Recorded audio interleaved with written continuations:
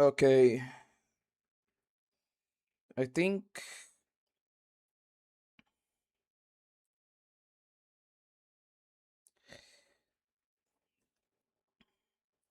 Yeah, I think we should be good now. Everything should be like ready. Just set things up here. Yeah, hopefully everything is already done.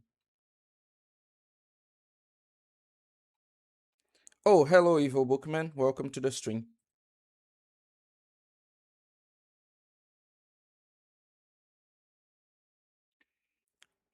Hello, Big Pew. Welcome to the stream.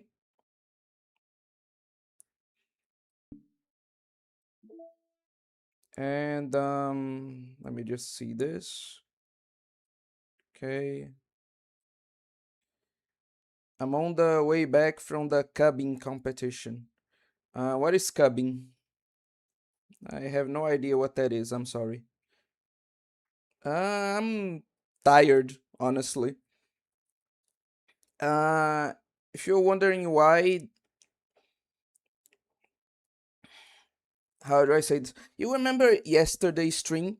Yeah, I was trying not to let it show, but uh like I hadn't slept basically from uh like Thursday to Friday, right? Like I didn't sleep for the entirety of those 2 days, like or at least the night of transition from one day to the other. I hope you're understanding what I mean. So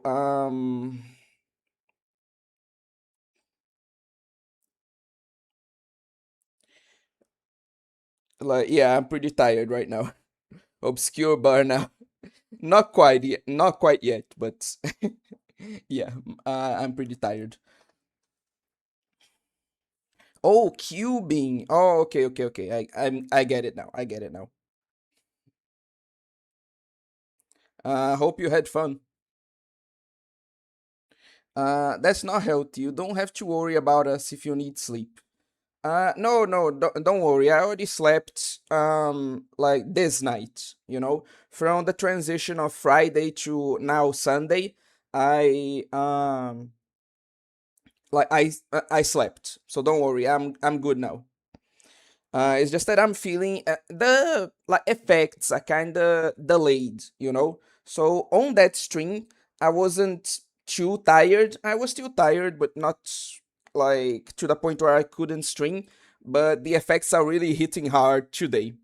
Thankfully, this is a visual novel stream, so like I should be it should be good, but I'm a bit tired now due to what happened. But yeah, that's all. So, essentially, don't worry too much. Okay. Uh, I actually had something to talk about. Like, um, I was watching a video, like, because there's a video ever since we did the react stream, right? I've been thinking of videos I wanted to react to with you guys. And like I was watching like an old video by a YouTuber that I follow, right? And it's quite the old video. Made me it made me realize just how old, because he described One Punch Man, like the first season, the original anime, as having aired recently.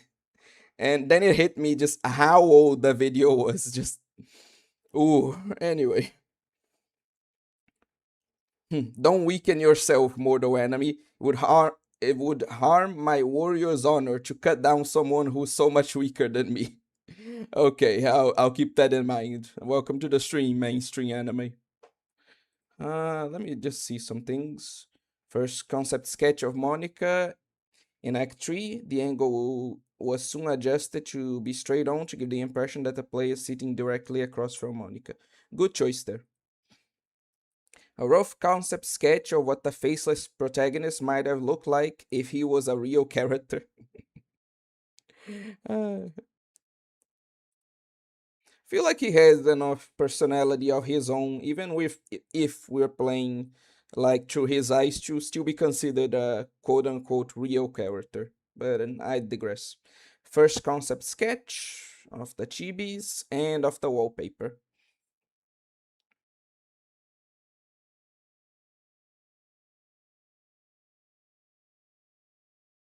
Okay, okay. Pretty cool. Let me see if there's any more new artwork to showcase. No, but there is an email.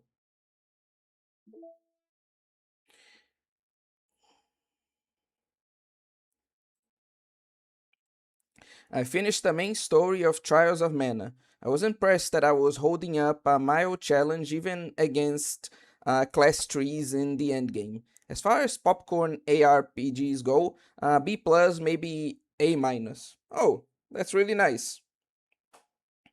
It's pretty cool to see that you not only beat but like the game quite a bit. Again, I'm always really happy when people are inspired to do things because of my streams or videos. When people pick up games or like start drawing, for example, because of me, it just makes me really happy. Anyway, mail from Lib Music. Untitled, do not use, character discrepancy. Having run the control simulation for a while, it's evident that a certain character is missing from any mention or appearance. This makes me speculate that Monica's meddling is less clumsy than we think, because she could have had to manufacture this character herself as a way of forcing interaction between her and the user. Could that be why the character has such limited and dissonant personality traits, or am I reading too much into this? I'll open an issue to start tracking info and observations on the anomaly of this character appearing. Yeah, she's definitely talking about the protagonist. Anyway, let's finally get on with what the purpose of the stream is.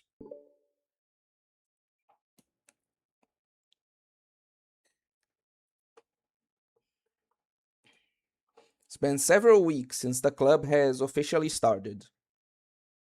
Through their initial setbacks, the three club members so far, Monica, Sayori, and Yuri, have increased their collective bond within the club.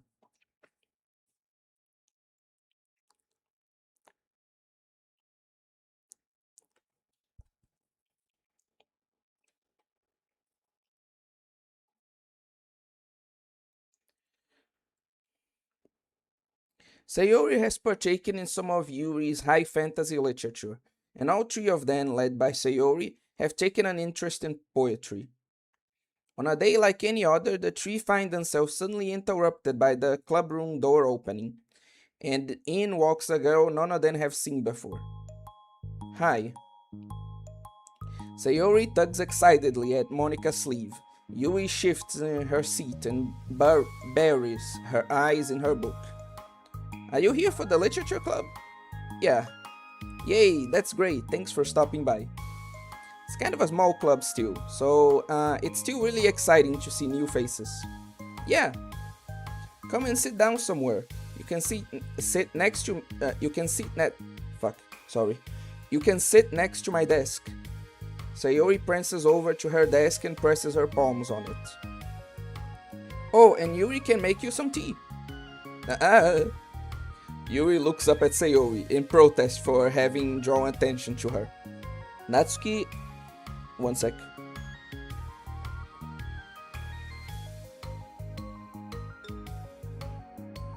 Natsuki silently glances between everyone, then sits down next to Sayori. Monica follows by sitting nearby. The sudden gathering prompts Yuri to stand up, deciding that standing in the corner making tea doesn't sound so bad after all. Okay, so how about we introduce ourselves? Okay. Well, I'm Monica. I'm the one who started the club. Was originally in the debate club, but I really wanted to do something I felt more passionate about, if that makes sense. So I started the literature club as a way for people to express themselves through writing, or reading, or whatever other kind of literature. You know, I figured it was your club. You have that vibe. I have that vibe? I have what vibe? Oh, you know, like... Never mind. Not gonna judge people I just met like that. Very adult-like of you. I always judge people so hard. Okay, didn't expect this from Sayori. Hello, sisters and brothers. My imotos and ototas. What in the fuck? Welcome, Kodokunasu. Welcome to the string, I guess. What in the fuck? Anyway. Oh, no you don't, Sayori. Yes, she does. Yuri's deadpan voice carries across the room. Natsuki giggles. I'm Sayori. I just like learning about everyone and making friends. Oh, and I also like poetry. Oh yeah? Very adult-like of you. Good one. Specifically little sisters and brothers. Yeah, because like I'm pretty sure that there's One-san and Oni-chan for Oni-san for I think older brother and like older sister. And I'm pretty sure that there's also like Aniki. Aniki is also a type of older brother, I think. Don't quote me on that. Anyway. Wait, if everyone here is your little brothers and sisters, then are you Unk as well? Maybe? Like, it seems like you're telling on yourself to me, but anyway. I am an adult. The sounds of Yuri's electric kettle streaming fills up the room.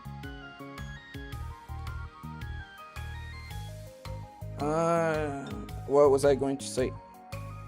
Oh yeah, I was just going to comment on like them probably like saying that line to both highlight how young Natsuki looks, as well as the fact that all these characters are canonically 18 or older, due to like you know.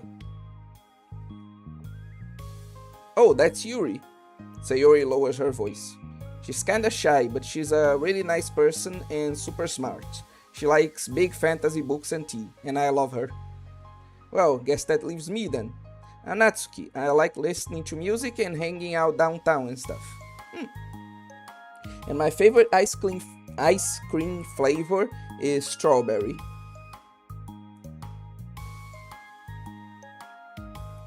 Ooh, let's get ice cream. We are best friends. Props if you get the reference. My favorite flavor is probably cookie dough, or maybe chocolate. It's cookie dough. And Monica's is probably vanilla. What the heck? I take way too many online quizzes. The ice cream ones are always accurate. If you say so. What's Yuri's favorite? Natsuki shrugs. Probably green tea. I'm just joking, I have no idea for Yuri. Still, pretty chill here. Do you just like hang out, or do you actually do club stuff?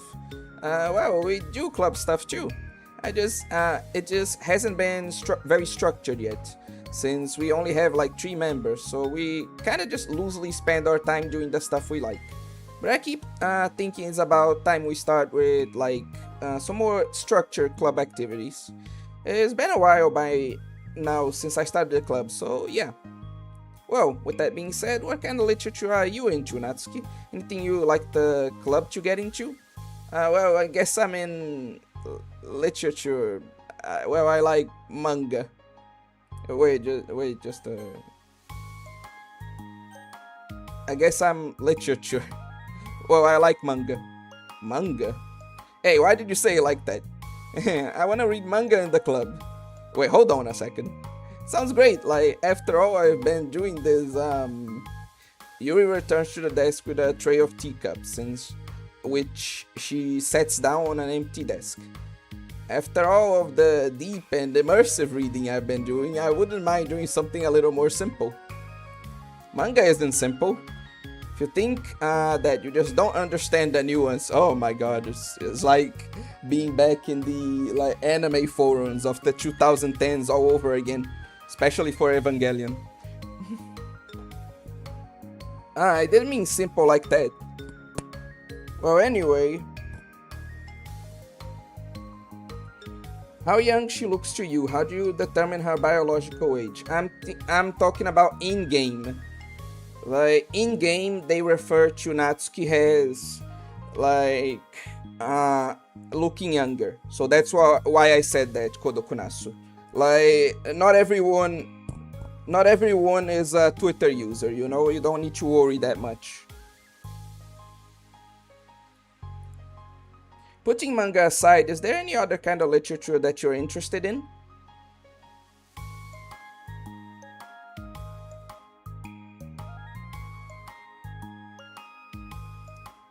Well, not really. In that case, have you considered the anime club?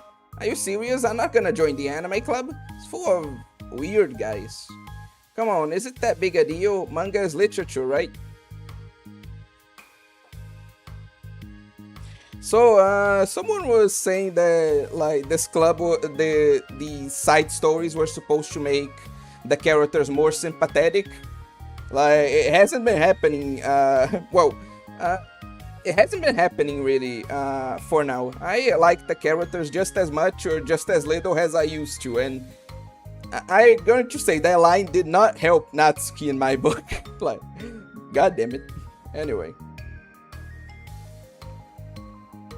I mean, I guess if you consider the literal definition of literature, then technically, I get it. Look, I'll do whatever club activities you want. Can I please just join? I won't bother anyone. If I can just, like, keep my manga here and hang out after school, I'll do literally whatever you want me to do. That's fine, right? Oh, I guess there's nothing wrong with that. There are too many comments. I need to get caught up. Would you rather play Trials of Mana or No More Heroes? Those games are like barely related, but it's the first thing my head went into. Trials of Mana any day. I played No More Heroes when it was new, and it feels more hollow and lifeless. Why even have the city of Santa destroy if it's mostly dead space with very few secrets? Combat's pretty good, but I'm pretty sure I've never seen some of the jackpots.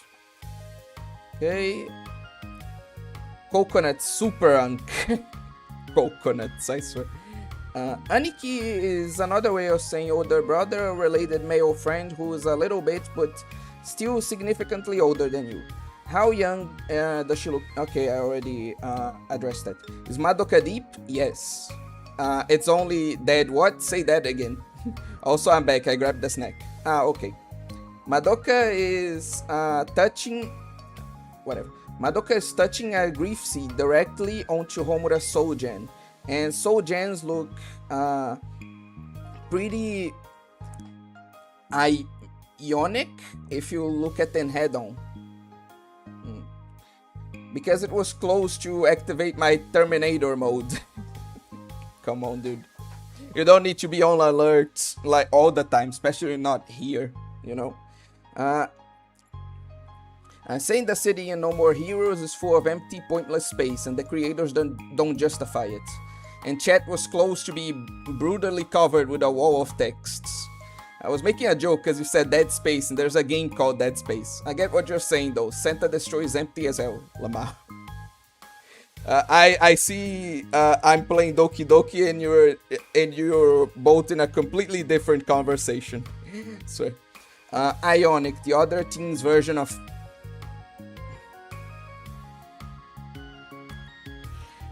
Well, there you have your LGBT representation, I guess. Anyway. Yeah, I guess there's nothing wrong with that. Oh my god, thank you. You're the best. I have most of it crammed into my locker, so I'm gonna start getting it, okay? There's not the voice I expected clicking on this shit. I'm sorry if I baited you, like, Osric. But if you're still, like, cool with watching the stream, welcome. I don't discriminate, I'm merciless. I won't spare anyone, antis or lolicons, okay. Natsuki stands up. Need some help? Nah, I got it. I don't want you to see my locker. If you say so, but there's no way it's worse than mine.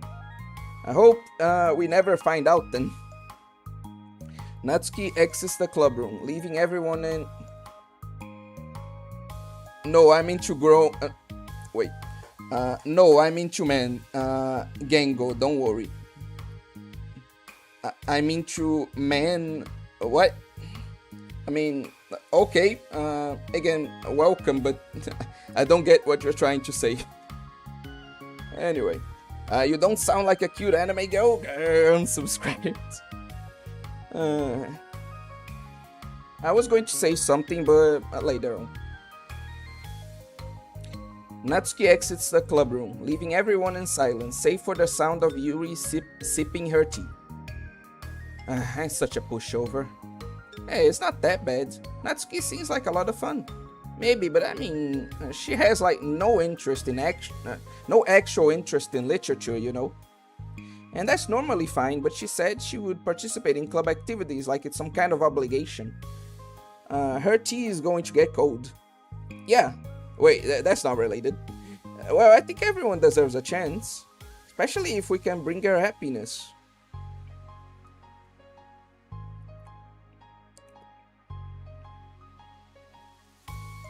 Besides, maybe she'll take a liking to literature. Are you sure you don't just want to read her manga, Sayori? Hey, who do you think I am? Sorry, I didn't mean that. I just feel really uneasy about this. Do you have any opinions, Yuri? Not particularly. She said she wasn't going to bother anyone, that includes me, so... That's all Yuri cares about, I swear.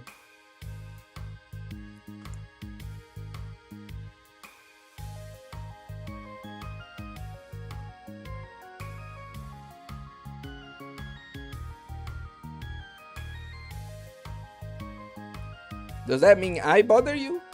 No, you're a pleasure to be around. How nice. I was just fishing for a compliment. I know. But still, really think we should give her a chance. Yeah, alright. But I really am going to start enforcing club activities. I'm willing to cooperate. Suddenly, the three of them hear a thump against the door. What was that? Sayori stands up and walks over to the door, then opens it. Thank you. Carrying 3 boxes of what's presumably manga, Natsuki grunts and wobbles inside before slowly bending over and dropping the stack onto the floor as gently as she can.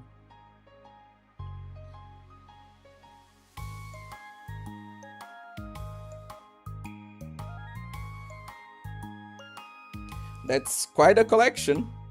Sayori giggles in excitement. While catching her breath, Natsuki replies, "There's still one more box. I can put them away myself. I know how to organize them." Monika anxiously glances between Sayori and Yuri. Is this really going to be okay for the club?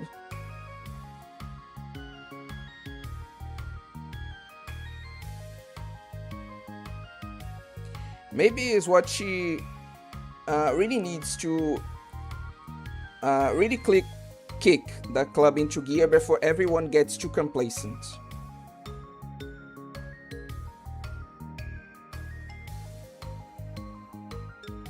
Seems like things are finally going to start getting more serious.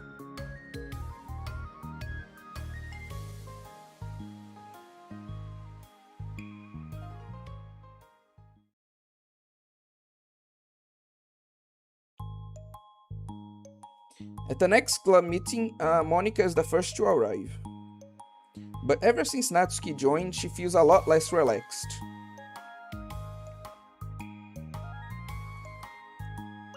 Why am I so nervous? Monika paces, trying to figure out her feelings. Natsuki said she wasn't going to bother anyone, so why does it feel like the atmosphere has changed so much? Well, while Monika thinks, the club room door opens, revealing Natsuki carrying a box. Monika forces a smile as Natsuki makes her way to the closet. Natsuki forces one in return. Need help? No, I got it.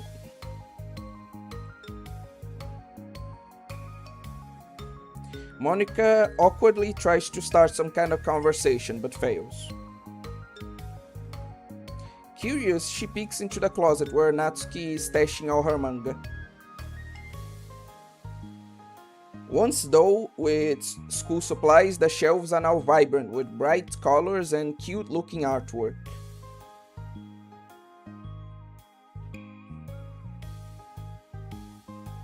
You know, the top shelf is pretty empty. Maybe we could keep it there? I can't reach up there. That would be so inconvenient.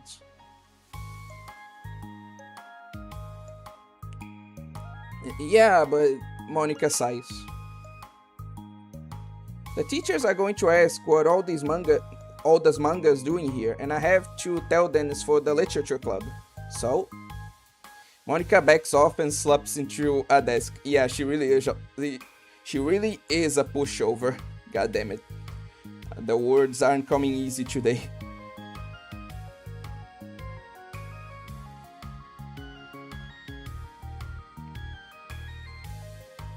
With this kind of tension, it feels like the relaxed atmosphere accumulated over the past few weeks is being sucked out the room.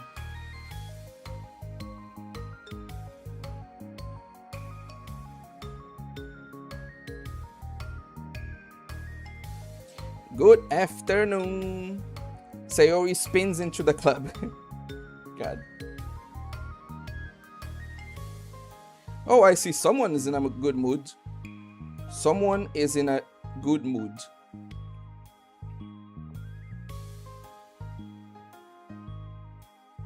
Yeah. One sec. I'm going to address comments in a bit. Just need to finish something and I'll get to it before continuing with the story.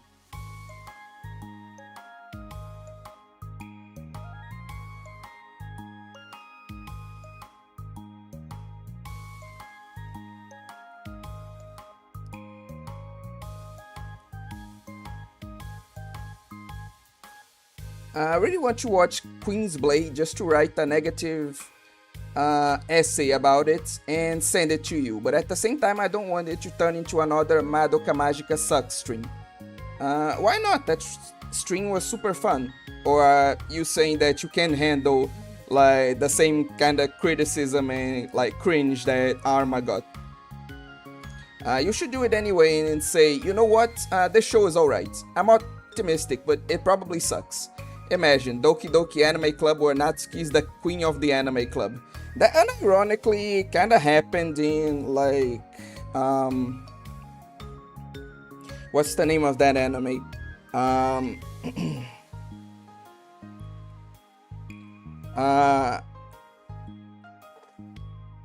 Nagatoro, essentially.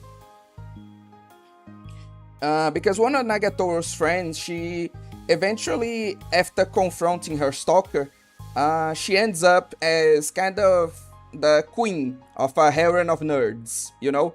It's very funny. Lewis is one of her peons. What? Every member of the literature club should be the leader of another club. I don't get what you mean, but okay. Lewis, the going home club. Oh, Lewis, the character. Oh, okay. Why is she alive? Because this is a story before the events of Doki Doki? I don't get what you mean by that. How much do you want to bet that Natsuki is a Fujoshi? Most female anime fans are, so I wouldn't be exactly surprised at all. Well, it's not that I can't handle the criticism, but I'm no masochist. Okay, fair. Arma was also digging himself something of a hole, true. Okay.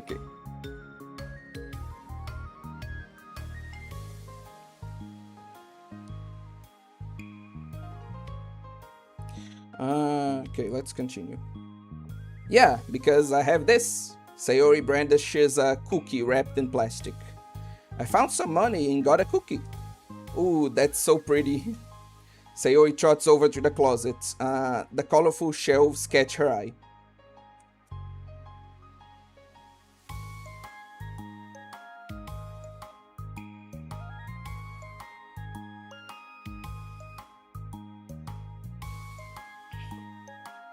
Which one do I start with?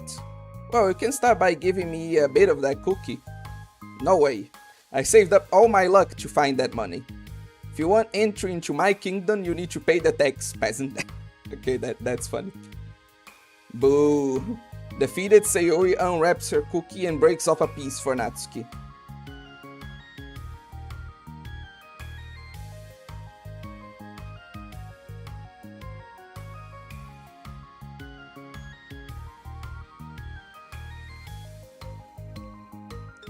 Then Yuri silently walks into the clubroom.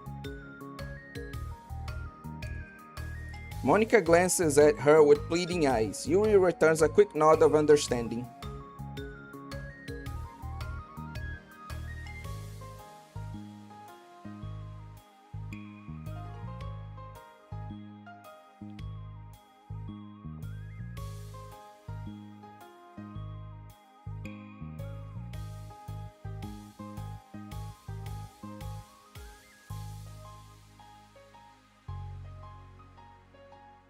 Okay, there's this here that I need to do. And this. And now this. Well, everyone's here now. Despite the club only having one more person than before, somehow feels twice as lively. Okay, so I think we should go over some potential club activities and see which ones we want to do first. We have 4 members now, so it would be great if we found some stuff to do as a group.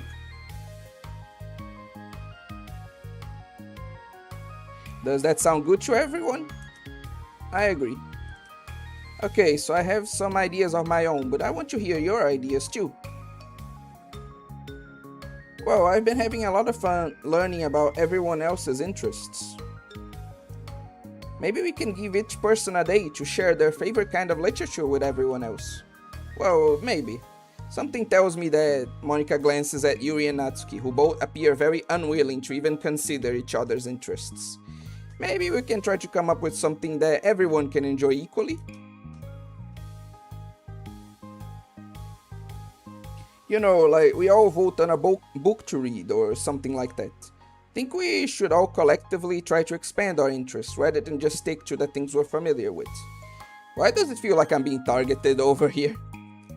Natsuki, didn't you say you would go along with whatever the club wanted to do? Well, yeah, but that doesn't make it okay for you to ignore everyone else's preferences. I liked Sayori's suggestion. Yeah, me too. Obviously you liked your own suggestion. Yeah, but...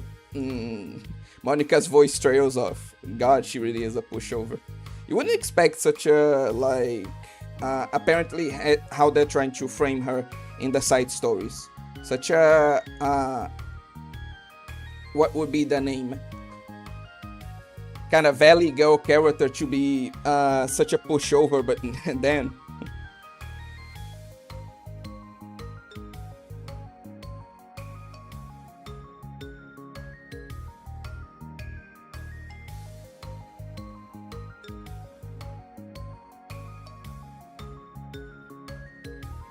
Oh, sorry.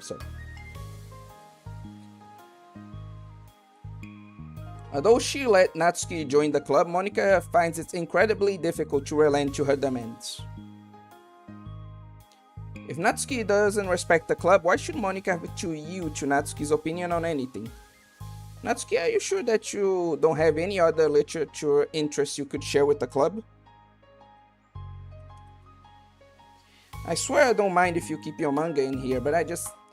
Natsuki cuts off Monica by suddenly standing up. Well, it's obvious that I'm not wanted here, so I'm just gonna leave. Okay, Natsuki, now you're just being a dick. Like, come on. No one was targeting you, and like... Monica's being quite reasonable here. I get that you have this pride of, oh, manga is literature, but you don't need to act like that too, you know? I really would have appreciated you being more upfront about it. Okay, I think you're jumping to conclusions here, but you're free to do whatever you want. Natsuki shoots Monica a quick glare before walking straight out of the room.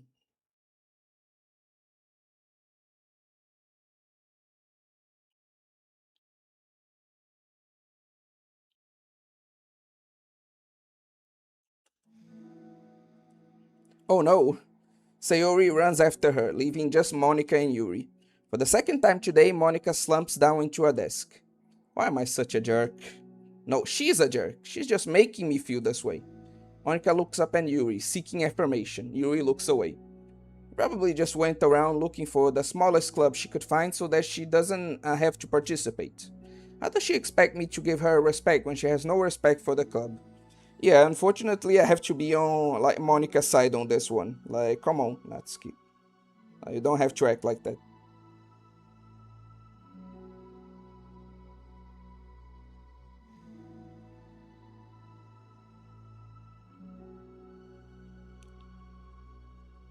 Okay.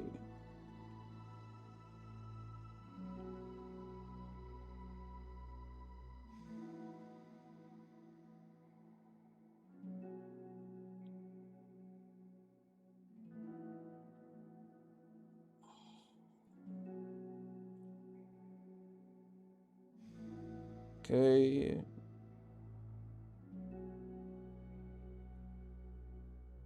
There's that, and there's this. Oh my god. Am I wrong, Yuri? I'm not good at these things, Monica sighs. Me neither. I just have no idea what to do. Don't want to hurt anyone, but I feel like it's not wrong to enforce the club's vision. You know, like, people should join because they want to express their passion for literature, at least develop it. So maybe she's not a good fit for the club after all. Monica sits in silence, afraid to accept her tentative conclusion. Yuri looks tense, but she doesn't seem to want to add anything. You can go back to reading. I know this doesn't concern you. It does. It does? How? Well,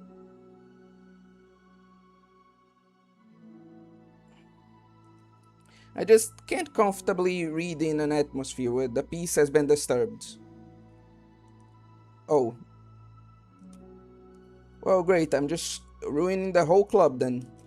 That's not an accurate conclusion to make. I know, I'm sorry. I'm just kind of voicing my frustration. And I guess guilt. It's like my frustration wants to blame her, but my guilt wants to blame me. Yeah, I've been in that spot before. Why is it the hardest to be rational during the times you need it the most? True and real. I don't think you're being irrational. I think Natsuki is. Well, that is definitely true.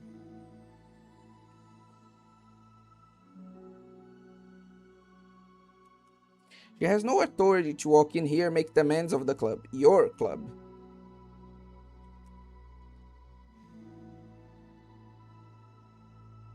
Something as ridiculous as manga has no place here. The fact that you're even storing it for her should make her completely indebted to you.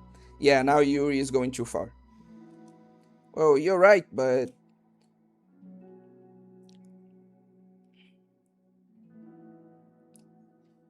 I don't know, isn't it kind of harsh to say things like it's ridiculous and has no place here?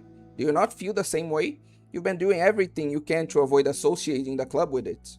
so I assume you felt the same way about it. That's not true. Well, recalling her confrontations with Natsuki, a realization starts to set in. Hmm, you may be right. Yeah, she's realizing how she came across, even if it wasn't her intention. I mean, if it was anything besides manga, would I really be acting like this? Maybe I've just been convincing myself that it has nothing to do with the manga. I'm really upset that I would let myself do that. With a sigh, Monica walks over to the closet. She finds herself staring at the colorful shelves. It's just, this really wasn't what I had in mind for a club about literature.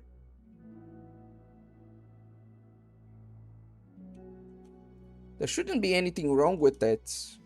Monica starts defending her position once again. It's a complicated issue that Monica had failed to consider before now. Where is the line even drawn at what's considered literature? Lost in thought, she reaches into one of the larger box sets and pulls out a volume, inspecting it for no particular reason. The cover features 4 girls striking cute and exaggerated poses, all dressed in short skirts. Yeah, I mean, amused by the absurdity of the cover, Monica opens the book. No, I was going to comment something about normies, but let's just continue. And then she's going to get... What? It's so weird that the stories just end like that, but whatever. Let's go to part 2, and I can guess what's going to happen now. This sucks. Why is Monica such a jerk? She should be grateful that I even joined her stupid club. It's not like she can find any member. Then they're both being, like, stupid about this, I swear. Monica is usually really nice. Cares so much for everyone in the club being happy. Yeah, right. Well, she usually does. Maybe when she's not busy being so judgmental.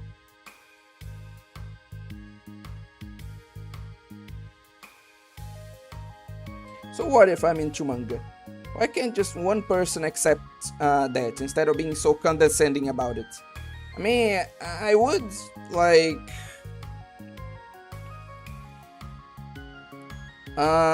be more willing to agree with you if you weren't so judgmental of all the guys in the like anime club. Like maybe if we had like a story of what they did, maybe she had like bad experiences there, maybe like that would make her position more sympathetic, but she's simply like going to the anime club saying they're weirdos and not wanting to be there because of it. I don't know, it just doesn't contribute to the whole, like, oh, people should stop being so judgmental, like, her point, you know? It's just what I think. Though maybe that was the, like, purpose of this, to show that she is also a bit of a hypocrite. Like, maybe show that they're both somewhat in the wrong, you know? I accept it.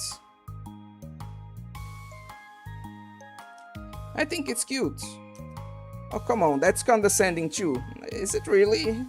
Like, it can be more than just cute, but it is cute as well, you know? There's nothing wrong with just appreciating that. I'm sorry, I didn't mean it like that. I just want to support you. Natsuki sighs. I know, thanks. It just really sucks. You want me to talk to Monica? I don't know. It's not like it's gonna change her opinion of me.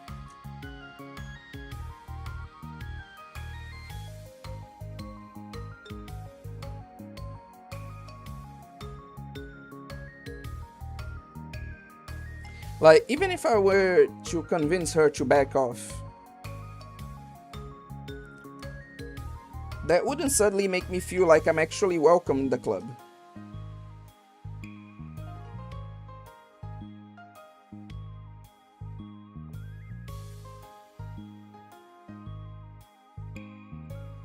We should just find another club. Wait, you don't have to do that. We can figure this out, please. I mean, I'm the vice president, or at least I think I am.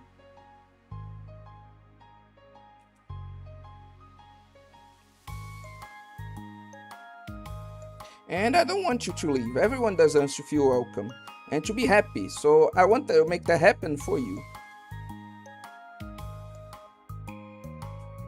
Nice. I was wondering, what was the reason that you decided to join the literature club? Well, Natsuki hesitates. It's kinda dumb.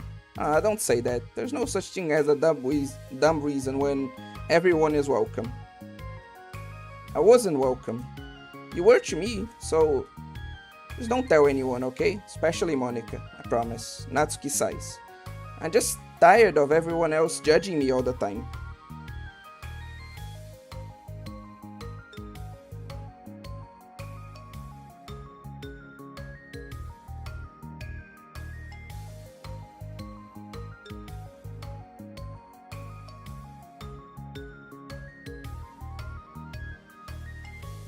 Can't enjoy any of the stuff I'm into without people making snotty comments about it.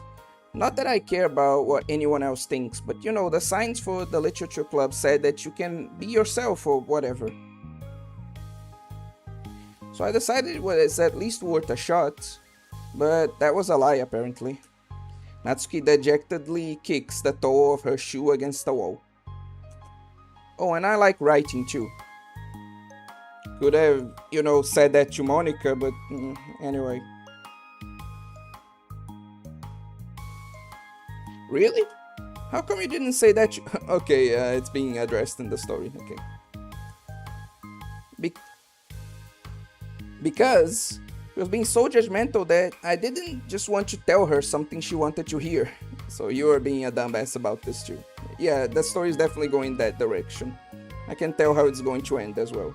Okay.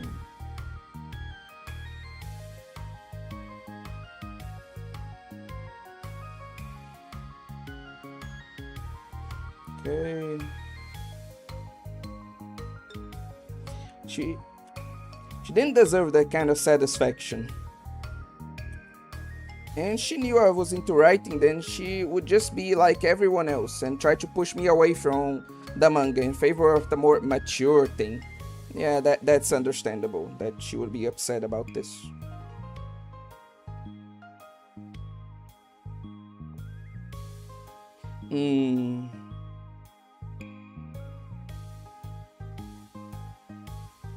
The two of them remain silent for a while.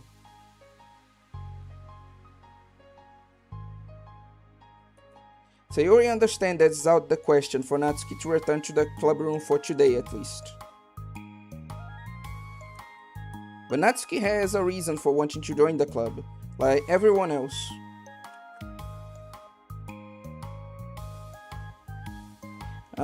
It's part of the club vision for her to be welcome.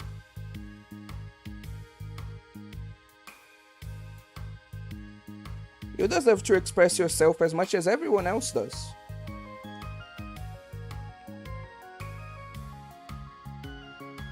That's supposed to be what the club is for.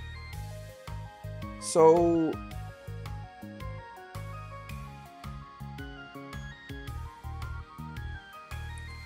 I'm going to do everything I can to fix this. I promise. It's lunchtime the next day.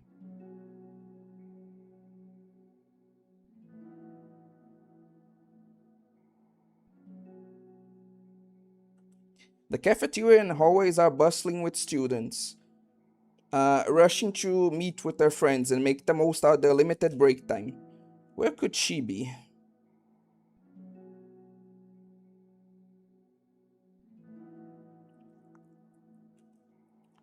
Among them is Monica, who always eats lunch in her classroom, but she has some additional business today.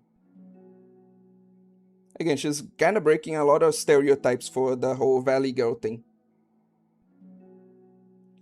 Welcome to the stream, Fallen Angel, and a game called Y, like the letter.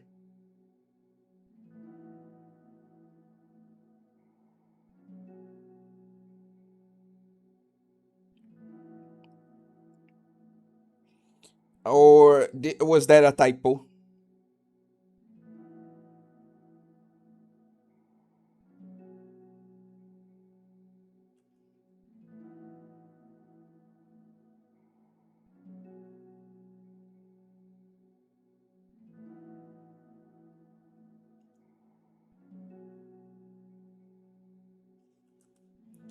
Fearing Natsuki would avoid coming to the club, Monica decided to try and find her during lunch so that she could make amends.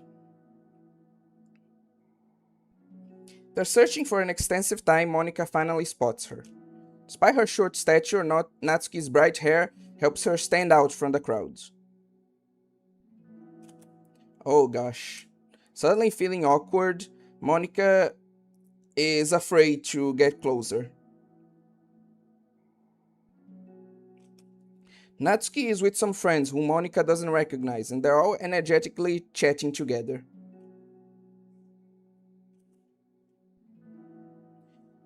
It would be tactless to just interrupt them.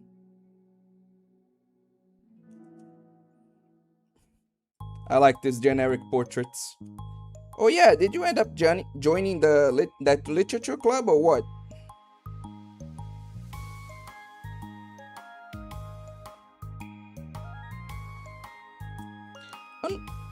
Of course I joined. Why wouldn't I? I told you she would join. Come on. You know she only joined because you wouldn't stop giving her crap about the anime club.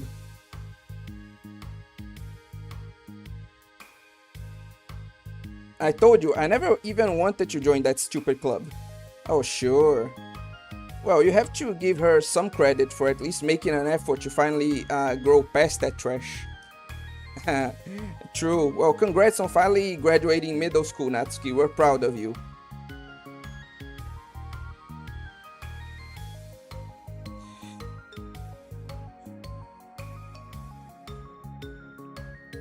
Have I told you guys how much I hate teenagers? Anyway. Shut up, just let me do my thing. I'm just joking, you know we love you. I know, sure it was a joke. Sure.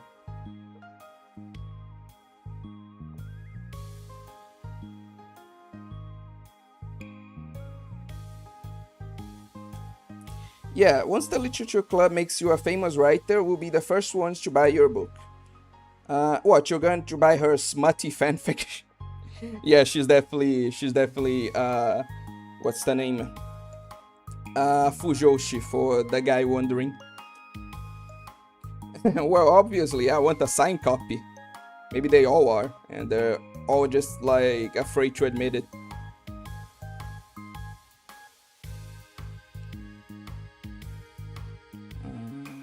Where is it?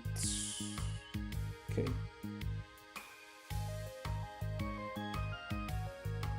That was like years ago. You don't think I've grown out of it by now? I mean, like, shouldn't you grow into making smutty fanfic instead of out of? Whatever, it is a bit confusing for me. But anyway. I told you I was joking. Besides, it's good to remember how far you've come since then.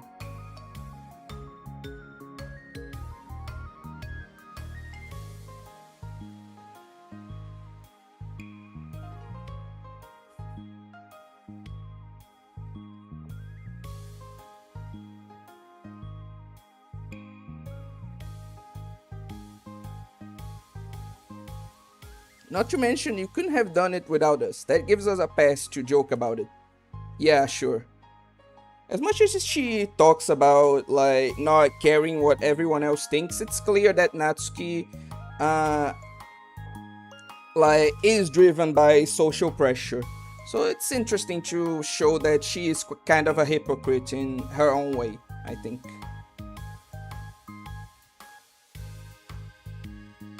Or at least that's what I'm perceiving, that's what I'm getting out of this. Yeah, sure. They grow up so fast, it brings a tear to the eye. Fucking condescending assholes.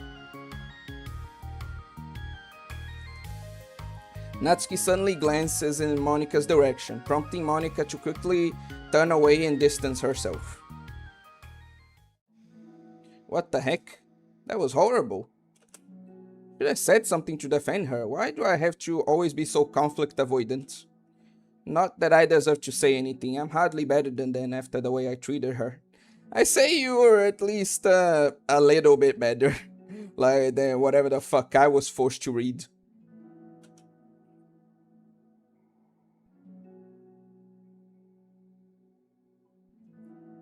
I'm so awful. I'm not doing anything right.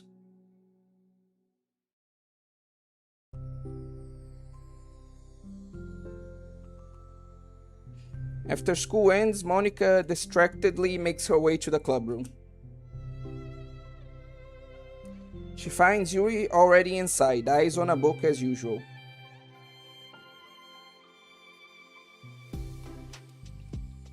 Monica picks up a desk and slumps into it. Something she seems to be doing rather often lately.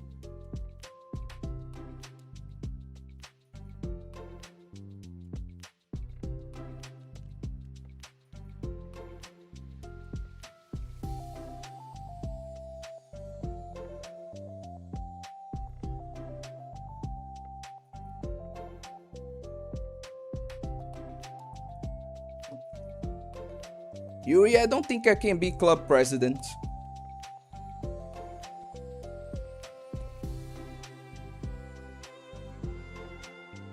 But yeah, I think it's time to address the comments finally.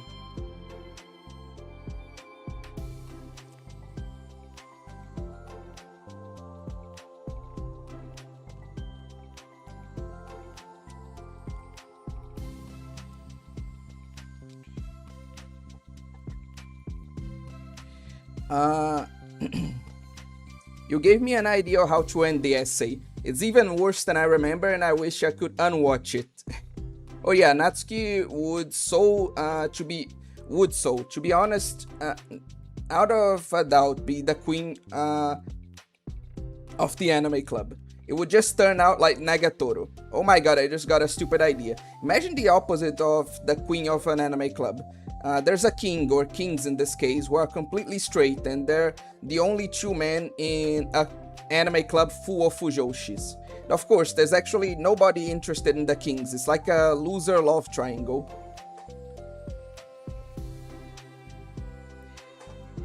Yeah, so they wouldn't really be kings, right? They would maybe. Yeah, I don't think they would be treated as kings unless they were really pretty. But even then, like you said, they would just be treated kind of like as pets for the girls to make yaoi fan fiction about them. Like, it would be a pretty depressing story from their perspective. Anyway, why doesn't Natsuki just bring in light novels? Light novels at the time. No, but this is DDLC plus, so. Maybe this is set in a time where light novels weren't popular yet, weren't of the common knowledge, because like anime and manga became more well known, became more established in like the public consciousness way before light novels. So maybe at the time this is set in, it's possible that they don't even know about that. Is she stupid? Actually, I went through this in real life. With my school sports club, people would just come in and play Roblox and never participate in anything. Sometimes you just gotta lay down the hammer, or at least make it inconvenient to go against the main idea of the club. Fair. This is giving me the rot. This all could be solved with a light novel. Again, I already addressed maybe why they're not doing that. Yeah, I agree. I think her attitude towards this and the anime club are supposed to contrast each other.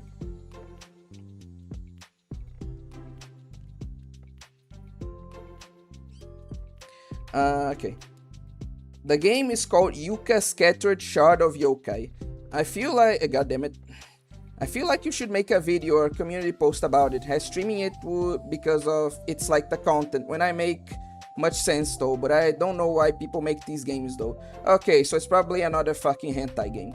Let me just put it like in the ideas folder.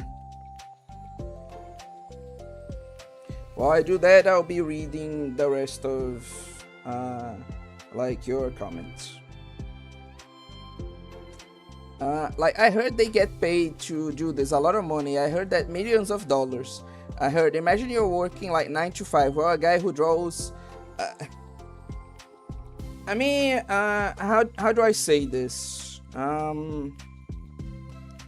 Like people are really attracted to this idea. Like they really, I don't know why, but they're convinced of this idea that no, this is unfair because like there are people who do way more important like jobs that get way less.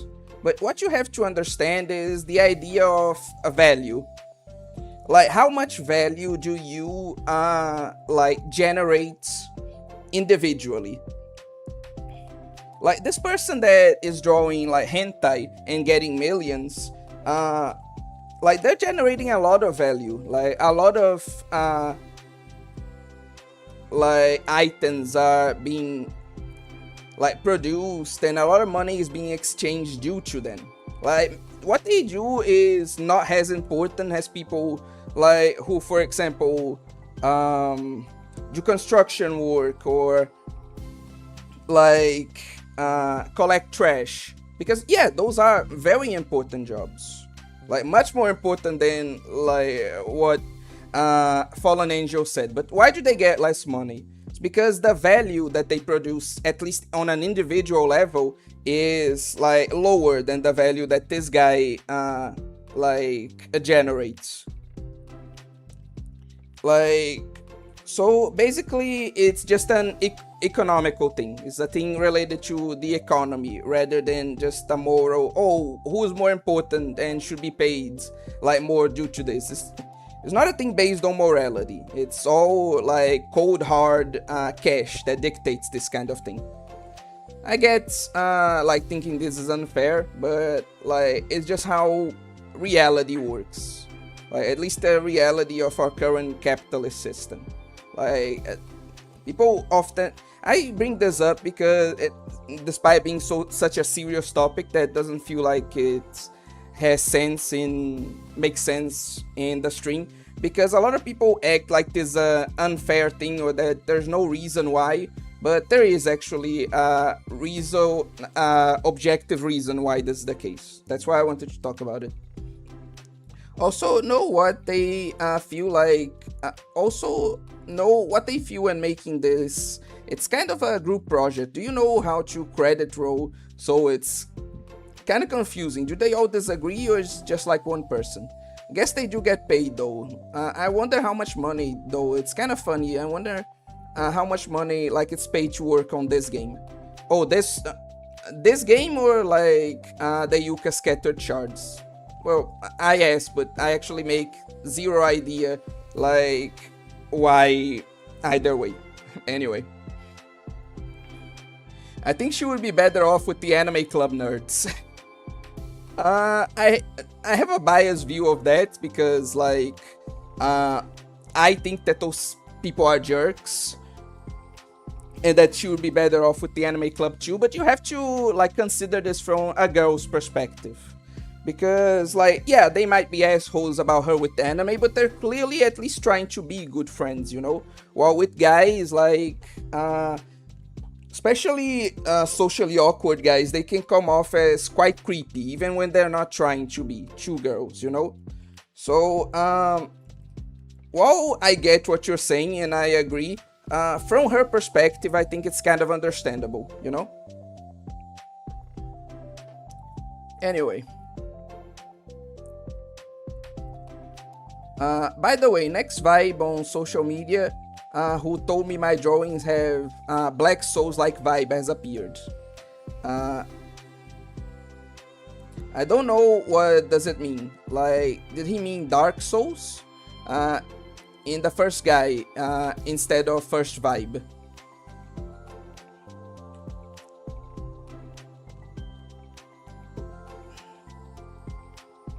I don't have any idea what you meant by any of that. Could you make it clearer, Kodokunasu?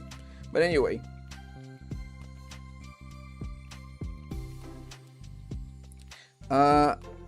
No, they would, because the Fujoshis would be all over dance, just so they can have more yaoi material on their faves. Obscure economics, or obscure basic economics.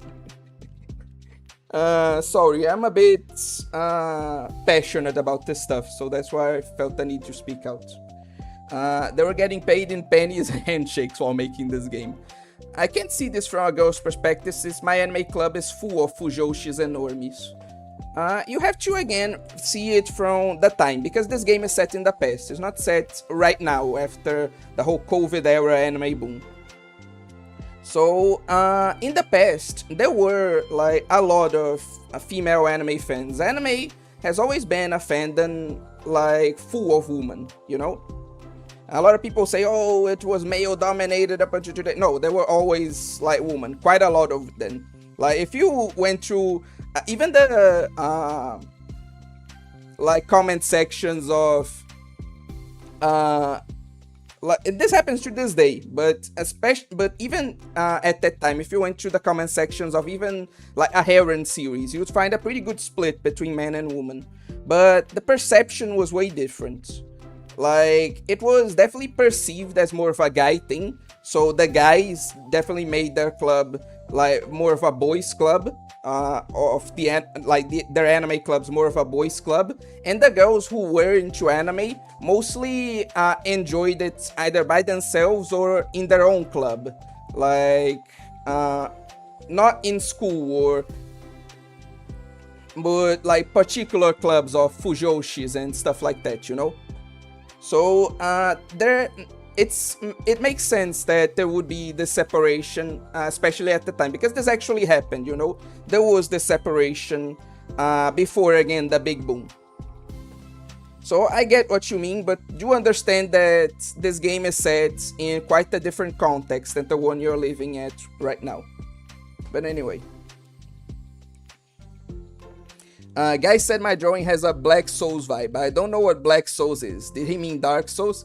Don't you like start with the like condescending shit, dude. I know you know what Black Souls is. Don't even try with that shit. Anyway. Oh yeah, I forgot about that. I'm a new gen, remember? Filthy Frank and his effects on the perception of anime. Not even touching that like subject with a 10-foot pole. But anyway, let's continue. Yuri, I don't think I can be club president. I suck at handling anything that doesn't go like exactly my way. Yuri looks up from her book. How do you function, you know? Like, so many things in life don't go like your way a lot of the time. Whatever, anyway. It's like the literature club is a place where you get to express yourself, unless it's in a way that I don't like. I'm so mad at myself. And I'm especially mad that I didn't have the self-reflection skills to realize what I was doing. So much for maturity. Sorry, I really shouldn't be complaining out loud like this. There's just like a lot on my mind. Never played Black Souls. Welcome to the stream, Santiagox. And it's difficult to recommend like Black Souls. Like, if you can stomach or are even a fan of like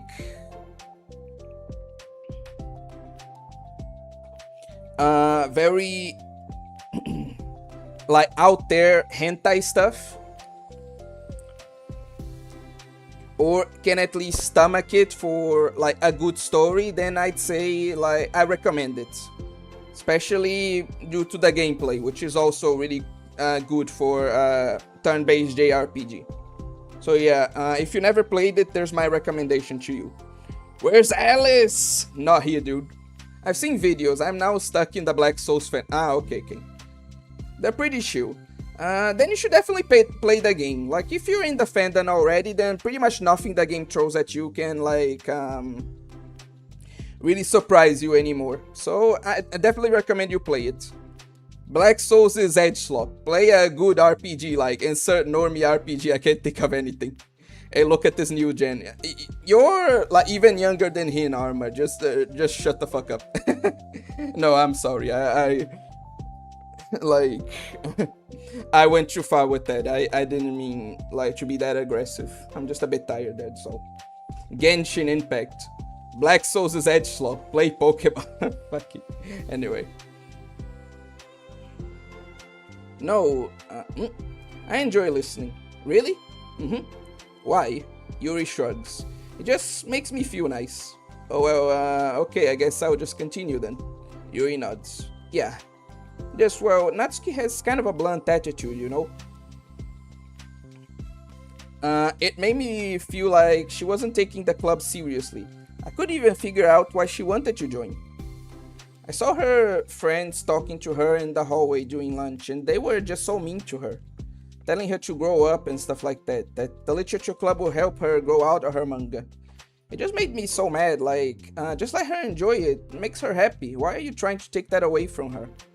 And when I had that thought, it was when I came to the realization that I was kinda doing the same things, just in a roundabout way. I should have made her feel good about being passionate about something, but I just dismissed it. No, I was actually trying to avoid acknowledging it at all. I even did that with you, Yuri, when you first joined the club. You did? Yeah, I remember. Fantasy isn't really my thing, so I was trying to dismiss it, but then Sayori jumped in and took over the conversation. Should have reflected on that, but I didn't.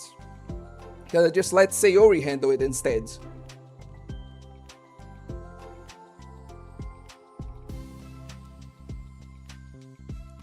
And now I'm repeating the same mistake, except I really hurt someone this time. Monica shakes her head. So tired of being afraid of things I'm not comfortable with. So stupid. Like, I can just picture how much joy it would bring Natsuki if I let her share her passion a bit. So angry that her friends were treating her like that, I'm going to get them back for it. Get them back? Yeah, I'll get them back by making sure that this is the literature club that Natsuki wants, not the one that they want. Suddenly, Sayori bursts through the door, making Monica and Yui jump. With a rare stern face, she marches over to Monica's desk and sits down next to her. I'm having an intervention. I can't do that because I'm vice president. Is this about Natsuki? Yes. Yeah, I know. I messed up. I'm super sorry. I was just talking up to Yuri about it. Really? I was so dismissive of her passion that she felt threatened and probably just unwelcome. Literally the opposite of what the literature club is supposed to be. I really need to make it up to her. Yay, I did it! Thanks for the intervention, Sayori. I'm glad we're on the same page. Friendship wins again. So, how do you want to make it up to her? I have a plan. Sayori, do you know if Natsuki is coming to the club meeting today? I don't think she is. I see. Monica was afraid of that, not because of her plan, but because she's facing the consequences of the damage that she inadvertently caused. But the only way to do the right thing is to face it head on. It's so easy to just duck away from conflict and wait for it to blow over. But that's not enough. To truly respect someone's feelings after you hurt them is to face them and admit your wrongdoing. Not the wrongdoing of mismanaging the club, but the wrongdoing of disrespecting Natsuki's feelings. Okay, do you think you can get her to come to the meeting tomorrow? I can do that. Okay, awesome. Yuri, you don't have to worry about anything, but thank you for being my friend. You're a good listener. Uh-huh. Fidgeting with her hair, Yuri turns away to hide a smile.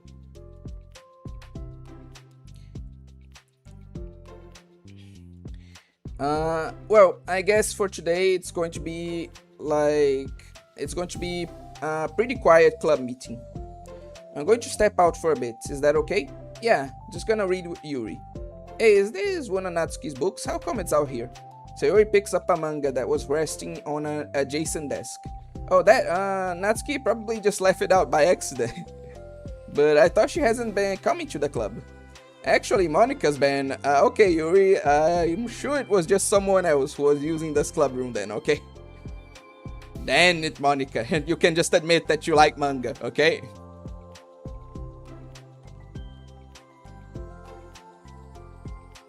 Monica smiles at them both. Then with a wave, she exits the club room. I really shouldn't have left that out. Sayori catches on, she'll definitely tell Natsuki, and that will really get really awkward. Maybe it was less shame and more that she messed with it without her permission. So yeah, that's fair. Now I wonder if there's a keyboard I could borrow from the club room, the music room.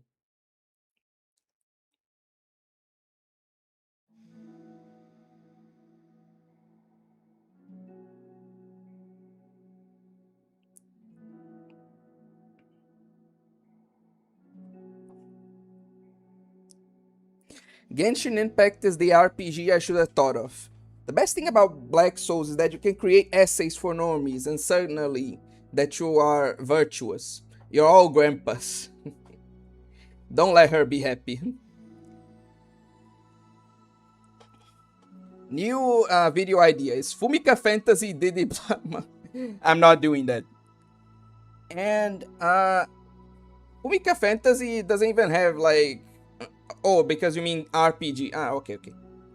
Bro, what does Monica even read? Like, maybe poetry? Maybe we're not old. You're just young. She definitely is pretentious. Romance fantasy. Obviously. You're humor slop. I'm engagement slop. I'm so dopamine hungry I can't put words onto a page anymore. Not far from the truth. Monica's deeply, I can't say that word or else they'll find me. Being happy is overrated. You not enjoy anything, bun. Moe? No, but it has 3 letters and has an E.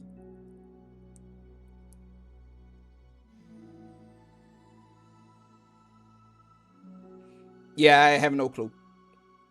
Put on Sleeping with Sakura on the other screen and then watch the words magically put themselves on the page. I have no idea. I'm not saying that. Natsuki reading mid. She deserves it. You don't even know if she... whatever. I'm not falling for this. Disclaimer, I don't own Naruto, but I own your family. What dark magic did you lead me to? Oh, okay. Because he recommended you this. What did I just read? That was a typo. I mean, Sleeping with Sakuya. Natsuki doesn't read Bleach. She deserves... Oh my fucking god. I don't interact with mainstream slop like Narumid. I will slime you, Big Pew. Fumika what? Fumika Fantasy. Like, have you never heard of this game? Was finally gonna play Genshin, but I realized I don't exactly like pagan deities. What? You and mainstream anime would get along.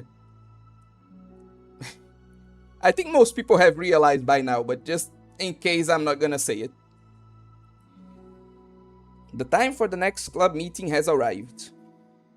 Monica and Yuri are the first to arrive. I'm so worried. Do you think Sayori is going to be able to bring Natsuki? I am aware, I just got jump scared. Okay. Yes. How do you know? Well, she's Sayori. Good point there. You know, you're right. Time slowly passes. Monica sits, then stands up to pace around, then sits again. Yuri's eyes don't move from her book.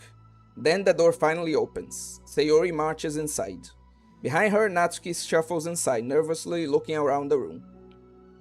We're here. Welcome back. Monica, the club president, stands up and greets them with a smile. Sayori picks up a desk and takes a seat. Natsuki sits closely next to her. Looking back and forth between the club members, Monica is struck with a nostalgic feeling. She would stand at the front of the club room, just like this, struggling to picture just who may eventually be sitting before her. But imagination was never enough to predict just how unique and diverse each member would be. Each with her own struggles, her own reasons for seeking the vision that Monica had, admittedly so vaguely advertised. Seeking trust, understanding, respect. What new lessons will the future hold for the literature club? Welcome to the stream, Generico. Realizing she is getting ahead of herself, Monica takes a deep breath and returns to the present. Okay, everyone, the literature club is starting. We have an activity planned for today. Monica turns around to face the chalkboard. On it, she writes manga in big letters.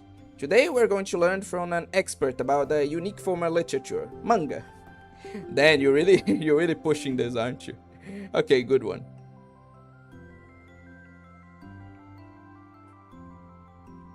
Oh, come on. Isn't this kind of forced at God? Okay, it's acknowledged. Cool. I know you don't actually want to do this, so Monica shakes her head. Natsuki, this is the hardest part. After making it this far, it would be so easy to just smile and move on. But that's not enough, not this time. I'm sorry. It was wrong of me to not take you seriously when you were kind enough to show interest in my club. I thought about it now and I realized how biased I was against manga. It caused me to disrespect you and I'm sorry. But I think you deserve to be able to share your passion with us. So, can I make it up to you? Well, thanks, but I know you're only doing this because Sayori told you to. Well, wait, that's not true. Monica planned this all by herself. I didn't even get a chance to talk to her. I was witness to that as well. This is the Literature Club. The Literature Club is a place where everyone gets to be themselves. We all have our own interests and our differences. It's my vision to let us freely express that. And it's my goal to respect everyone for them. So I just want you to learn about the things that make you happy. And I think that you deserve to share that joy as much as everyone else does. Is that okay? Natsuki looks away and hesitates. But it's really dumb. The stuff I'm into. Not really. Monica smiles. She kneels in front of Natsuki's desk, looking at her straight in the eye. If you like it, then it's not dumb. Oh, except for me. Sayori, you're not dumb either. What the heck? You guys are so weird. Fine, I'll show you some of my manga. Only because you admitted that it's literature after all. Natsuki stands up. Oh yeah, I didn't say this before, but I'm actually into writing too. I'm kind of a pro. But I didn't want you to like me just for that. Wow, really? Really? Have you all wrong, Natsuki? Yeah, whatever. Today's not about that anyway, right? It's about manga, so I hope you're ready. A week has passed since Natsuki returned to the Literature Club. Since then, the club activities have been in full swing. Each club member had received a day the spotlight to share all their favorite kinds of literature with each other. As another meeting draws to a close, Monica approaches Natsuki on the way out. Natsuki, are you in a hurry home or something? Me? Not particularly, why? Oh, there was just something that I wanted to show you if you had a few minutes. Sure, what is it? It's not in here. Can you follow me to the music room? The music room? Why? Well, you'll see.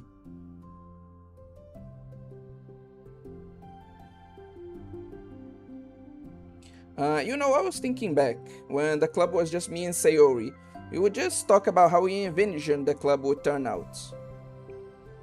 We cared a lot about it being a place where people could express themselves.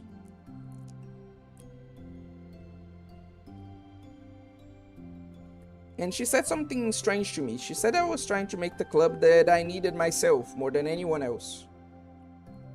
But I think it wasn't until you joined that I fully understood that. Because you really taught me a lot about myself, like things that I was probably always too stubborn to admit. Oh come on, you can't mean that, I didn't even do anything. I just brought a bunch of manga and then it got fussy when I didn't have it my way. It was really stupid of me to make such a big deal out of it. No, I honestly needed it. If you didn't express that you were hurt, I would have never realized that I did something wrong. Besides, your feelings are valid. They deserve to be heard and respected. It's just really hard to feel that way sometimes. I really shouldn't care about what other people think in the first place, but when you're just criticized by everyone around you for being a certain way, it can get really hard to just brush it off. True and real. It makes me start to feel like I'm the problem. Like I'm not doing something enough to please everyone else. I'm being too entitled if I just want people to like me without me having to hide a bunch of stuff about myself. I don't think I am. I just wish that sometimes people would try to appreciate me for who I actually am. As Monica listens, she recalls vividly how Natsuki's friends were treating her and how naturally they did so. How long has she been fighting against that, refusing to change for others? I could only wish I was as strong as you are, Natsuki. You're so honest with yourself. I'm always trying to come off as perfect for other people. Anytime there's a hint of contention, I just crumble. But it's thanks to you that I really started thinking about this stuff. You really inspired me to start working on it. But, like I said, I didn't even do anything. You were just being yourself. That's all you needed to do. Also, there's something else. Monica takes a breath. The thing is, I might have read a little bit of your manga. What? You?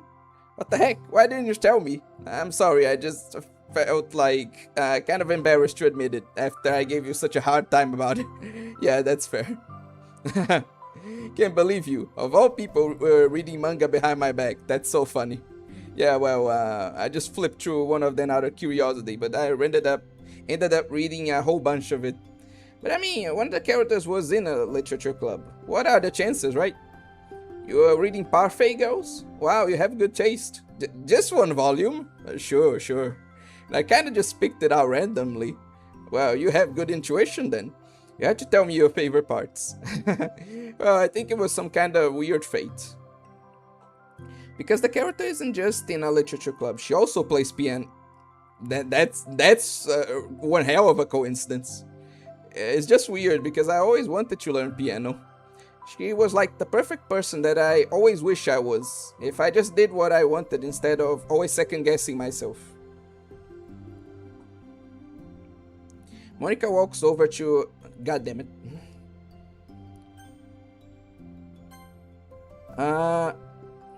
Monica walks over to the piano and sits down. I always felt like I should only share the absolute best parts of myself, the parts that will impress people or make them like me more. But after you joined the club, I realized how self-destructive that mentality is. We share things because we want to express ourselves. Sharing experiences allows us to share emotions. I just felt like I wanted to show you this, because if it wasn't for you, I would never have started playing. Hey, I think the credit for that one goes to Parfait Girls, not me. No. Well, maybe it's true that Parfait Girls put the thought in my head. But it was still you who inspired me to keep practicing every day. Every day? Because, you know, you just make me feel like if I want to do something, I should just do it. I mean, I still haven't been practicing for very long.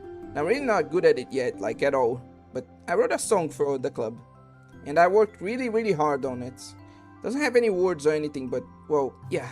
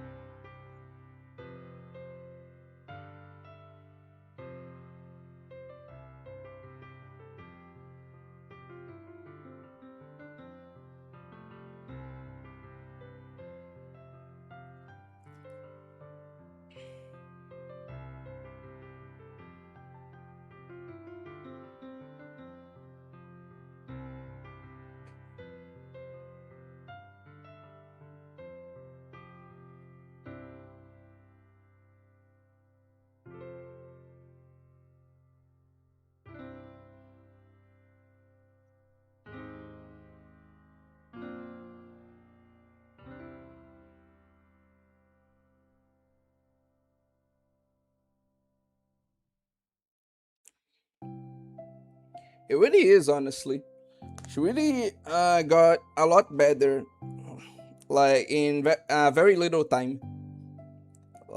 She probably too like self-conscious to realize how good she is, or something like that. That's all.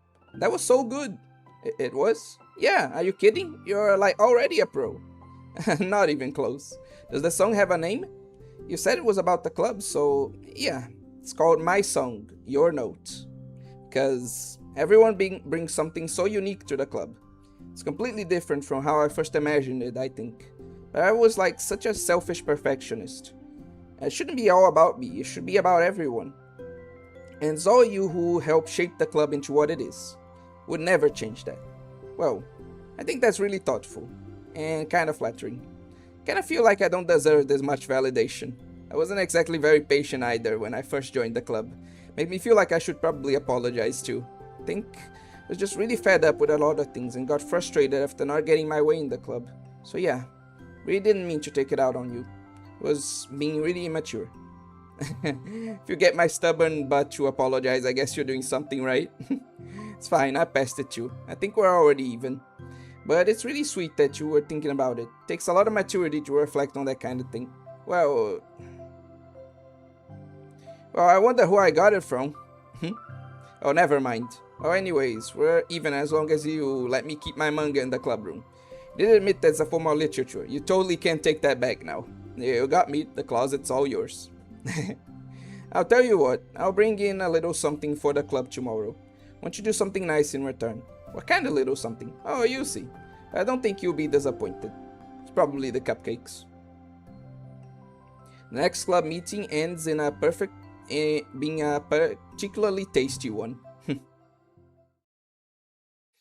Is this writing fire? It really is. I'm really liking these side stories. Really hope we can get through all of them today, honest. Hey, though. Before we do, you guys have been talking a lot, so let me address that. Okay, I'm aware I just got jump scared. I even played it. Fumi-fan did things to my soul. On one hand, I don't get what you mean because, like, Fumi-fan really didn't have any, like, kinks that I wasn't, like, familiar with, but to you, maybe, like, at the time you played it did have a lot of kinks you didn't know or familiar to, so maybe that's, like, why you were affected in such a way. So yeah, I do understand.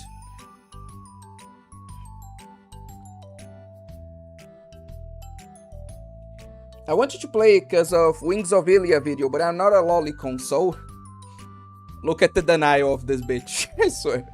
He's not even just a subscriber, he's a member of my channel and not a lolicon. Sure, totally. I ain't playing as Bao. Is this some kind of troll I'm not aware of? I don't think you play as Bao in, like, Genshin. What? Anyway. Natsuki is dork slop. She isn't a true dork like me. Sure, you're a dork, Karma. Sure. Like, come on, you're not even close, my dude. Like, just accept that you're an edgelord, dude. Like, that's all you are, and that's all you ever be. Dork, sure. So, how do you play football games? No, I hate sports games. I just play the actual sports. Oh, we got an athlete here. That's pretty nice. There's Dork Slop, then who's Dork Gen? There's one right answer, and Evil Bookman will probably get it. Vergonha, vergonha, vergonha. Be a true dork like me. Just laugh so hard from the cringe, oh my goodness. I can't remember, can't associate this, like, comment with a particular part, so I can't really respond to it. Oh yeah, hi. They need to read Bleach to understand true manga. They all read TIBW and understand manga as literature because Bleach is top 10 books ever created. Not biased, by the way. Best manga, best Japanese literature. Still sad we couldn't see what she was reading. This reminds me of a conversation I had one time. I was talking to someone who's a drummer in a band. Asking him which genre, he said hardcore. I said I like hardcore too. We were talking about two completely different genres, funny enough. He was talking about hardcore metal, and I was talking about hardcore electronic. He puts on me, not gonna lie, his band is good. Name? False and Surreal. Nah, I'm gatekeeping it. JK, let me find it. Fear of All Loss from San Antonio. Rika from Higurashi clears in writing. Oh dang, I may check it out. San Antonio? If they're or form, I could see them. They're active in the scene, so you'll probably be able to see them if you want to. Nice little wholesome conversation between you two there. That mentality isn't that bad. Perfectionism is not a bad way to think unless you have self-worth issues, to be honest. I find it kinda cool to think Monica made the entire soundtrack. If this is about her thing with being perfect, it makes a lot of sense how it plays as she changes the game to how she wants. That's a reading I hadn't thought about, but it's yeah, That would be pretty interesting if they intended on this. Even if they didn't, that's a good way to interpret the story, I think. Is this writing fire? Yes, yes it is. Brother away, I spawned so many monsters. It's not denial, I'm not a lolicon. Sure you are not. In Genshin, Raiden's sister, actual name is Bao. Why did he laugh like a villain, bro? Oi, come on, that wasn't a villain laugh. Like, I'm a totally, like, innocent and cool person. Like, my soul is filled with nothing but positivity. Anyway. What the heck is Dork Gen? Sorry, I dropped the bow. 2000. Yeah, she's Dork Gen, for sure. So so are like 75% of tactical dolls. Right? Then herself is named Beelzebub, I think. I don't know anything about that, so I won't comment on it. Innocent soul and obscure anime.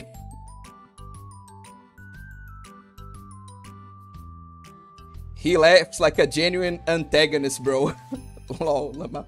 Okay, I'm not convincing anyone, I see. Natsuki.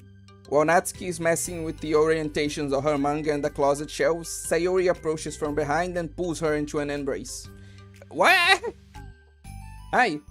The literature club has been in full swing since Natsuki joined. Arma does play FGO. What are you talking about? Including her, the club is now comprised of 4 members: Sayori, Natsuki, Yuri, and Monika. Each club member had received a day in the spotlight to share all their favorite kinds of literature with each other. Natsuki was first and shared her passion for manga. Then Sayori shared her love for poetry, as well as how she goes about writing herself. Monika, who has multiple literary interests, decided to focus her day on short stories. And finally, Yuri managed to demonstrate her obsession with fantasy, with a little help and encouragement from Sayori. Yes, Natsuki did just glomp her. I'm pretty sure that scene was even a reference to that practice. After the week was spent on their presentations, Monika decided to give the club members this next week to freely explore each other's literary interests. Sayori, having spent most of her time in the club so far with Yuri's fantasy books, is rather excited to begin her journey into Natsuki's manga collection.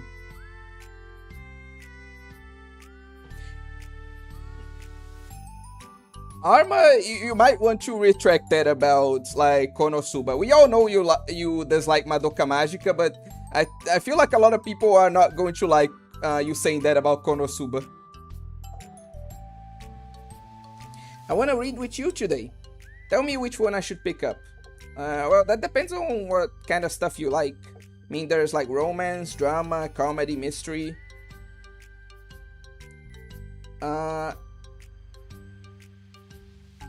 Something like what, Big Pew? I like all these things. Sayori reaches out and pulls a random book from the shelf and inspects the cover. Shouldn't this girl be wearing more clothes? God damn it, Sayori.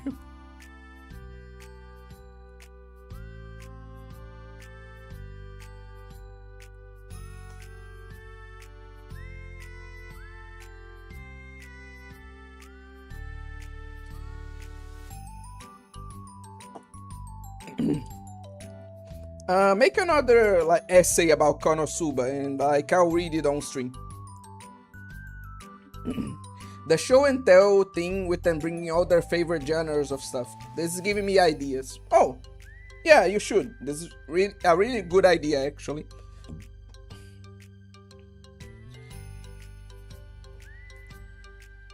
Should this girl be wearing more clothes? God damn it, Sayori, don't be like that. No, I get it, but whatever. I'm not gonna comment on that. You wouldn't like that one. In a panic, Natsuki snatches the book from Sayori's hand and replaces it on the shelf in a less conspicuous location. Okay, well, if you really have no preference, then let's just start with something that's easy to get into. A lot of these don't start to get good until like a few volumes in, and I wouldn't ask someone to make that kind of commitment unless they're already really into manga.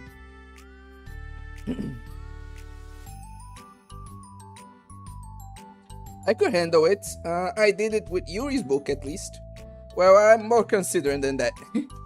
Although I'm kinda impressed by your attention span if you put that much effort into her books. No, I have the attention span of a donut.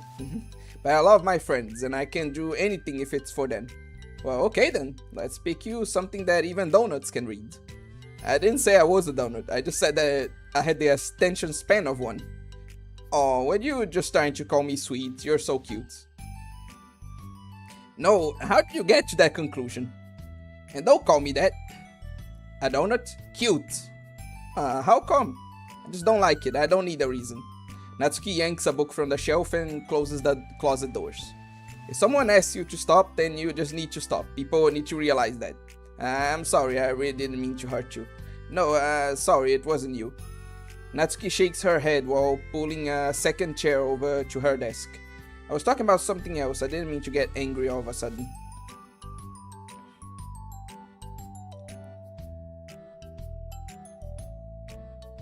Oh god, the worst part about showing anyone anything anime adjacent, the inevitable question about the clothes. I'm a weirdo, so the only like response I ever had to that question is like, you're right, they should be wearing even less. But yeah, I can understand it being awkward. Like even the common like uniforms, like a lot of people aren't used to seeing girls wearing mini skirts all the time. Like I remember that being like a thing that happened. I think I mentioned this in another stream with my mom, right? Like the first anime I showed her were like, what's the name of that? Amanchu, right? And like Tsuredure Children. Those were the first two anime I showed her. And in those anime, the girls were like more reasonably sized skirts. So she didn't like ask anything, she just thought it was normal. But then when we got to like an actual like more standard high school anime, like that was her first question, like why do they go to school in like micro skirts? Like what the fuck is that uniform? I remember that was so awkward. Like I can handle that question with other people, but with my mom it was just yeah, that was awkward. Showing your mom anime? Worst mistake ever? No. My mom actually really liked anime. Like I talked about it in a video. Like my mom is a big anime fan because of me. Like she hasn't been watching too much because like I haven't had time to watch it with her, but in general she likes it. Welcome to the stream, Sayori.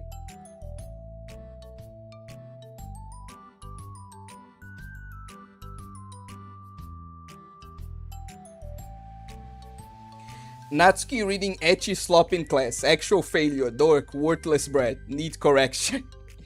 I think I told this story too, but I actually used to bring like, not ecchi, but manga with some fan service. No, wait, I actually brought ecchi to school and would read it in between classes. So yes, I was always a complete fucking degenerate. Natsuki admits she reads actual horrid mid. My friend tried to tell me I was weird because I was playing the score Jack chart on a rhythm game that had a background with someone from some music anime I forgot the name of.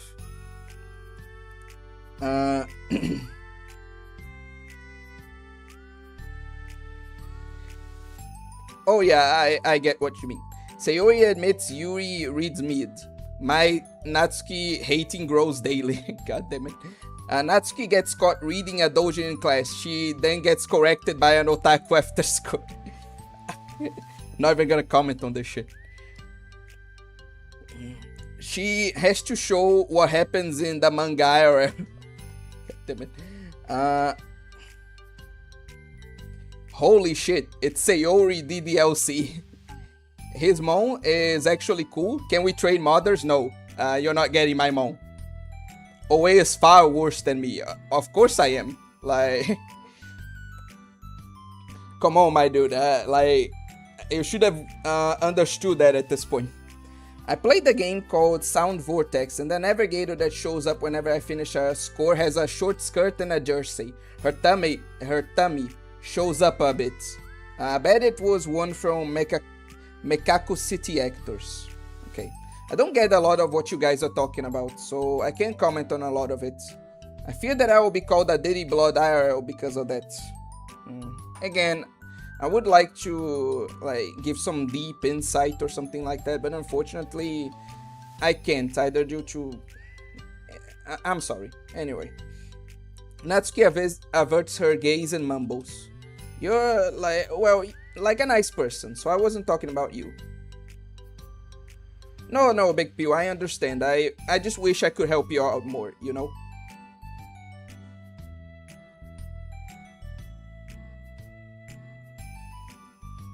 I hate you, Arma. I hate you so much. Oh, please do.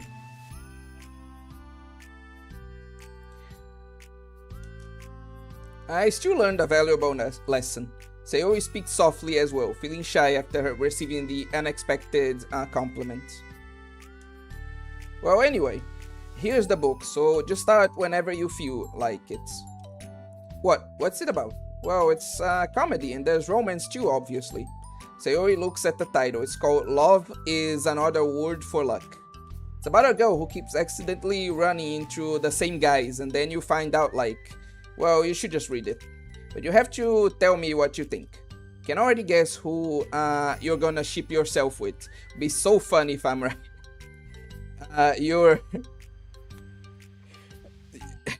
You really shouldn't talk like you would on the internet in real life, Natsuki. Like, come on. You can't expect people to... Anyway. Ship? I don't get it. See what I mean? You can't expect people to get this kind of shit. Never mind. Let's not worry about that yet. Just make sure you tell me what you think.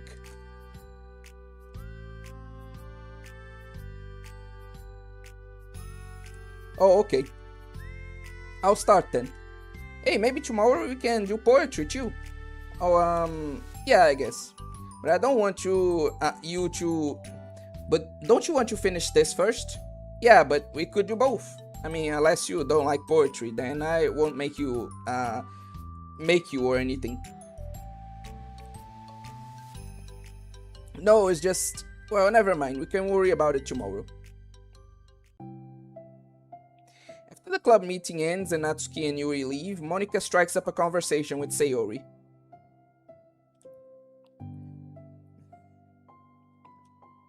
I see you got Natsuki to share some of her manga with you. I really want to become better friends with her. She's so enthusiastic and expressive. I could just listen to her talk. She's so... oh, I'm not sure not sure if she meant I can't say that to her or just can't say it at all. Say what? Nothing. I'm a woman of respect. But Natsuki is a woman of cute. Oh, I said it. What's so bad about that? I don't know. But, you know, there's one thing I kind of worried about. Sometimes I'm afraid that Natsuki actually doesn't like me very much. Oh, that's ridiculous. How come you feel that way? Well, I mean, just little signs, like how she only says hi to me after I say hi to her first. It feels like she only gets excited to talk to me when it's about manga and other stuff she likes. No, he's right. There's a lot of, hentai with, I don't know if I can say that on stream, but yeah, those themes. Again, like I said, I keep saying, it's not all of them, but there are quite a few that do. If you ever read, fantasy manga with, fantasy hentai with, slavery, for example, you'll see what he means. She just seems dismissive a lot. She was like that when I bought her poetry. Yeah, but that doesn't mean she doesn't like you. She's probably just shy, you know? Maybe. My stupid head is just making me worry for no reason. It likes to do that. It's okay, try not to worry so much, everything will be great. But you can always talk to me about any concerns that you have. I'm here to help. You're the best. Sayori gives Monica a quick hug. Well, I'm going to keep trying because I love her and I want to get close to her. You got this.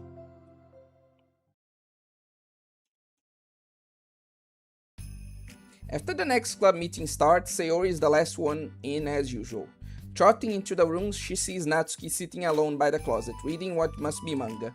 Without hesitation, Sayori pulls up a chair and plops herself down right next to Natsuki. Hello there. Hi. What you reading? Can I read it with you? Natsuki pulls the book away from Sayori. You can't just start in the middle, there are spoilers. Besides, what about the one I gave you yesterday?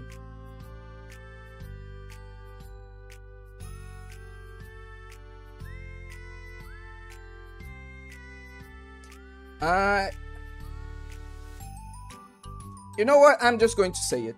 I'm not going to address everything. I'm going to wait for comments to pile up a bit again after that. But, like, I just read a manga, like, a hentai where even I was, like, very disturbed by it. Like, even if I, like, you know, a lot of Riona stuff, that just made me feel sorry for the character. Like, what happens is that there's this little, like, a dwarf girl that, she, like, tries to fight a bunch of orcs and then she loses. And then, like, they cut off her limbs and use her, like, you know, for that kind of stuff. And then after they're done with her, they just discard her in the middle of the road. And you can see her crying, like, you're just going to do all that to me and then just discard me like that? Like, it's really depressing how they focus on that. Especially because right after, like, one of her breasts is run over by, like, a caravan passing by. And it focuses on how much pain she is going through. And I was like, dude, this isn't like, exciting at this point. Like, I just feel bad for her. Can't you just, like, put her limbs back on and, like, get her to a better situation? Like, I'm really feeling sorry for this character. Like, my dick is, like, super flaccid right now. Like, it was really that sad, you know?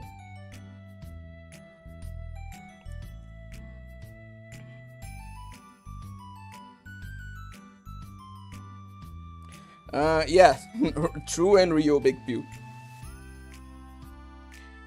Sorry, I was just curious. Well, anyway, I've been waiting forever for this volume to come out, and well, anyway, I've been waiting forever for this volume to come out, and it just came out yesterday, so... Oh, that's exciting. Well, I'll let you read it then. Can I sit next to you, though? Sure. Sayori plops herself down next to Natsuki, then pulls out a blanket sheet of paper. Like, Natsuki reads in silence, save for her periodic flutter of a page being released from beneath her thumb.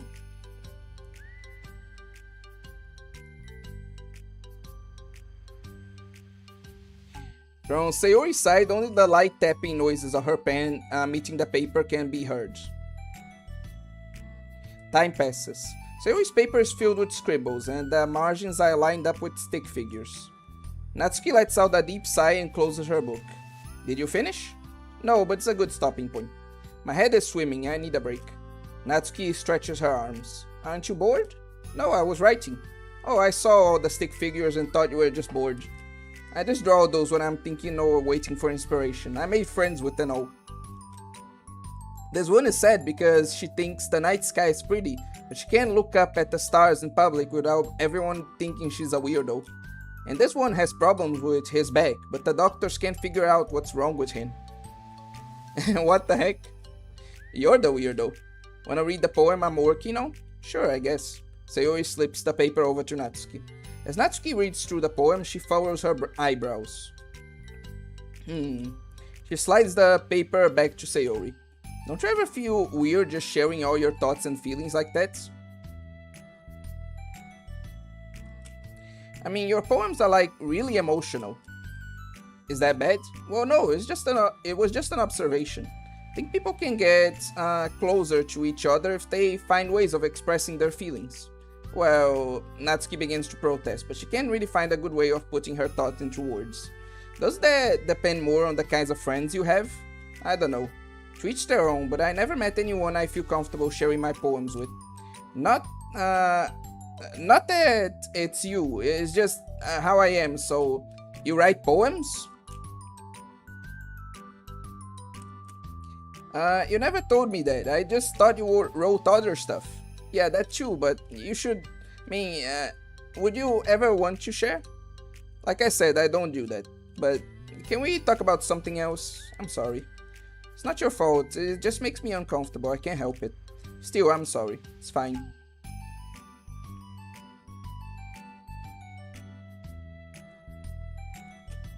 Well, let's move on to something that makes us both happy. Should continue the book you gave me, since I didn't get very far yet. Sure.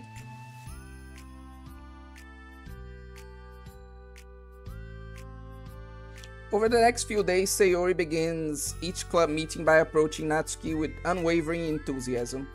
It's Natsuki! Natsuki! Hi, Natsuki. Yeah, you can see she is getting frustrated. At the end of one of the club meetings, Monica, who has become rather invested in Sayori's friendship mission, starts an innocuous conversation with Natsuki while she packs up. It's cool too that you've been finding time to spend with Sayori. She was pretty excited for the chance to read manga with you. Yeah. I'm sure you've been enjoying the chance to share too, right? Yeah, mostly. Natsuki glances over her shoulder but doesn't reply further. What's on your mind? Nothing. I don't talk about people behind their backs. Oh. Natsuki falls silent, but she just fidgets instead of getting back to what she was doing, as though she wants to say more. It's okay to share your feelings, that's different from talking about someone behind their back, I guess. Just hate when people talk about me behind my back, so I'm better than to do it to others. Monica shares a bright smile. You really consider it? Thanks, I guess, but it doesn't feel like it. You can trust me. Natsuki stands in silence for a moment, still fidgeting. Just feels smothered sometimes. I'm not used to someone being like all over me right after we meet. I mean, it's fun to hang out with her, but I just have no control over the pace. I can't just meet someone and instantly become best friends with them. And like sharing everything about myself, that's not how it works. Just want to chill out sometimes.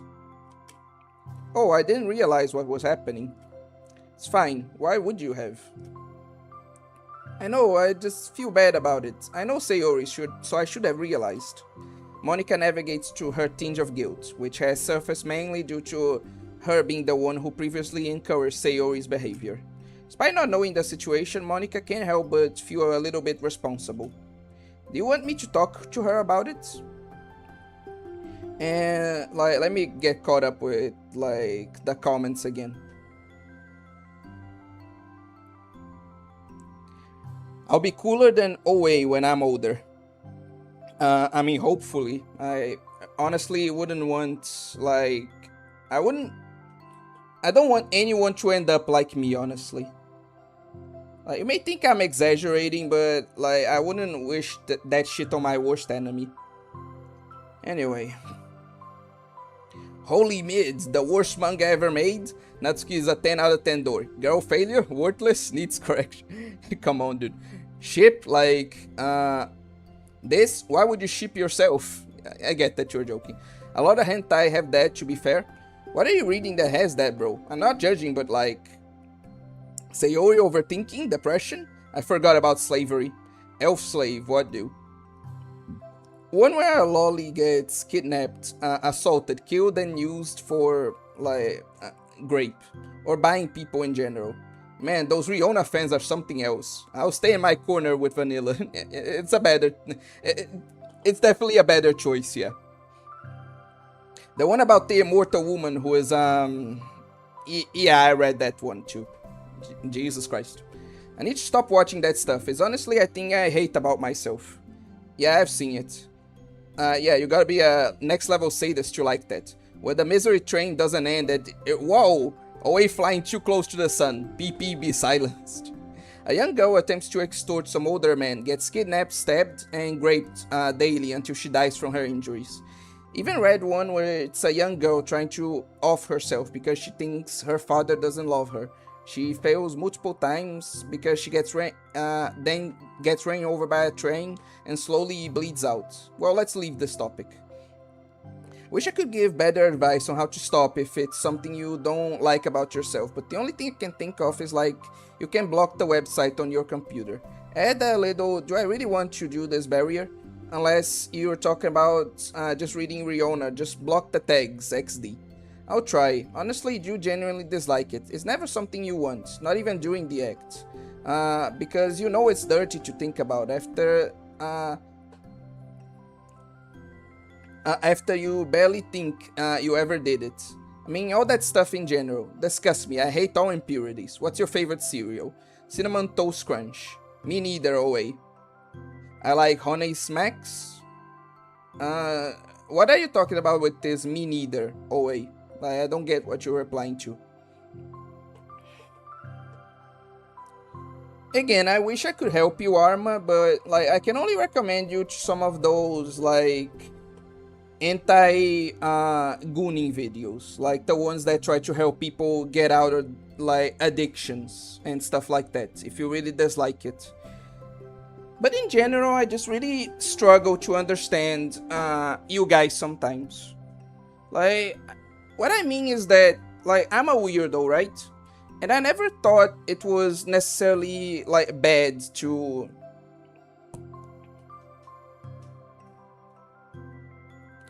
like read hentai or enjoy like problematic things or stuff like that. I never felt weird or guilty about it, like until I went to the internet. And even then my thoughts were like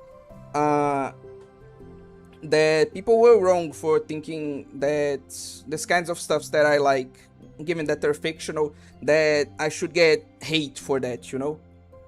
So I guess my perspective is just too different from everyone else's to really help. But I really don't understand how, I guess, people subscribe to my channel, given that I am this way, when they don't like it. There have been so many people over the years that have told me things like, oh, I like you even though I agree with what like the anti say sometimes. Oh, I like you even though like I'm a lolicon. I'm not a lolicon. I like you even though I don't really like anime stuff or ecchi stuff or like, and I just wonder, like, why are you here?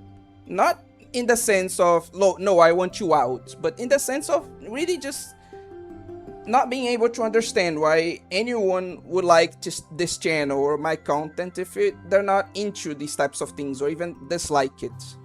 Just, I don't get it. I just can't understand. Again, I'm really happy that you're all here, but it just confuses me sometimes, you know? But anyway. Personality is cool enough, but I am an anti, probably to a higher degree than almost every subscriber. I see.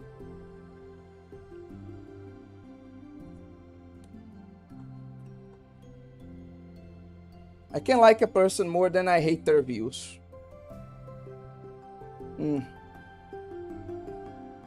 Okay, I'll try to be more understanding then. It's that I generally associate antis with people who would wish I died, you know? So hearing an anti say that they like my channel, even if they have those types of views about lollies and lolicon in general, is just a bit weird. But again, thanks that you're here, and I'll try to be more understanding with you if you're willing to do the same for me.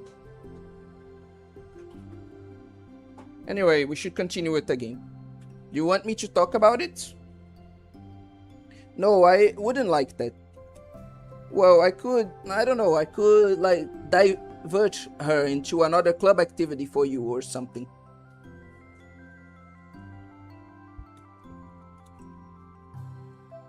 No way, that would be so underhanded and mean.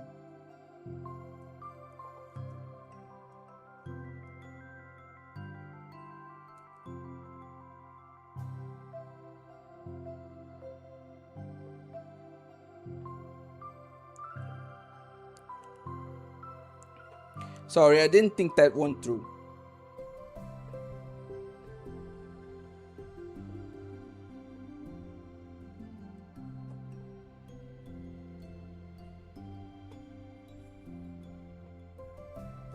Besides, just because I complained about it doesn't mean I'm asking for someone to solve my problems for me. True. I'm sorry.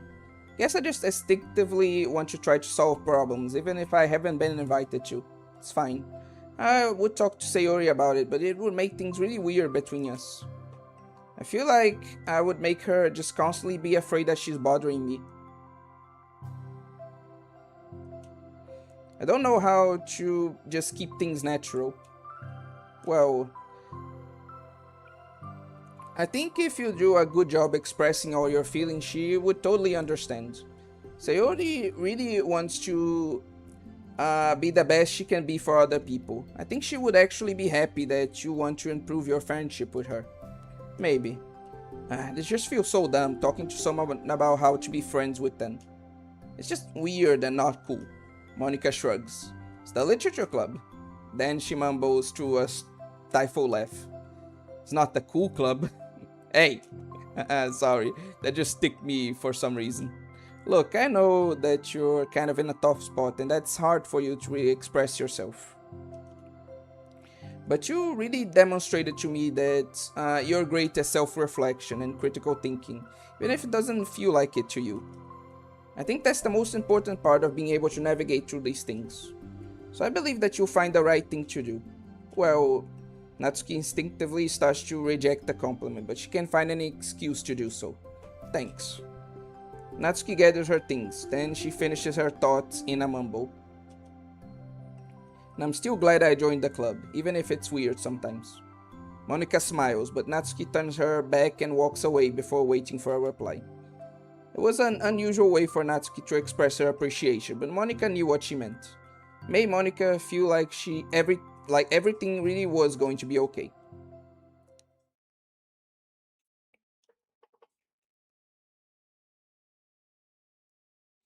Like 2 minutes before, but I think we both grew up in an era that's very against sexualization. Also, yeah, your videos are cool. I like listening to people talk about what they enjoy. You don't have to be. I will do so willingly. Just be yourself and nothing will change. Not from that era, but my mentality is the same. Yeah, I guess we disagree with various things then.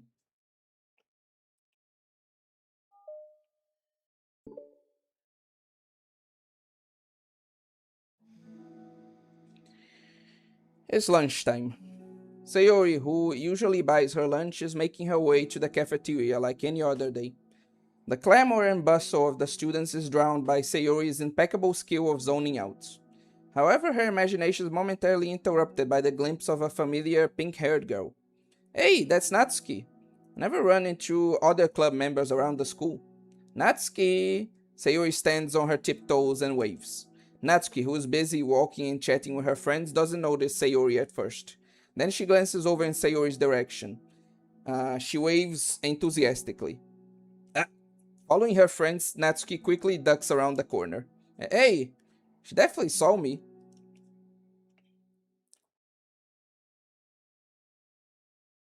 Monika is the first to arrive to the club meeting, then Natsuki. Sayori, having glanced through the window to see Natsuki already inside, is unable to work up enough courage to enter. Natsuki's been so distant with me. I was stupid to think she ever wanted to be friends. She only got excited because she got to share her manga. But aside from that, she doesn't even like me. I should just go home today. Sorry, but do you plan on going inside? No. Why? I'm sulking. Oh.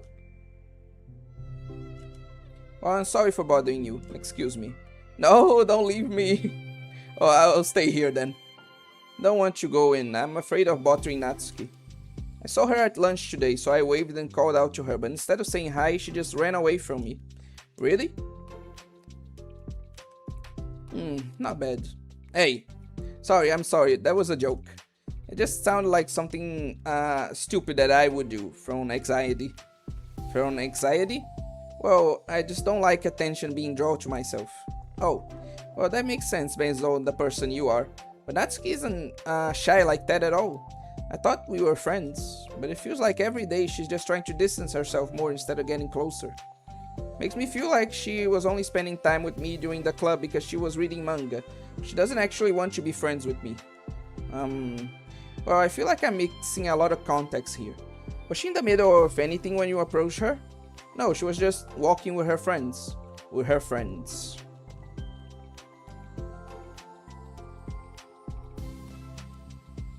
Kodokunasu, I'm really going to have to ask you not to start this discussion. Like, let's just have fun with the game and not worry about it too much, okay?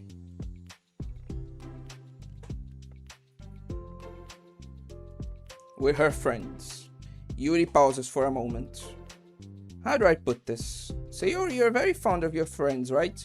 You always want to be spending time with them. Of course, I don't think there's anything more important to me. I mean, the best part of my day are always with my friends. Besides that, I really hate being alone, so... You hate being alone? Sayori nods. We're very different people. I cherish my time alone, I wouldn't trade it for anything. So I think, well, if I was trying to have alone time and it was being threatened with an interruption, then it just would not make me very happy. Yeah, but that doesn't have to do with Natsuki. She was already with her friends, not trying to be alone or anything. No, I think it's similar. Well, we're all friends in the club, but we have our own lives outside the club as well. If you think about it, making new friends isn't some casual occurrence that happens on a daily basis. Friendship is an invitation to intertwine your lives together, but the capacity at which each person is ready to do that might be different. There are people who just like to have fun together, and others who talk every day and share every detail of their lives with each other. I think when establishing a friendship, it's important to consider the comfort level of the other person. I mean, we don't really know much about Natsuki's life outside the club. Could be that she simply needs to make friends at her own pace, rather than just jump headfirst into a new commitment. But that means I really was bothering her.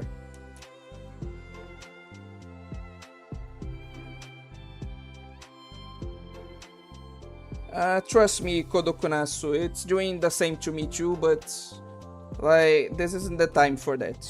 And frankly, like, I'm a bit done with this for now, so I really don't want to start shit. But yeah, I do understand what you mean. But I just really wanted to be good friends with her, so I treated her like one. Was I actually hurting her? I don't know, I'm sorry. My insight was only really based on what I understand about my own needs. And Natsuki and I are completely different, so why was I so selfish? Even if all that's true, then it still means I hurt her. I think I messed up. Yuri, with you, I think I was really careful to understand your needs when I was becoming friends with you. I wasn't careful at all with, my reasons are religious, that is all. Okay, let's leave it at that. But I wasn't careful at all with Natsuki because she already seemed really social. I just took control of everything instead of looking for the right balance. Now I hurt her and she doesn't want to talk to me. How could I let myself do this? Sayori, I think that, well, there was one time, god damn it. You told me something about the way I saw things in my head being different from reality. It's easy to automatically jump to the worst case scenario, but I think it's more likely that Natsuki doesn't harbor any ill feelings towards you. Well, Arma, I think some things about me are obvious, and then, like, people are really surprised when I share them. Like, I thought, for example, that my dislike of Arknights was obvious, but a lot of people seem surprised at that, so... Like, it's not... We can share the message with people, but... like, it's not always true that they will understand, you know? It's a very complicated thing about like communication. I'm watching at 1.5 speed right now. I feel like an obscure anime LARPer. I'm only a minute behind now. What was your all's first obscure anime video?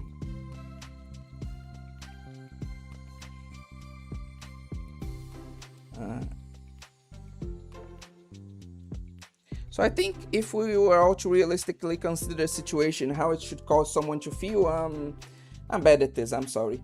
You're a lot better than me at things like comforting and reassuring people. Suddenly Sayori gives Yuri a gentle hug. You're the best, Yuri.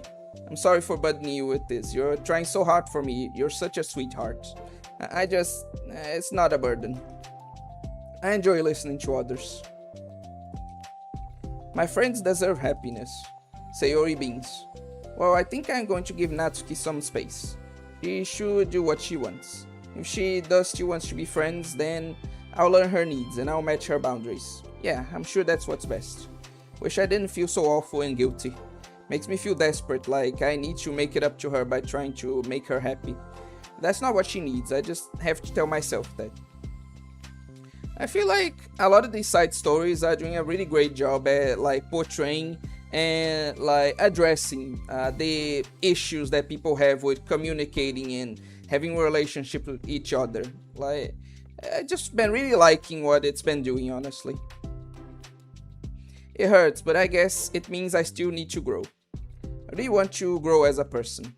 If it's to be better for my friends, I want that. It's very mature of you, Sayori. I'm mature. Sayori hops up and down on her toes. So does that mean you'll be going home after all? Sayori shakes her head. I need to be here to show that I respect her space. I'll just spend the club by myself today. Yuri nods in understanding. You can go in first. Okay. You're blocking the door. Oh. Sayori steps aside. By the way, before Yuri enters the club room, Sayori interjects.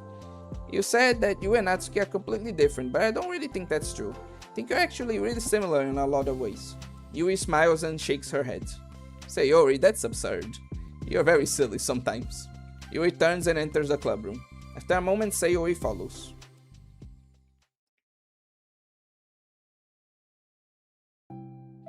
The club room is quiet. 1 minute, guys. I'll just go out for a minute to solve something. Be right back.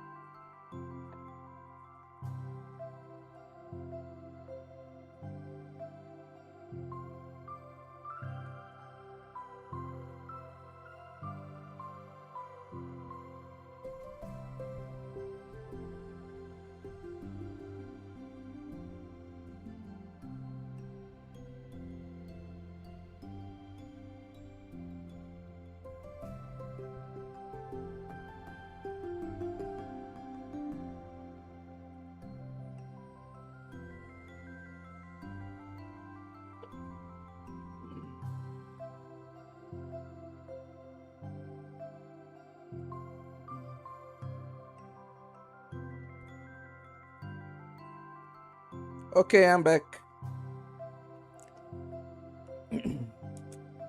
When Sayori walks in, Natsuki glances in her direction. Sayori smiles and gives Natsuki a quick wave before sitting down across the room. Yuri's face is already buried in a book. Sayori decides it's best to continue the manga she was reading, so she pulls it out. However, it looks like Natsuki isn't reading today. She has a sheet of paper in front of her and is tapping a pen against her desk, staring at it. Oh, are we writing today? Monica speaks in a quiet voice, unwilling to disturb the peace of the clubroom. She kneels down at Natsuki's desk. Hey! Natsuki pulls the sheet closer to...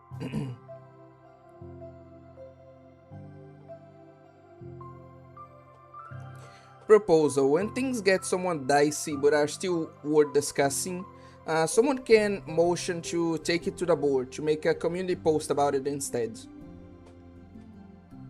I think that's a good measure, but frankly...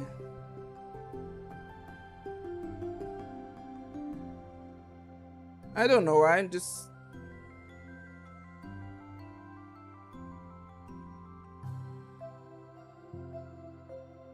Things are really weird right now.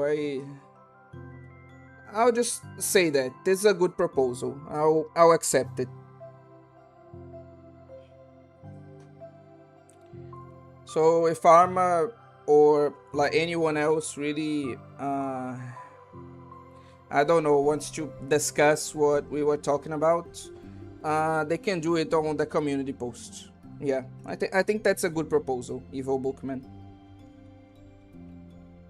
Natsuki pulls the sheet closer to her and covers it with her arms. Sorry, didn't mean to peek. Whatever. I just wanted to see what...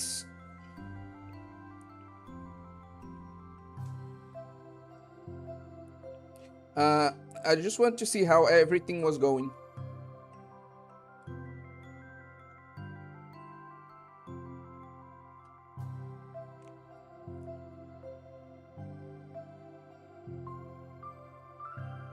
No, I don't need to sleep on it, Evil Bookman. Like I said, it's a good, like, proposal. So I'll just accept it. I just think this is a good idea. It's just that... I don't know, my feelings are complicated right now. It's fine. Natsuki replies dismissively. She glances over at Sayori, who is focused on her manga. Monica follows Natsuki's gaze. I think she's mad at me. God damn it. I think we were talking yesterday about like more subtle misunderstandings between people instead of like the more exaggerated anime ones. And like this story is doing a really good job at showcasing that. So it's a good like answer to what that lady was talking about that should be in more stories. But anyway, like you get the point. How come? I'm busy right now, ask me later. Monica falls silent. Natsuki looks back down at her paper. She inches her hand away from the top margin, allowing Monica to see. It says to Sayori. Understanding, Monica smiles. She places a hand on Natsuki's shoulder and whispers softly, I'm proud of you. Nice. Natsuki looks away, but makes no motion to remove Monica's hand. Monica gives Natsuki's shoulder a quick squeeze before standing back up and pulling away.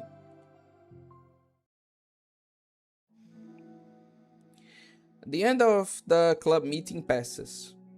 Yuri has already departed, so has Monica after checking on Sayori and Natsuki to ensure they wouldn't stay too late. Sayori was determined to finish her manga volume before heading out, since the end was approaching. However, with Natsuki also staying late for an unknown reason, a silent tension hangs in the air. After finishing the volume, Sayori brings it to the closet to put it away. She slides it back on the shelf while Natsuki watches. Then Natsuki gets up and pulls it back out in order to return it to its proper location. Sorry. They know where it's supposed to go.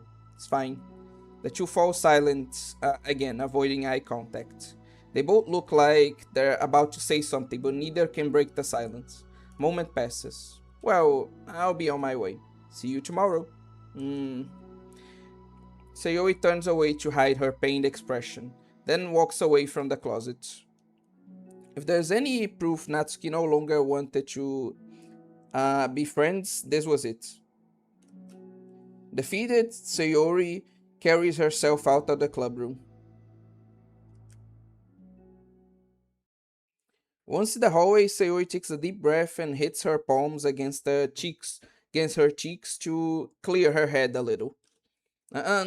Suddenly, Natsuki's stammering voice calls out from behind. Natsuki? Startled, Sayori turns back around to face Natsuki. Natsuki fidgets and anxiously continues with a shaking voice. I have a lot of things to say. Me too, but you go first. Natsuki bites her lip and can't stay still. Well, first of all, she cuts herself short, struggling to continue. Trying to force the words out, she stamps her foot and hops up and down a little. I'm sorry for the thing I did at lunch, and I'm sorry for being kinda mean lately. It's really hard for me to I'm not good with things that make me uncomfortable, especially when it comes to feelings and stuff. So, face burning, Natsuki clamps up again. Instead of continuing, she simply holds up a sheet of paper for Sayori to take. Best place in the world. I love my bedroom. It's full of bright colors and soft things. The sunlight shines in and makes everything sparkle. It's the best place in the world. It has all my treasures, all my books, my collections, my memories. All my dreams were born in this room. It's the best place in the world. It has all my secrets, all my failures, my fears, my feelings. Sometimes it feels so fragile that the door will break at the slightest touch. It's still the best place in the world. But when someone knocks, I get scared. I brace my arms against the loose hinges. Please don't break. Don't come in. I'm not ready. It's my best place in the world. The knocking won't stop. I block the door with furniture. An eye peeks through the eye hole and I panic. I'm trapped in the best place in the world. Not ready to share my favorite place. I need to clean my secrets and make my bed to hide my nightmares. I need to touch them to put them away. To see them again. I have so much to do and I'm scared. I'm not ready.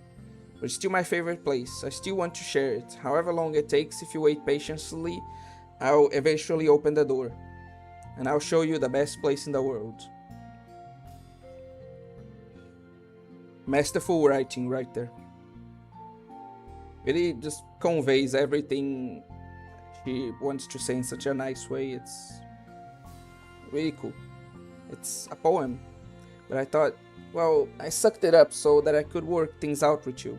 So I just be happy about it, please. Sayori smiles deeply from the bottom of her heart. I'm happier than I could express. I feel so awful, but I'm so happy. That you would do this for me.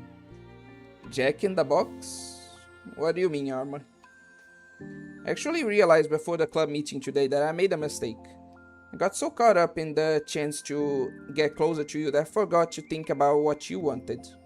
And that we probably have different ways we like to make friends. About the friendship stuff, it's okay. Understand, so you don't have to force yourself to talk about it. Your poem did a good job. So don't force yourself if you're not ready yet, okay? Natsuki nods. You don't have to feel like you did anything wrong. It was my fault. And I'm sorry. Oh, that's your best place in the world. Fucking fat ass. Anyway. Yeah, they really are. I agree with that. I wasn't mad at you today or anything like that. I actually felt really guilty and wanted to give you space. I was thinking it's silly that I just approach you all the time. And that I should just let you approach me when you want to.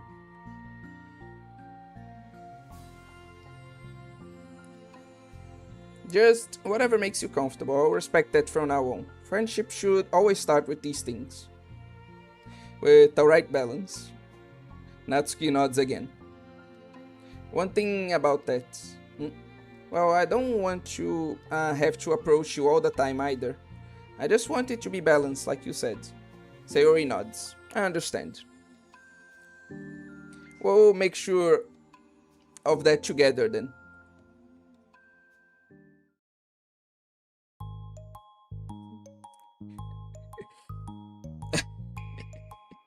Arma, you're really getting on my nerves with that comment. It's Valentine's Day and always spends it with us. How romantic. Fuck off. Well, anyway. Now that the two of them have found common ground, Natsuki finds it easier to speak more freely again.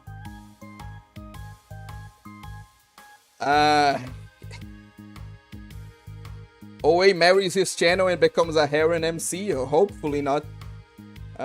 I'm straight, you guys are mostly dudes, so having a harem of men is not on my list of things I would prefer. Yeah, I prefer like evil bookman's like a read on the situation, yeah. But now that the two of them have found common ground, Natsuki finds it easier to speak more freely again. No, I'm not, Big Pew. Fuck off. I'm not gonna be like sharing my poems all the time now or anything like that, but I guess it wouldn't hurt to do so once in a while. Only the best ones. Prove we are dudes. You said it yourselves like hundreds of times. Like, I don't need to prove anything. You guys said that yourselves. It's you and me and Shu for an Arknights. No, it's not. But actually, I'm going to meet my girlfriend right now.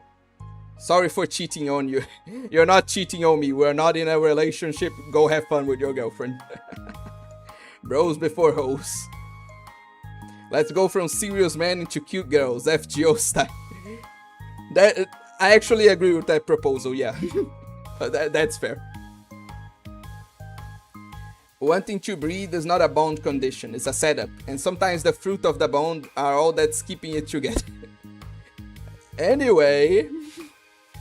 So you better like them, because otherwise I might change my mind. Toria said the same thing, but guess what she... Okay, that's a good point, yeah. I like anything you do, Natsuki. I was just saying. More importantly, have to tell you about my new boyfriend. Huh? Oh, from the manga. Wait, I need to... Oh, okay, they're talking about shipping. Okay. Wait, I need to guess who it is. You definitely won't be able to guess. The two walk down the hallway together. Oh my god, we have so much to talk about. Darn, I should have told you to save the last 2 chapters so I could see your reaction to the big review. Oh, you wanted to enjoy it with me. That's so cute. Oh, shush.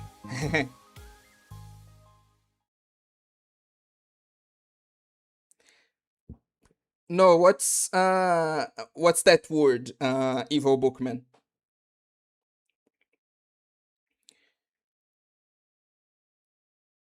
Okay. What is more unshakable than the bond of friendship? It's the bond of wanting to breed. Fat chance. It's that thing, bros before hoes that you were mentioning. Yeah. Okay.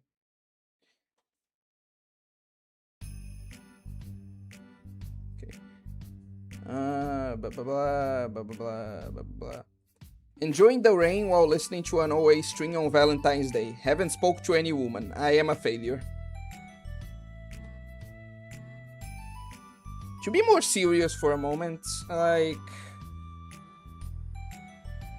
I don't know, the mood is a bit weird. Should I just be serious and like talk about how I think no one's a failure for not being in a relationship, for not being able to get into that, especially nowadays? Should I give words of encouragement, or should I just be like joking about it and say, yeah, you're the biggest failure, you've been like a failure ever since you were born, or stuff like that? I'm sorry, I'm just struggling to think about what's appropriate to comment right now. Anyway, am I bothering you? No. Okay, just checking. It's hard to tell since you always look so into it when you're reading. Makes me scared to interrupt. Well, it's within my expectations to be interrupted when I read here. It's mainly when I'm by myself that I don't like it. That makes sense. I guess if you're here in the first place, then you're more ready to socialize, even if it takes a little bit of prodding. It's not so bad to be social if I let others do the work. so it can be healthy to put myself in social environments every now and then. It's mostly difficult when I don't know anyone, or there aren't too many people, or everyone is being too silly for me to keep up with. Yuri glances around the room at Sayori and Natsuki. Sayori has her head cocked back and her mouth open, trying to catch pieces of a cookie that Natsuki is lobbing into the air. The pieces keep bouncing off her face and hitting the floor.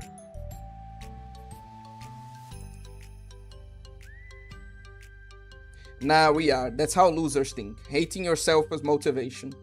Like, I'm going to say this. Like, I'm going to be serious for a moment and say this. It's very much, hi, Fischl. Exactly what we need right now. Fucking, I swear. Anyway, welcome to the stream.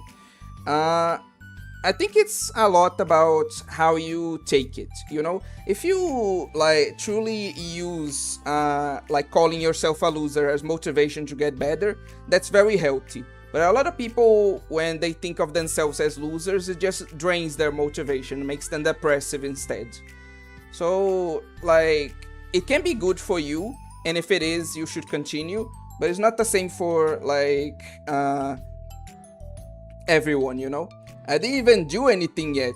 That's the key word, yet. Because I know you're going to do some shit. I know you, fucker.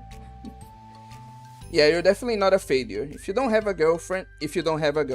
Was talking to some people in my class about this before, and they were grilling this dude for being single. Yeah, that's more what I'm talking about. Judging others for it, and or thinking of yourself like that and end up harming yourself. That's more what I was referring to. And they were treating a relationship like it was some kind of goal in their lives rather than a sheriff? What? Another person. But that is a goal to a lot of people, you know? That's probably why they were talking about it like that. It's just so weird. Some people think it shouldn't be... It's just so weird. Some people think it shouldn't be a hook. They should be I don't know, it's hard to describe. Okay. Maybe I should say something. No need, they just ran out of cookie. What a waste. They've really become good friends, haven't they? I'm happy. Sayori seems particularly good at making that happen. But the two of them are both on the energetic side, so I suppose it works out well. Yeah, come to think of it, you and I haven't had many chances to talk one-to-one, have we?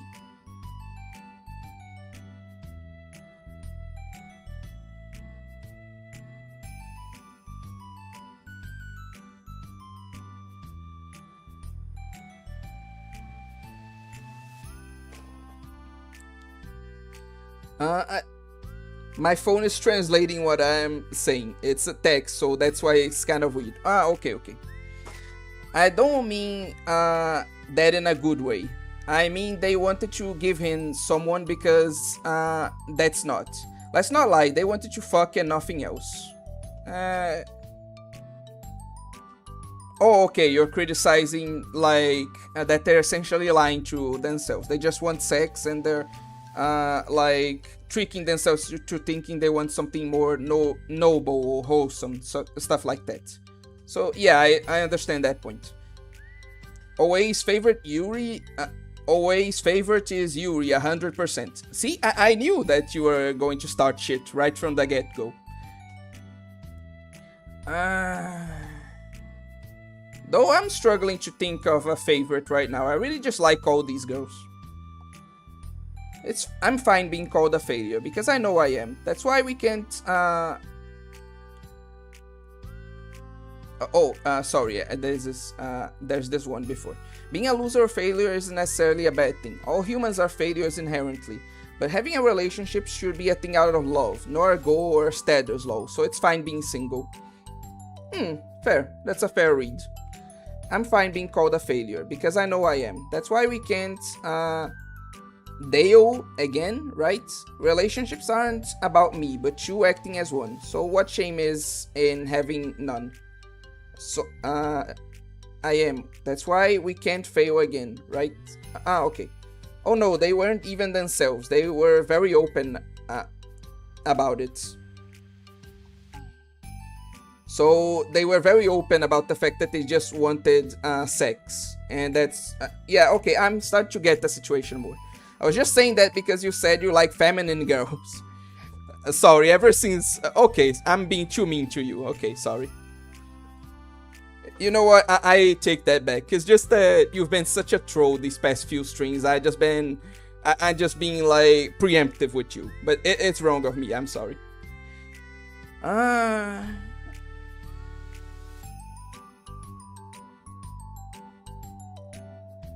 Bro's looking for a reason to hate. I really am, and again, sorry.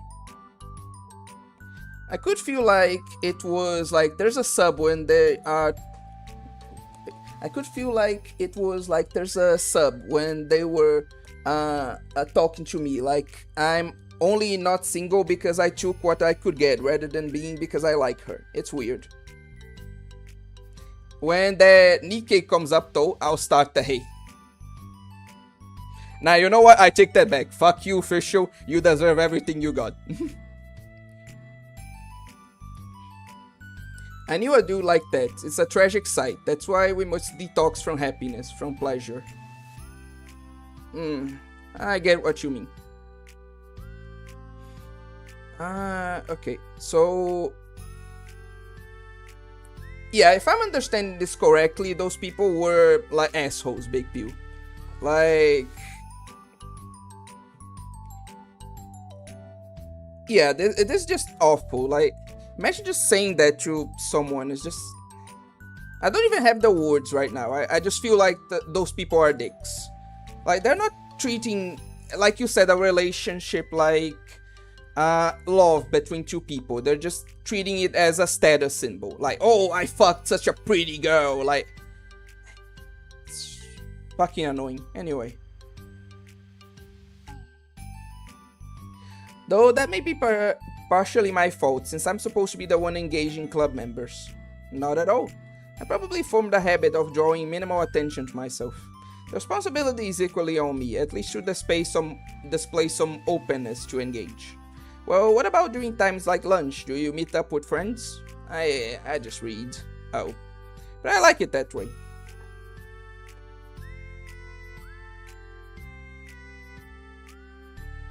Yeah, I agree with you completely in that armor. Like, true and real. Feels nice to be carried off again after a morning of classes. Do you always read fantasy? Oh, not always. I suppose it's all I read recently, but only because I'm in the middle of the series. There are still 2 more books after this one. I guess those long books suit you well, since you spend so much time reading. Well, fantasy may be my favorite, but after that I'm more or less indiscriminate to genres. I read anything with depth and maturity. Oh yeah? Even like romance? Well, there are lots of books that have elements of romance and then... oh, come on, Yuri, you know what I mean. Monica lowers her voice. It's a guilty pleasure of mine, so I won't tell anyone if you do too.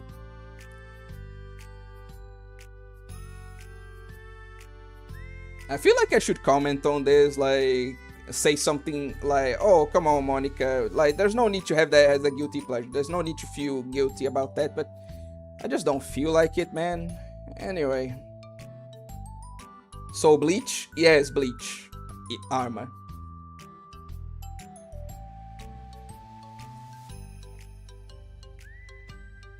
And it's very funny because, like, Now, you know what? I was going to say something stupid, sorry. Maybe more when I was in middle school. I mean, I was really lonely and people were mean to me a lot. So I just, it kind of felt like, please don't make me think about the past.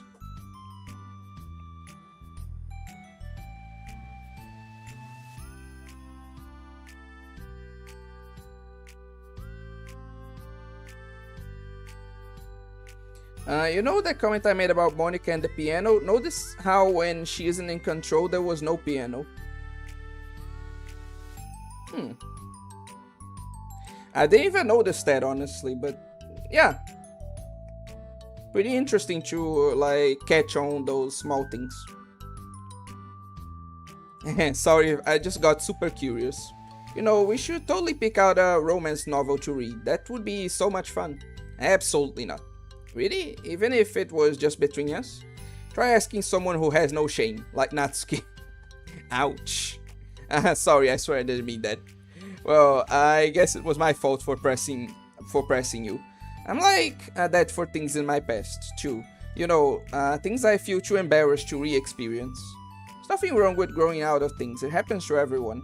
For instance, Natsuki's interest in manga reminds me quite a bit of how intense I used to be about my own interests. Makes me think that she'll likely grow out of it too. So, what was Fischl saying about me supposedly liking Yuri? Does Yuri read Yuri? Apparently not. Anyway, I won't say anything more about that. I know there are a lot of Yuri fans here. Hey, were you talking about me? No, we were just talking about how our interests have changed over the years. When did you get into manga, Natsuki? Like a couple of years ago, I guess. Was already sort of into it before that, but I wasn't really going hard until then. Oh yeah? What was it that inspired you to get into it more? I don't know.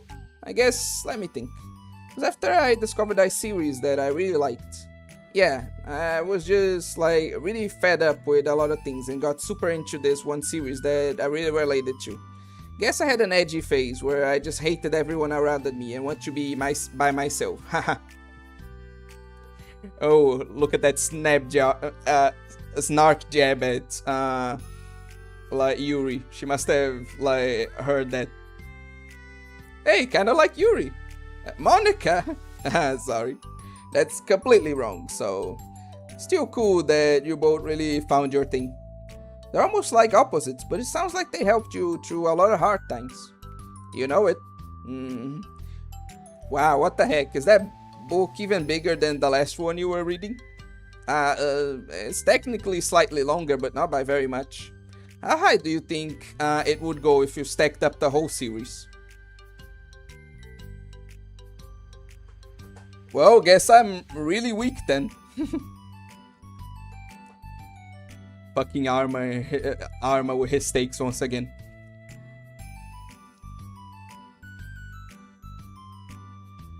Though, now that I think about it, why is romance separated from Yuri and Yaoi? Should they just be like genres of romance? Couldn't you just have said like reading romance is a sign of weakness? I digress. Natsuki estimates by holding her hand high above her head, sizing up an imaginary stack. I should get one of those mangas that are like 50 volumes long so I can say I've read more than you. Not that I have the money for that. Yeah. You know, this is a thing that like I wanted to comment about. Like, this is true for a lot of things. Obviously, we are in a very tough spot economically right now. But manga especially has been getting really fucking expensive these days. Like with the money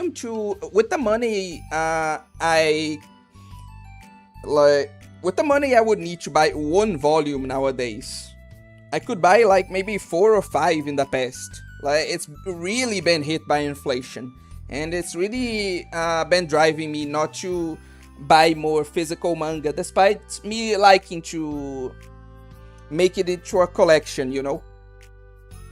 It's really sad, honestly. I should not need to suffer the opinions of a 16-year-old on the internet, but Arma's mildly cool, so I'll let it slide. Anyway, it's a joke format where you say subcategories when the full thing to emphasize how much you dislike it. This is why I read visual novels and light novels. I don't get your point there, but yeah, I get the joke format now. Okay. Please, that would hardly count when your books only have a few words per page. Thanks, EBM.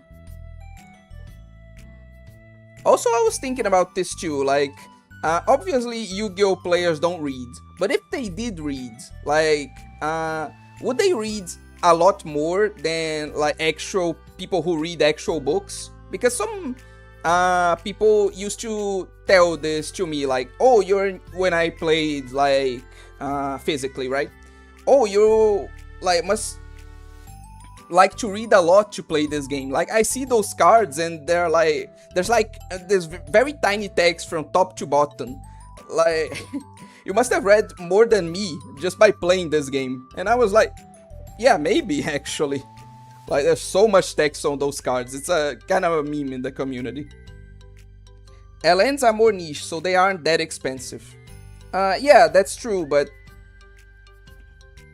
like, even they have been getting way too expensive for me, you know? Obviously, they are cheaper than manga, much more so, but they're still way too expensive for, like, a miserly motherfucker like me, you know?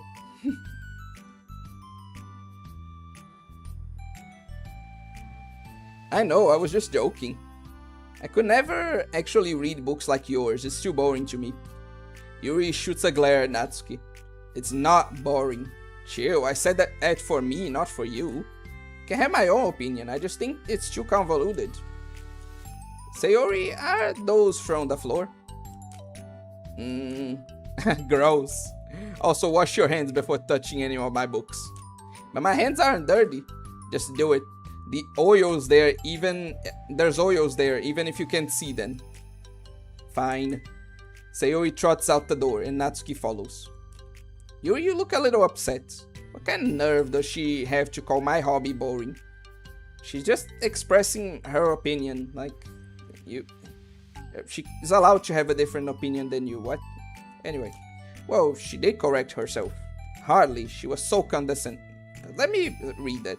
I know that, like, the whole point of this is that sometimes there are misunderstandings and all that, but I want to see if I think that Natsuki was being misunderstanding.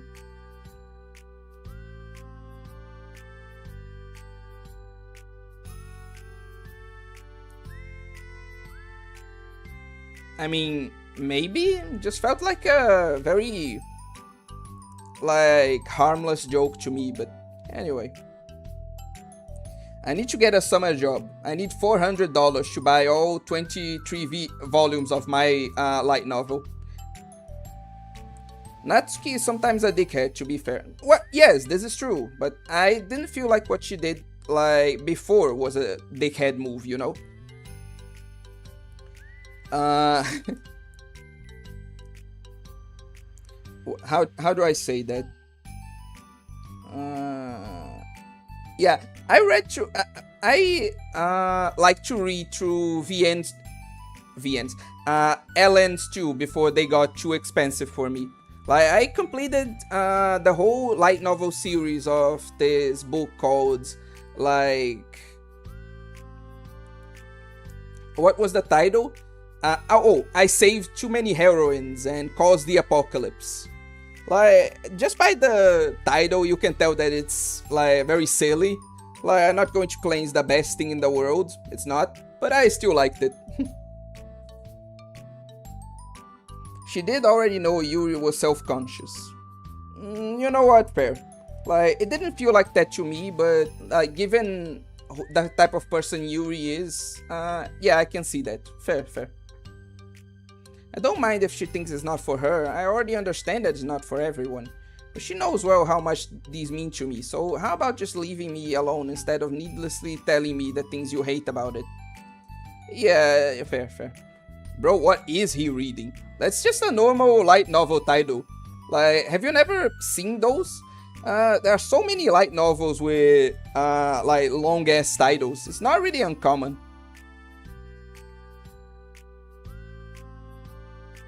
I'm sorry, Yuri. You may be right. This won't be the last time people have strong feelings about what they like and don't like.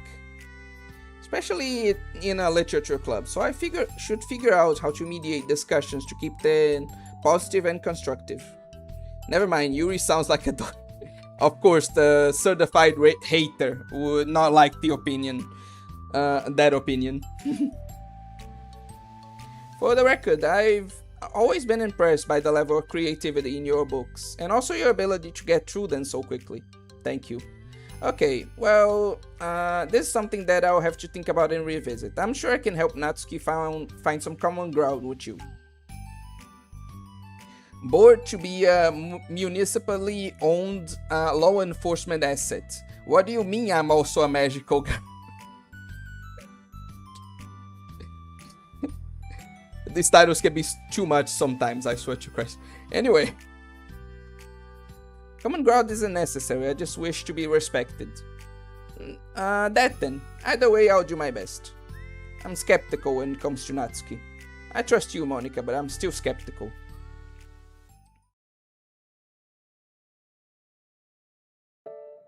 Okay, everyone. We have a special club meeting today. As you know, the Literature Club is a place where we get to share things that we're really passionate about. But that also means we should be mindful of how we respond to each other's feelings. I think we have a chance to turn our differences into positive energy for each other. Fucking energy, I swear. Anyway. Aren't you being a little dramatic about this? I made that title up on the fly. Oh, okay. I'm be alright at that. I'm alright at that. Okay. I hate watching light novel anime. They always get bad animation, leave out parts, spacing is too fast, and the manga has a very slow schedule. Once you get one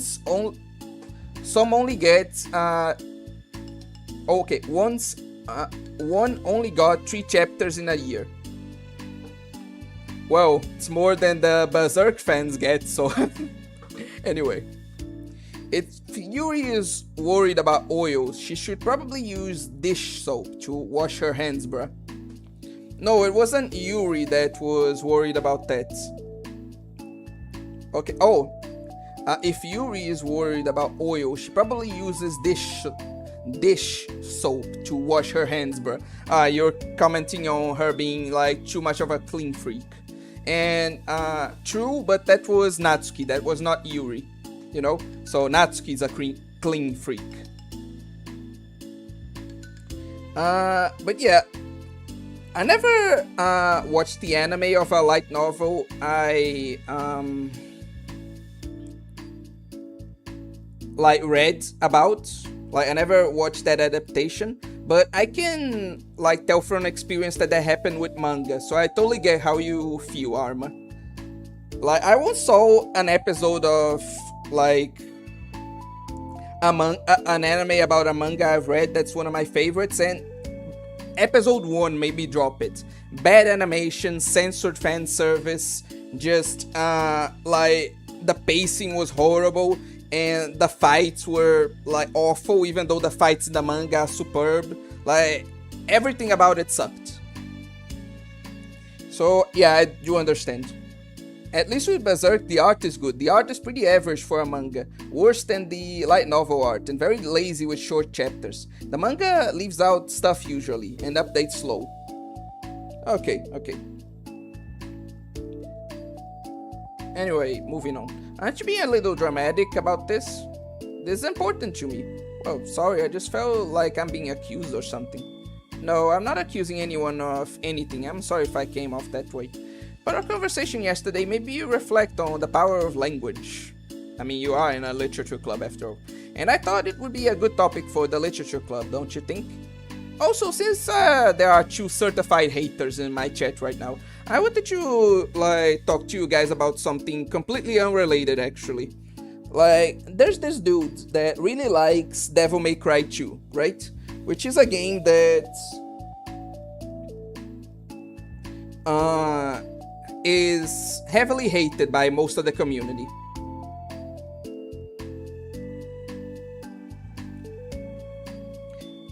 But he really loves it, so he tries to speedrun it, right?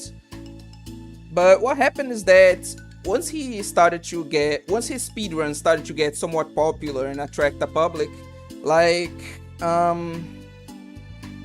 he got a lot of comments, not hating on him, but hating on the game, you know? Saying that the game sucked while he was playing it, and that it was garbage, and etc. And it made him really discouraged to continue, how do I say this?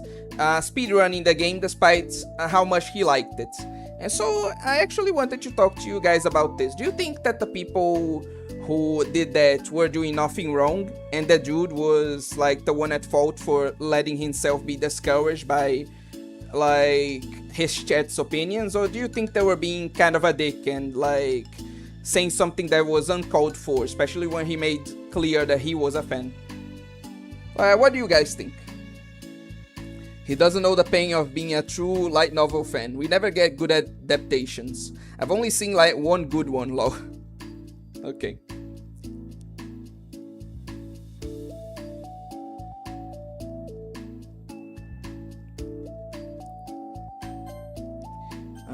Okay. Okay, I already read that. I'm sure we're going to have differences in opinions a lot, so I need to make sure we're prepared to keep a positive atmosphere in the club. If you say so, sure. The cool thing about language is that it gives us a lot of different ways to express the same idea or emotion. We have a lot of control over how we want the other person to feel when we're receiving our thoughts. This goes for poetry, narratives, casual conversation, basically anything. For example, Sayori, what's your favorite food? I have them organized by category. Should I start with snacks or do you mean full meals? Should I include breakfast? Oh jeez. Okay, how about your favorite fruit? That's easy. Cherries. Really? I always thought cherries tasted nasty. What? Cherries are delicious. Whoa, that's a pretty strong reaction. Well, I just don't understand how somebody could think cherries are nasty. How does it make you feel? I don't know, sad? Defensive, maybe. Yeah, I got defensive. See, the reason you had such a strong reaction wasn't just because I don't like cherries. It's because you felt like your opinion was under attack. But that's weird, right? Something like taste is completely subjective. When I say something like, I think cherries taste nasty, I'm using objective language. That reminds me of something like Mahler talked about before, where people use like weasel language to like give objective opinions and then just try to weasel their way out of like being responsible by just saying, it's an opinion, bro. That's actually a pretty interesting conversation. I'm challenging Sayori's reality that cherries are delicious with my own, which is that cherries are nasty. Wait, hold on. How is that objective when all you said is only your own opinion? It has to do with the way our brains interpret the words.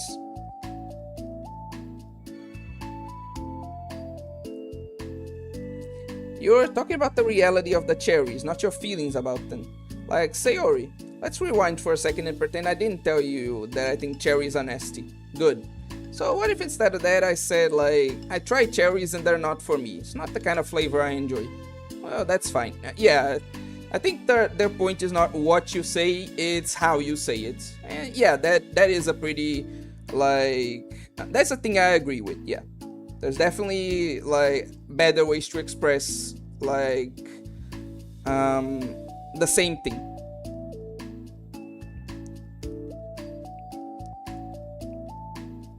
Well, that's fine.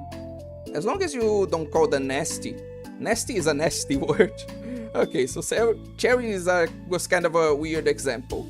But I think it gets the point across. Monica being more reasonable than 80% of the internet. True and real. This time around, instead of talking about... And yes, I mean, like, Devil May Cry 2. Like, he really liked that game and liked to speedrun it, official.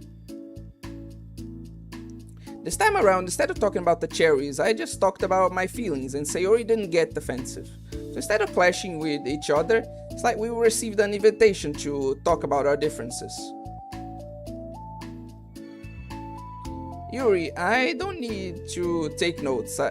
Yuri, you don't need to take notes. I'm not gonna quiz you or anything. I know that. I was just... sorry, I didn't mean to call you out. You can do whatever you like. But does anyone have any thoughts so far? Yeah, I just feel like I shouldn't have to put all my language to a filter just to protect someone's feelings. Let's see how she develops this argument, because it's also an interesting one. Well, you don't have to. The choice is yours on how you want to come across to other people. I'm only suggesting it as a tool to help you turn your difference into a positive experience rather than an argument. Right, Sayori? Whatever you say, cherry hater. Oh, come on. I never had cherries actually. I never tasted them, so I can't contribute to that conversation. Sayori, I actually really like cherries. I was just saying that to help demonstrate. What the heck? I've been duped? I'm sorry, Sayori. I'll make it up to you later. Natsuki not knowing how basic social communication works. I feel like her point has merit too. Like, I'll let her develop it and then I'll talk about it. How about Cherry Sunday? You are welcome to dupe me anytime, my beloved president. Buying your people's loyalty, how deplorable. Oh, like you would turn down a free Sunday, Yuri. You were certainly a fan of those cupcakes I bought in the other week. That was, I was reading and not keeping track of them. Oh, that's enough, we're getting off topic. So, now that we have the gist of it, how about we try it with something more relevant to the club? Like manga, right? Before she gets to that, let me... No, I'll let the comments accumulate a bit more before I address them. Let's try to have a productive discussion about our difference in opinions. Yuri, do you want to start? Well, I'd rather not know. How come? Well, because I don't see how anything productive can come from that. It's just going to start a fight. No, it will be fine. That's why I'm here to moderate. Let's just have a calm and rational discussion.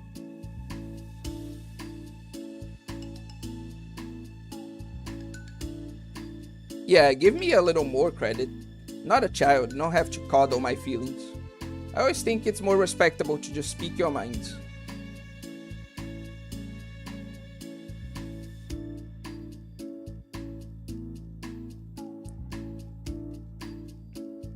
Respectable?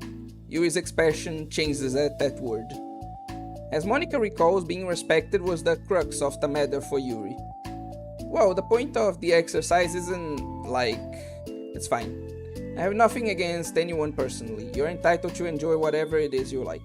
Just prefer more depth and nuance in my reading material. I look for stories that are imaginative and sophisticated beyond the surface level.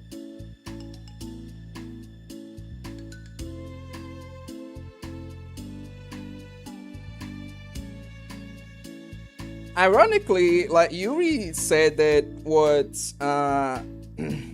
Natsuki commented was condescending, but I find her to be even more condescending, saying that, you know. I get that Natsuki said for her to speak her mind, but damn. She seems like some of the anime snobs I used to watch videos from. Oh well, that's just a misunderstanding then. I thought you were going to say that manga's for children or something. I don't hear enough of that. But there's plenty of deep manga. I'm not clueless about manga. I read my own fair share when I was younger. What? Are you serious? How come you never told me? Because I'm past that point in my life and I prefer not to revisit it. Prefer more mature things now. Excuse me? Okay, hold on. Can I jump in here? Let's try to keep things subjective.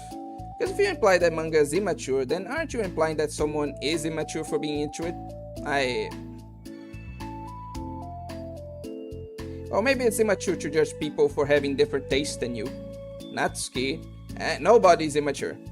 I've read Natsuki's manga and Yuri's fantasy, and I love both of them in their own way. Okay. It's great that you like it, but I still find it boring. Boring is subjective.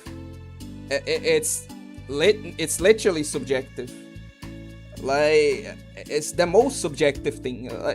What is Monica talking about? Maybe some people don't understand it as subjective, but because a lot of people use the word distracting for fan service and stuff, not understanding that that's inherently subjective. So maybe Monica's having that problem. Whatever. Not in the mood to start that conversation today. Okay, it bores me. That's subjective. Okay. I get what it means now. Okay, I take it back. Sorry. Monica's right. I see what she means now. But, the thing about this is ridiculous. You see why I didn't want to participate in this? I knew it was just going to make people upset. I'm not upset. Like I said, I don't care what other people think. I always got the impression that you secretly looked down upon me, so I'm glad my suspicions were confirmed. That's not true at all, you're making assumptions. You can't blame me for getting defensive when nobody ever has the least bit of respect for the things that I'm into. Yuri has a point there, fair. The only thing I look down upon is the people who make fun of me for just being myself and trying to mind my own business.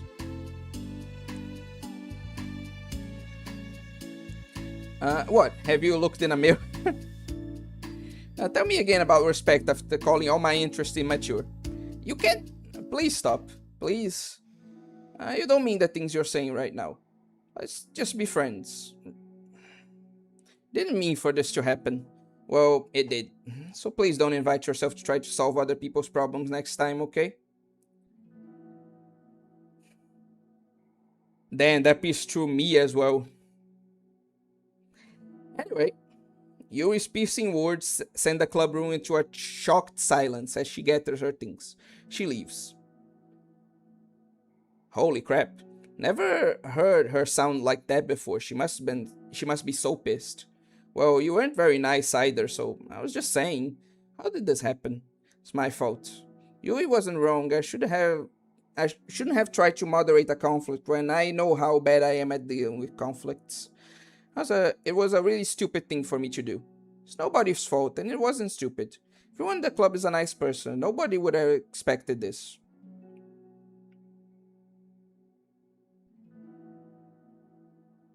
I don't think either of them should judge each other for the things they like, but, I can see your point there. It's not fair for, uh, either of them to do this to the other, I think. I guess we're sensitive about the things we really love. Honestly, she kinda bought it upon herself. Okay, now you're just being a dick.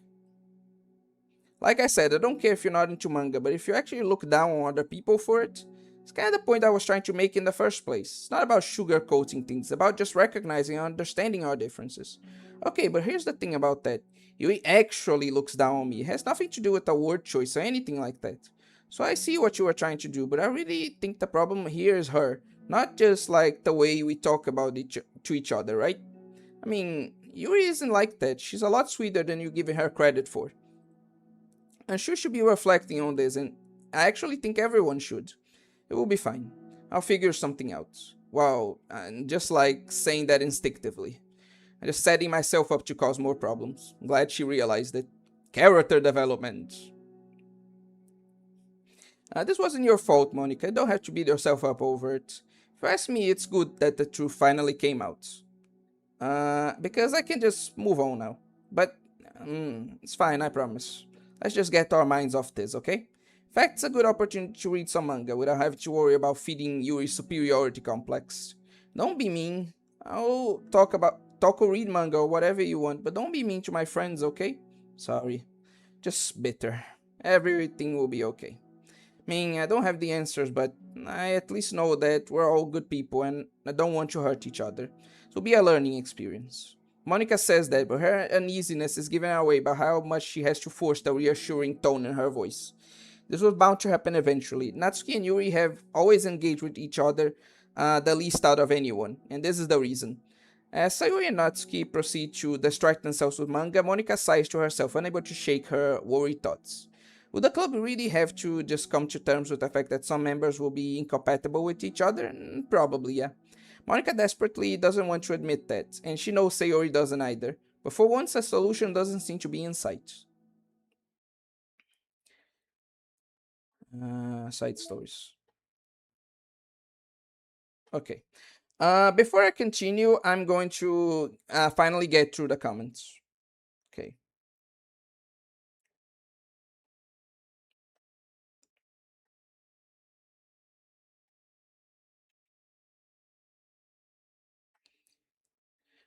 That's like bullying, not hating. There's a difference. His commitment is impressive, but the game is ass. It's also a dick move to say it. Dickheads. 5% hin being thin-skinned. Probably took him a while. 45% Capcom for shitting out a shit game that, but only 45% because they're an institution. 50% the guy is actually shitting on the subject of his craft. Probably took him a while to get discouraged. I mean, yes, it did. Hating had merit, made to be funny, sometimes slanderous. At least that's the format I use. That, on the other hand, is bullying and making others genuinely lose motivation. Personally, I wouldn't take it personally. I engage with in things people call trash all the time. I can shrug off, but they're still dickheads, vice versa. Someone says it's just an opinion, you're obligated to say their opinion is ass. Monica being more reasonable. Okay. That's why I enjoy saying my opinion in a more jokish way, unless I want to have a serious discussion. Still, cherries are top 10 fruits, in my opinion, top 10 fruits ever. Natsuki not knowing how basic communication works. Yeah, but even I and many edgy people understand proper social etiquette. It isn't a law, or just not being a dickhead. Depends on how he takes the comments. If he actively chooses not to read hate comments, then it's clear he doesn't like that kind of energy, and the people who hate comment are at fault. Caring about others' feelings and being empathetic. Hmm. I can see what you mean, Arma. Yeah, that's a good point. If he comments on the haters and calls them out for it, then it encourages that kind of behavior. Yeah, the whole not feed the haters thing. If he knows he gets hurt by those comments, then he should not comment on them while he's in streaming period. Make a post about it addressing that kind of behavior while he's streaming. Okay. It is respectable to speak your mind, but in a way that's easily intelligible and engaging. Empathy, nuance, and clarity, all things we need to learn for proper communication. Very again, I just agree with everything you're saying. I think you're sharing a lot of interesting and poignant opinions right now. Anyway, via why in any debate of discussion, I come with a philosophy mostly of pure facts as to why, since using emotions makes things all too subjective and moral. The ability to stay subjective, calm, and reasonable in discussions is the best social skill ever. To be fair, Natsuki is low-key reading. Okay. Natsuki not knowing how to communicate again. We should get a tracker for how many times she does. They stay incompatible, lol. I mean, some people are just like that. To be, again, more serious for a moment, there are some people you're just not going to get along with. You know, this idea of like everyone being friends and like uniting over a common goal is really beautiful, but let's be real, it's in no way realistic. Like there are some people that are just straight up incompatible, you know, and that's okay, I think. Okay. A new day arrives. Sayori arrives at the club room earlier than usual, that is, not late. One thing though, the stream will be quite long, just to tell you guys this, because I really want to finish the side stories today. So we might go over the time we generally stream for, you know? Just a heads up. Because I really don't want to stay with like one side story like left to do, you know? I really want to finish everything today. As she enters, it appears to be empty still. So she sits down at a desk and pulls out a sheet of paper, primed to jot down her thoughts. Sayuri has made a habit of scribbling her thoughts and feelings onto paper whenever possible, as it tends to serve as her best inspiration for poetry. My heart feels vacant because a ship sailed away. Yo. Ah! Natsuki. Natsuki pokes her head out from behind the closet door. Sorry, didn't mean to scare you. But it would have been a lot more awkward if I didn't say anything. I doubt you want me listening in on your poetry thing.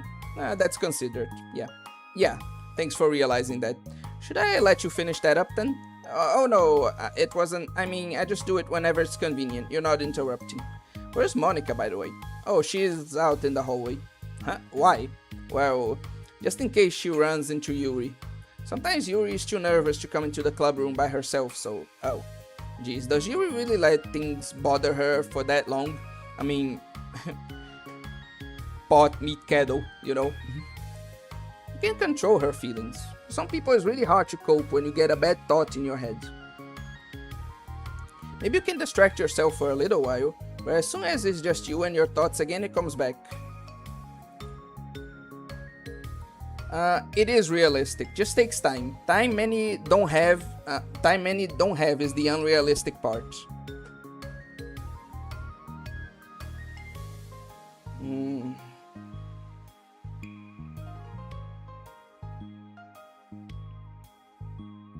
No, you know what? I was going to initiate a discussion, but I'll just say that I disagree with it.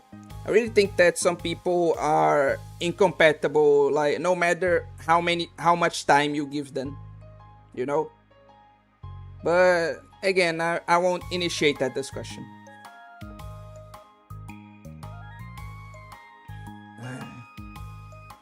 I just want us to have a normal club meeting. It's a lot easier to pretend like it never happened if we all just ignore it and move on. Don't want to be bothered by this. So stupid, her opinion of me doesn't matter anyway. Besides, it makes me feel really guilty and I hate that too. It's okay to have feelings, it doesn't make you weak. Let's figure this out together. Fine. Only because you're good at this stuff. Well, you should know by now that I don't exactly have the best view of people, Arma. Like, I keep having to talk about this, but I wasn't joking when I said that the character I relate to the most in fiction is M from I Have No Mouth and I Must Scream. Like, I'm a lot more misanthropic than I let on, to both you guys and most people in my life. I'll just say that.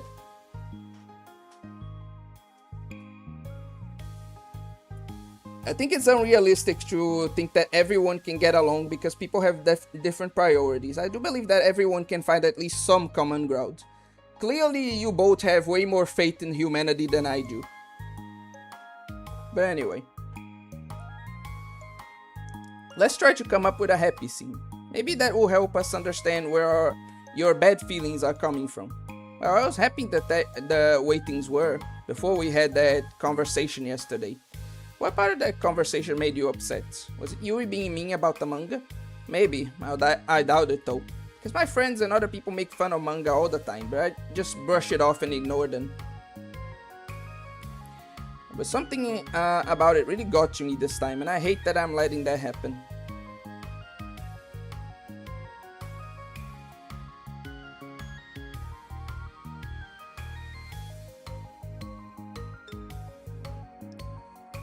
No, that was more of a joke, Fishu. I know you're joking as well, but, yeah. I think, like that robots, way more times than I'm comfortable sharing. Well, less of a robot and more just a supercomputer, but you get my point.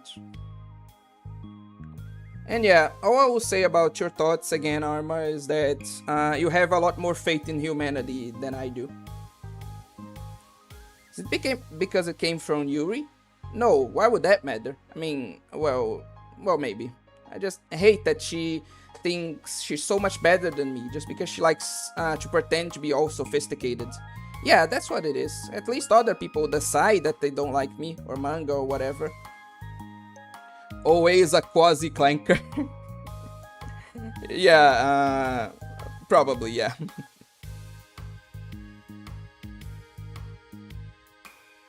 But Yuri acts like she's too good to even give it a chance. I'm sorry. Everyone deserves a chance. Yeah, exactly. Would you give Yuri's books a chance? Ha, after this? Obviously not. What about before this? Well, I would until I got bored, which wouldn't take very long. You think? You didn't give it a chance, you're just assuming. Maybe always the real hater. Again, I don't want to get into that. It's a bit too much of a depressive topic. I just remembered it now.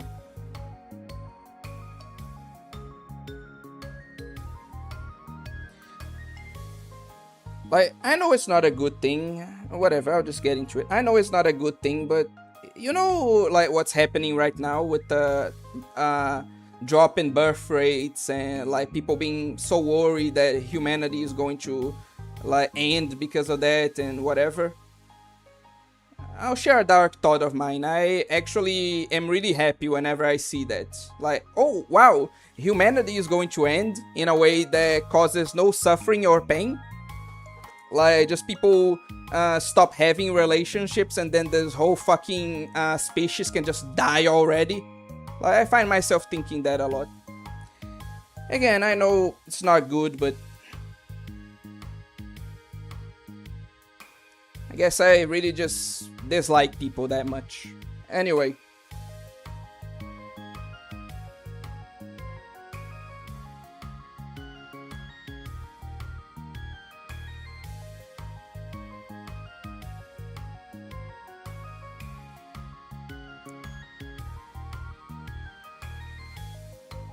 But if you actually keep an open mind, then it's not hard to realize that a story can be deep and meaningful without being needlessly complicated.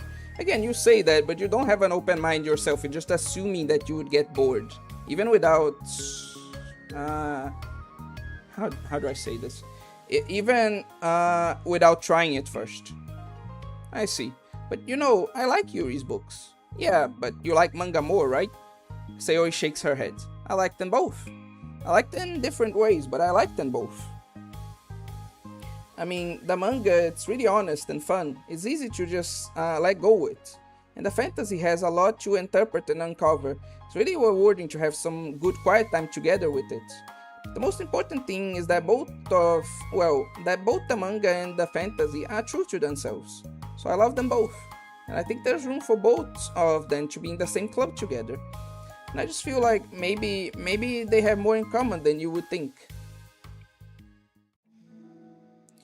How do you get along with everyone so well? You don't know the half of it. I always get into fights with people. Like, first it was with Monica when I was new to the club, and then I was you, and now it's Yuri. And I'm always like, oh, that person's being such a jerk, and if they just realize that, then we could at least get along. But nobody else has this problem. Just keep running away from the reality that everybody is just a jerk to me because nobody likes me. I don't know why, I don't know what to do about it. Don't know what's wrong with me. I hate it. It's good that you have some self-awareness, yeah. Natsuki. Sayori puts a comforting hand on Natsuki's shoulder. You're a wonderful person. You deserve to be loved as much as everyone else.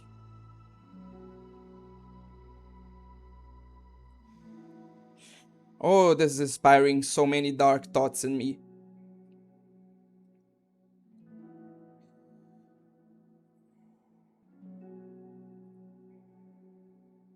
You know what? I already shared so much shit about myself, whatever. I'll just say this. I know this will be a very controversial opinion, but I don't think anyone deserves to be loved inherently.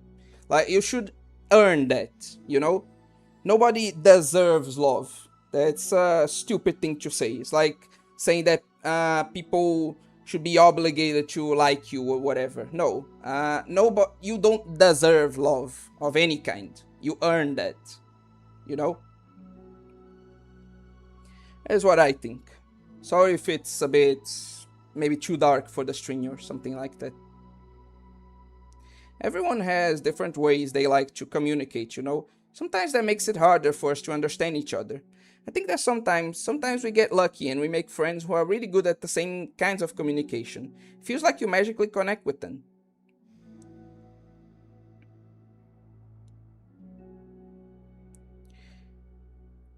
It's a good thing love has many definitions once you flatten it into English.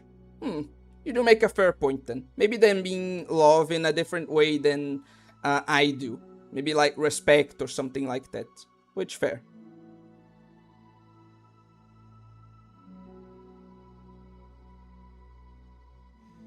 I agree, but you do not earn it. Humans deserve nothing. That's why we must give it to each other.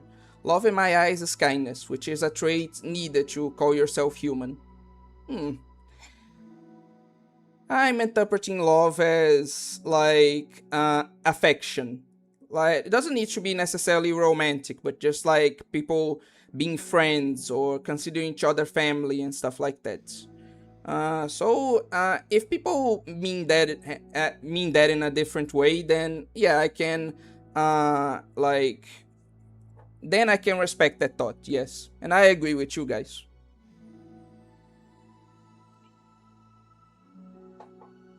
But other times, even if both people are really nice, it's easy for them to misunderstand each other, to get communication wrong. It's something that Yuri struggles with a lot too. It can be really hard. It takes a lot of like reflection and self-awareness. And vulnerability. I'm bad at that one. Vulnerability. I always have to be the strongest. What do you mean? Tell me about that part of you. Well, it sounds stupid, but I'm really used to people being mean to me. Like my friends and I guess my dad, like when I don't get good grades or even stupid things like if my room isn't clean. So what am I gonna do? Cry about it? If I let myself get upset, then it's just letting them win. I'm better than that. I'm better than all of them. So things always have to be everyone else's fault. It feels like if something goes wrong and there's even a tiny hint that it might be my fault, then I just get really angry and I find ways to blame everything else instead. This reminded me of another character. I just get really angry and I find ways to blame everything else instead. Do you see yourself as better than Yuri? If I said that, then I wouldn't just sound then I would just sound really full of myself. No, our thoughts and feelings are two different things. Even if we don't like our feelings, we have to understand them if we want to learn more about themselves. That's a part of vulnerability, you know? Accepting that we have feelings that we don't like. I hate that. My feelings make me a bad person. Because my feelings just want to tell me that I'm so much better than her. That she's a judgmental know-it-all who's stuck in her edgy phase and I'm just way above that garbage.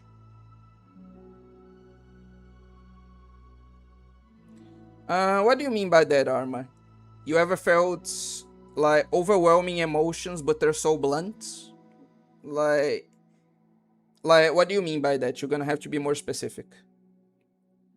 But I'm terrible for feeling that way. You're not terrible. You are not your feelings. But you are not your feelings. Say that to yourself, out loud. Fine. I'm not my feelings. The way that I like to picture it is that those feelings are like your roommates. You live in the same house and you gotta see each other every day. And even if you can ignore each other most of the time, you're gonna run into each other every now and then. It's gonna make you feel like poop. So the other option is to get to know each other. You can communicate and learn from each other and maybe even help each other change for the better. Does that help you understand? How do you know so much about this stuff? Just have a roommate that can be really hard to get along with, called depression. Depression? But you're like the happiest person I know. Oh, they're gonna get into that. Not my feelings. I want to be a good person like you. Oh, you're a little sweetheart. We're all good people. You and Yuri and Monica. I think Yuri will eventually learn that about you. Natsuki remains silent, feeling a little overwhelmed. Spicy always kind assurance. A complicated mixture of pain and sadness seemed to fill her, as though flowing from a wound inside her. Was it the result of her vulnerability? No, it wasn't as though she was inflicted a wound after becoming vulnerable. It was as though she began to rediscover an old wound, one that cannot simply be bandaged and left alone any longer.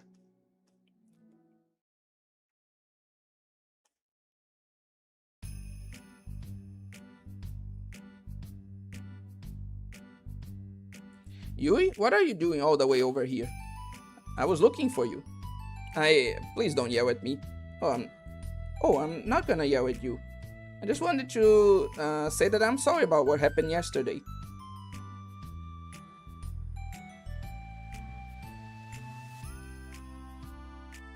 Okay, let me get caught up again.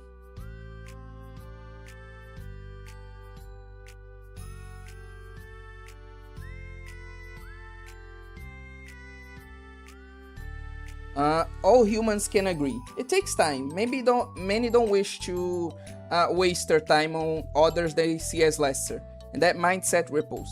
I thought the character you related to most was... okay. Maybe always the real hater. Faith in humanity is the most humanitarian trait in my eyes. Considering that OA is from Gran Brasilio, sorry for butchering your language, I can see why misanthropy might have settled in. Oh, he's ready for the collapse. Fear of humans dying is inherently faith in it. The state for humans is the most human trait. It's a good thing love has many definitions. Okay, I agree. Okay. Love in my eyes is kindness, which is a trait needed to call yourself human. Courtesy is a form of love, but I myself am flattening love into pro-social behavior. Not love for anything you have done or ever will do, but because you are human, so we are equal. If I deserve nothing, so do you. If I should be loved, if I should never be loved, neither should you. But love isn't just affection, it is all good things in humans. Wants to protect others, patience, kindness, gentleness. You need kindness to be born, so give kindness to others before they die.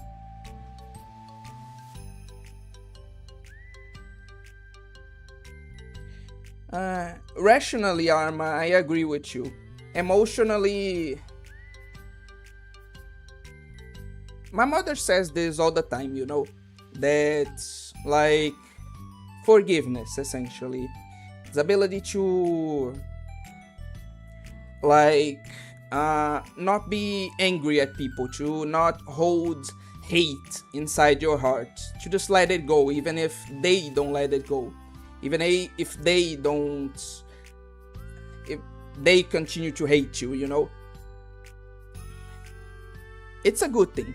Like, what you're saying is, like, inherently correct, but I just can't think that way. I can't let go of my hate, especially for people who hate me back. Like, my logic is, like, why should I, like, tolerate? Why should I like? Why should I be kind? Why should I feel any sort of positive emotions for people who hate me, you know? If they hate me, then can go fuck themselves. Like... Again, I know this is not the right way to think about things, but I just can't let go of that. You know, it's hard for me too. That's what I mean.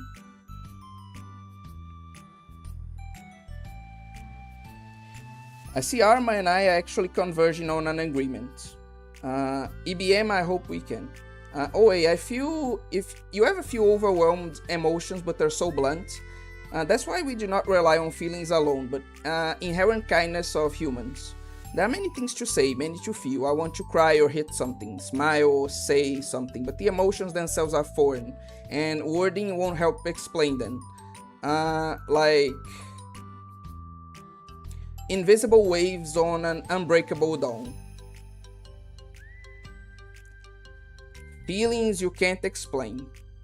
Yeah, I think everyone has felt that way at least once. I know I'm being like pretentious or maybe assuming things, but I'm confident that most people have had feelings they can't really put into words, you know? Sometimes not being able to enjoy things or feel anything, they are there but too faint to grasp or react to. Forgive all and hate no one. This is how I think all humans must live. If I hate him who hates me, am I better? If I love only those who love me, how am I better? No wonder they hate me. I am then.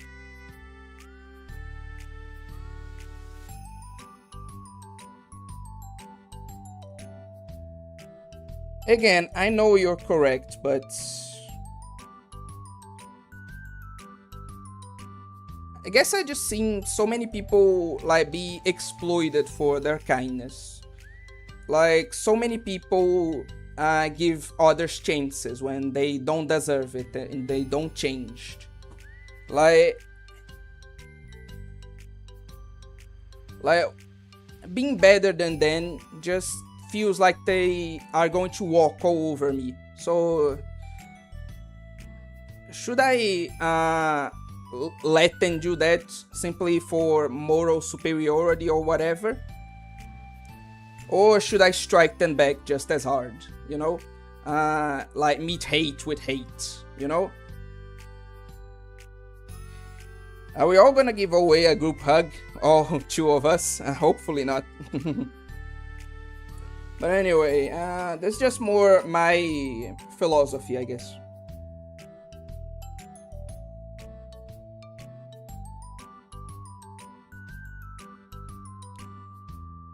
Again, let's just like leave it at that. Like, how do I say this? I agree with everything you're saying, Arma. I just can't let go of my hate, I guess. It's irrational, but I'd be lying if I said I could just listen to what you have to say and like agree and like just get rid of it, you know, but I can't. I really can't. Anyway, back to the game. It was unfair for me to put everyone on the spot like that. Next time I won't just try to jump in and solve everyone's problems. I guess it's a bad habit of mine. You're not mad at me? I thought you were the one mad at me. I was so awful yesterday. Yuri curls up, recalling the details of the argument. Can't even have normal conversation without saying something wrong and making everyone upset. Hold on, that's not what happened at all.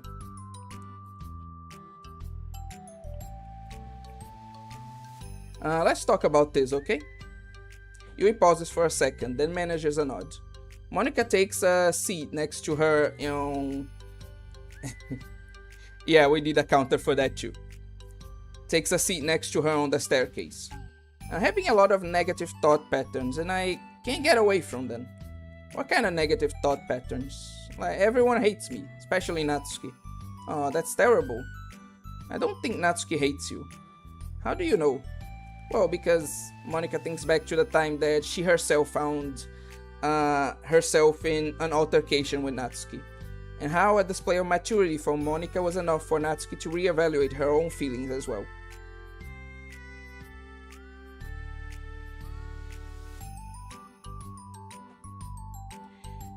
The feeling is mutual, official. I also don't want to hug you. But anyway. I think Natsuki is just naturally defensive. I think she acts mean when she feels the need to protect herself. But you know, she's really not a bad person. In fact, I think she can be really thoughtful and considerate. She just, well, I guess the way it works is that she wants to receive some degree of kindness first before she feels comfortable returning it.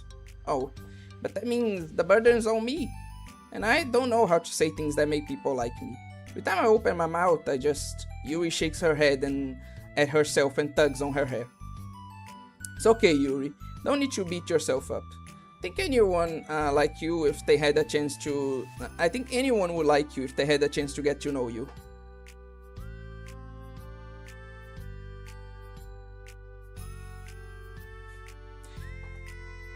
I'm glad you're out of that negative thought pattern then, Arma.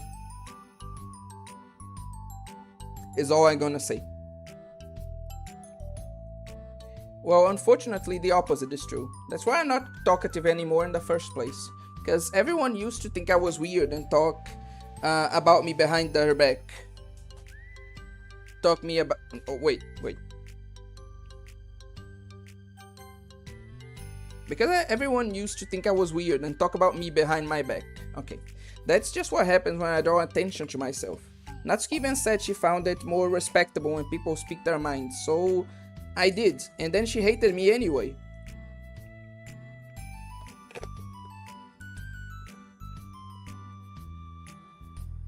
That was enough to confirm my fears, but Sayori and I like you, and we gotten to know you a lot by now, right? He doesn't seem to have a response.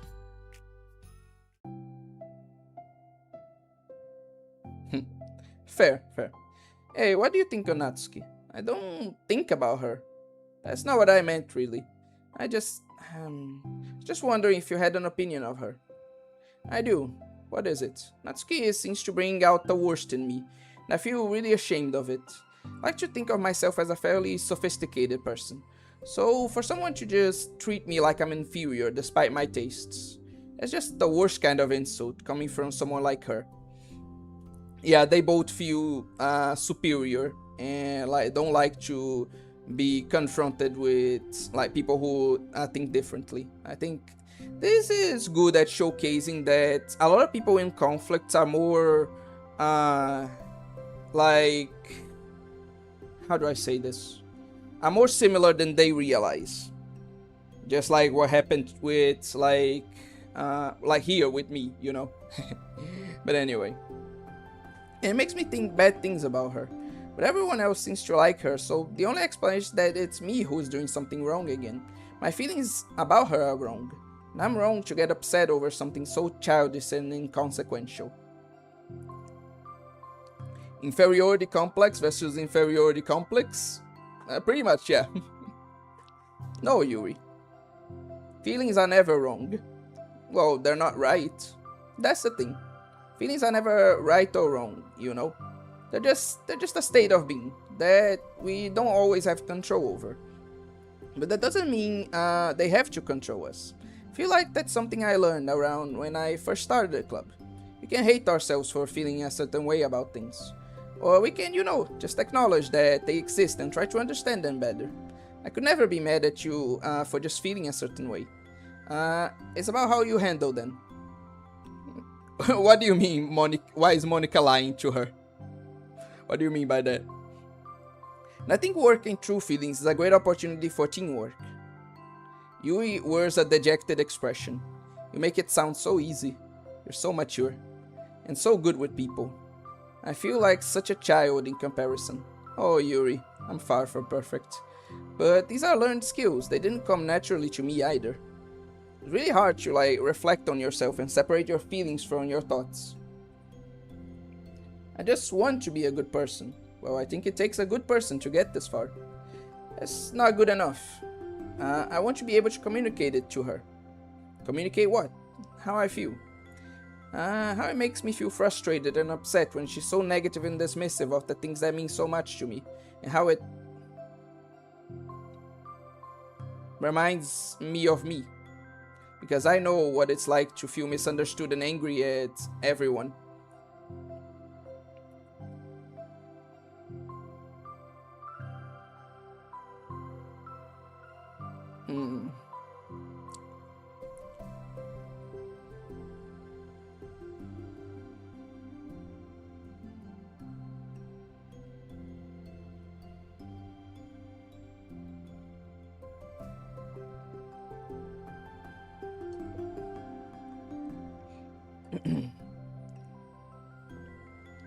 That's an interesting thought, That's an interesting thought, Arma. Um, so I'm going to read through the rest of the story and then I'll comment on it, okay? Because I know what it's like to feel misunderstood and angry at everyone. I know that telling yourself you're better than everyone else is just a defensive mechanism.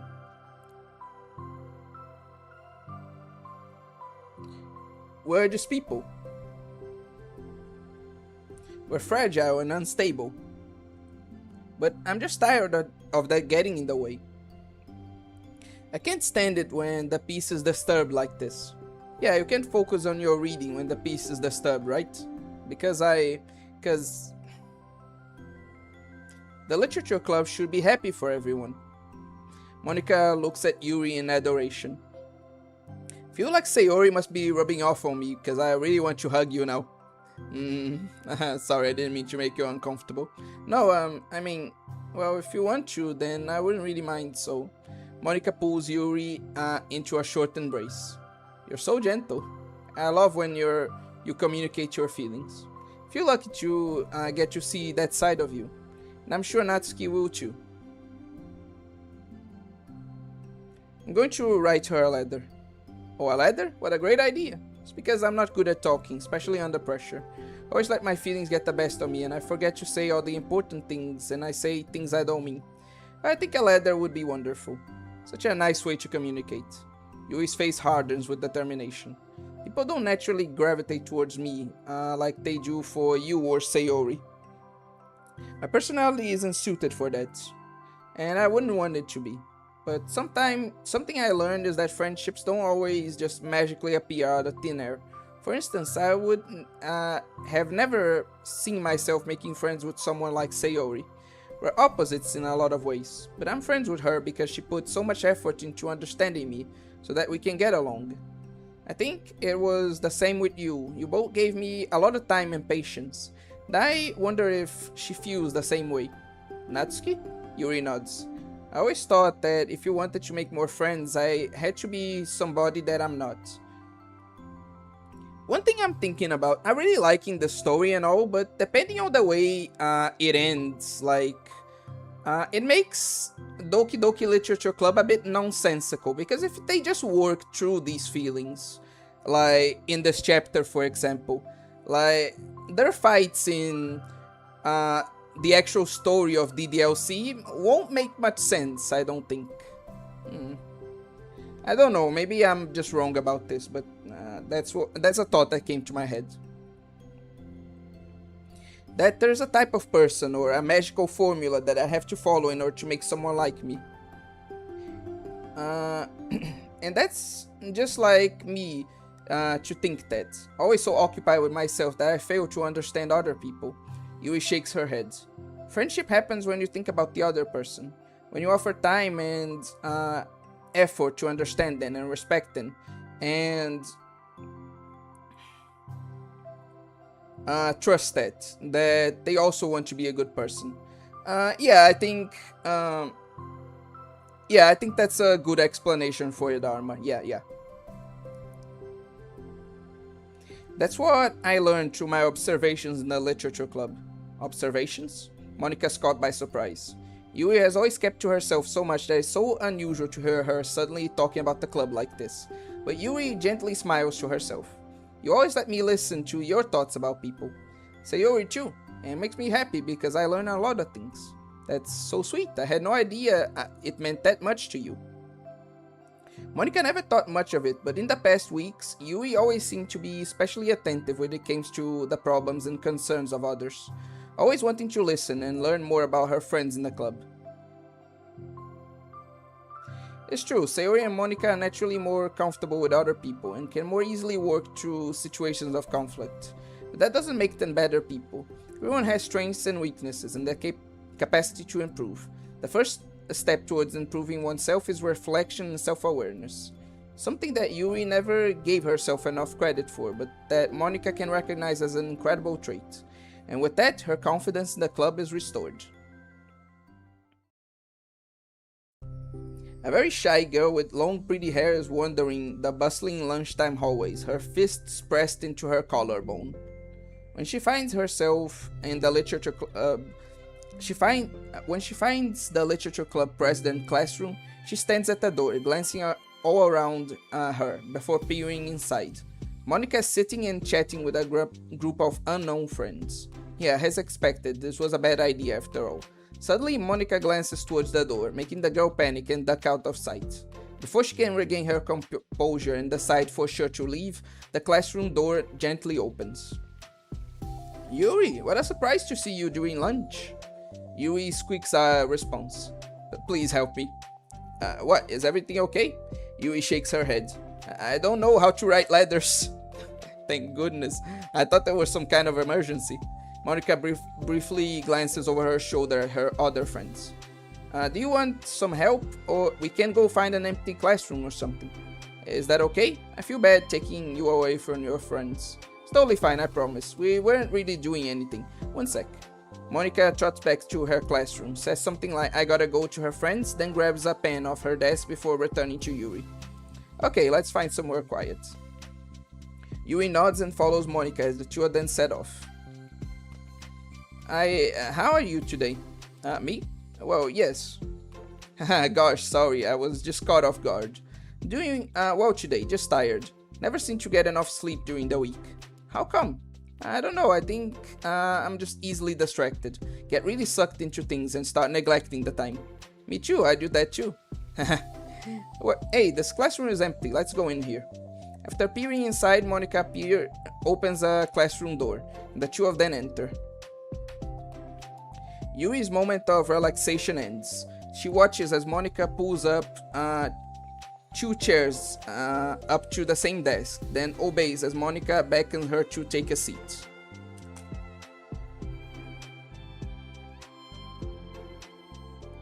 She stares at the empty desk. You nervous? I don't want to do this. We don't have to. We can come up with something else. Yui shakes her head. It's my chance to do something good.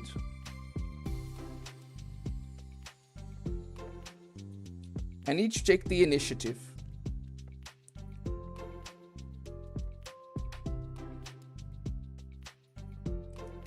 Gosh, you must be really determined. I know how hard it is to step out of your comfort zone. I'll be sure to encourage you. Yui pushes through her anxiety and grabs a handful of lined paper from her notebook. Then she picks up her pen.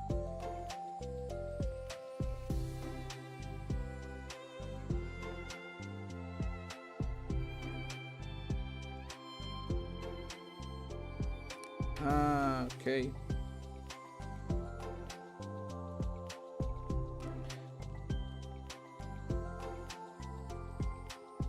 I know it's a serious moment, but I just gotta say this, CG is really cute. Hey, you're left-handed, that's neat. Yeah.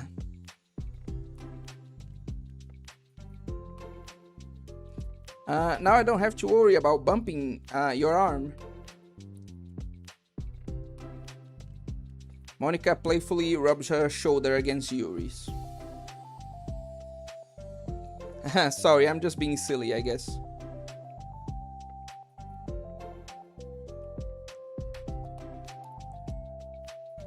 Anyway, how about we start by listing the different things you want to say to her?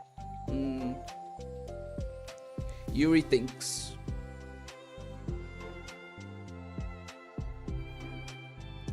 I feel embarrassed all of a sudden.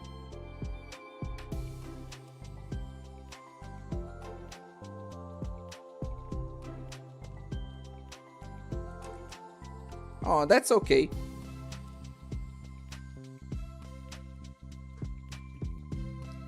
How about some of the things you said to me yesterday?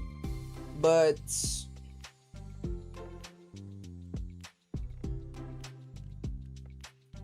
never mind, I guess I'll try. Yuri thinks for a moment longer, her tension evident. Then she writes the word reflection.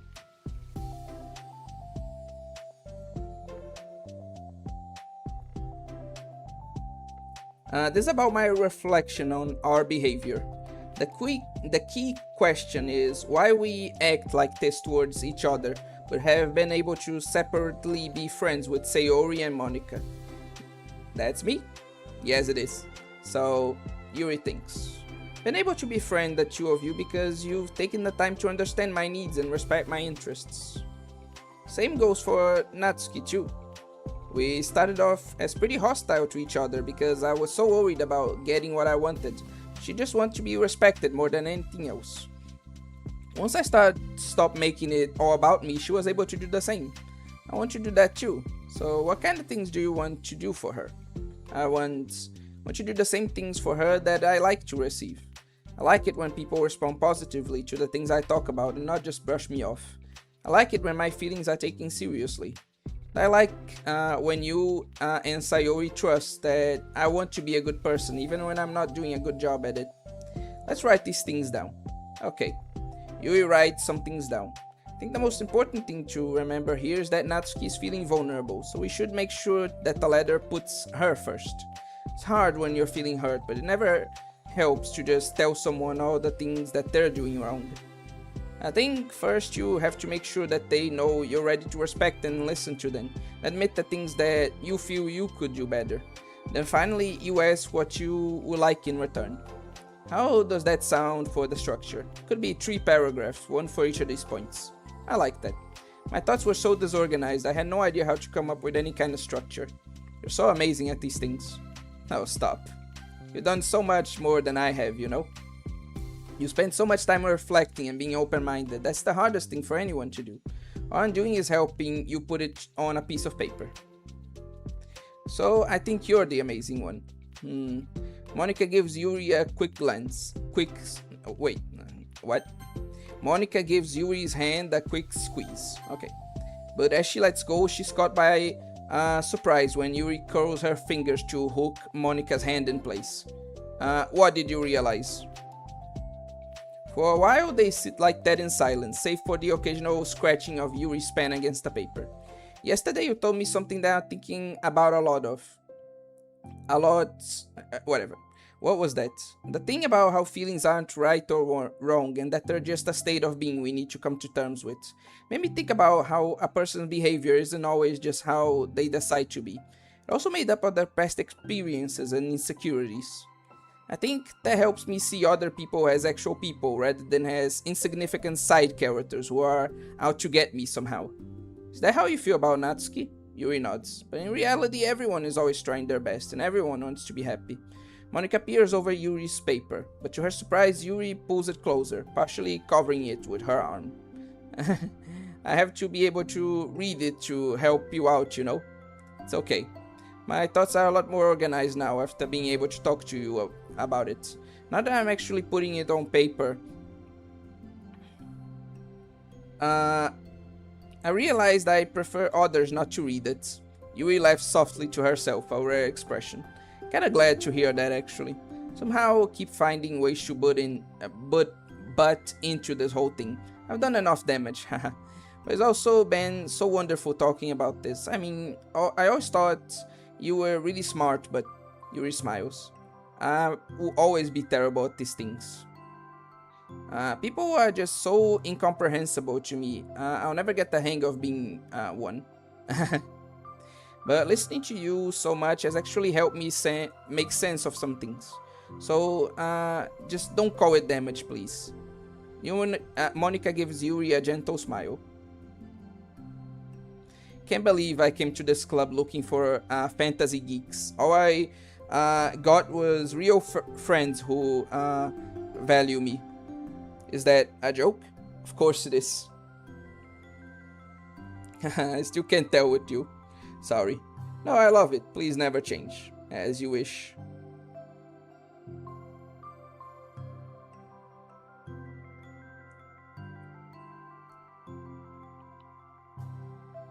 Yuri glances at the clock. We're almost out of time. Will you be able to finish? Before the end of the day, probably. But I don't want to come to the club the same day that Natsuki reads it. I'm too shy. Can give it to her instead if you like. Yuri nods. As long as you promise not to read it. Of course, I promise. Thank you. Yuri exhales and the two stand up. I'll message you when it's ready. Monica nods. Good luck. I'm here if you need me. Yuri returns a nod and the two depart. Okay. Let me just see something.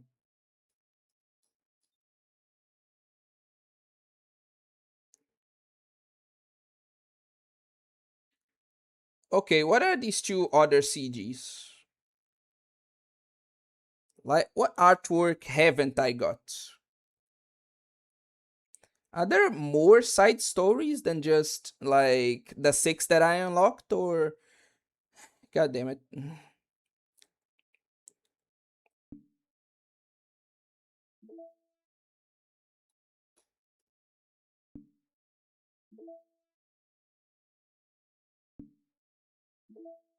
Okay.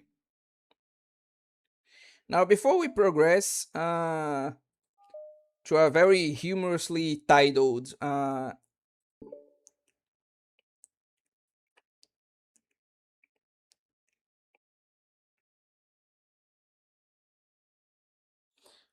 chap side story, I'll get caught up with comments. Okay, feelings can be wrong. They are not just a state. Feelings are just mental expressions of your internal logic, or that logic can be wrong. Mm,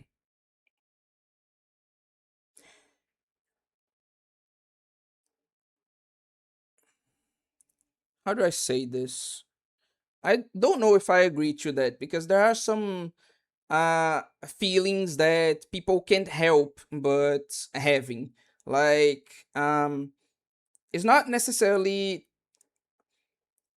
like a logical thing, you know? And I know that you mean internal logic, not the actual objective logic, but more of how the person perceives things. But still, the logic of a person isn't necessarily tied to their feelings. That's why, for example, a lot of people don't realize this, but uh, your feelings are actually not justified by logic. You feel things first, and then you use logic to try to justify why you felt that way, you know? So I don't know if I agree with that. Okay. Yuri sadly relatable. I wish more VNs did this, where there are optional side stories for characters to make them even deeper. I loved Fate Stay Night, but I like to see more of Rin growing up. Hmm.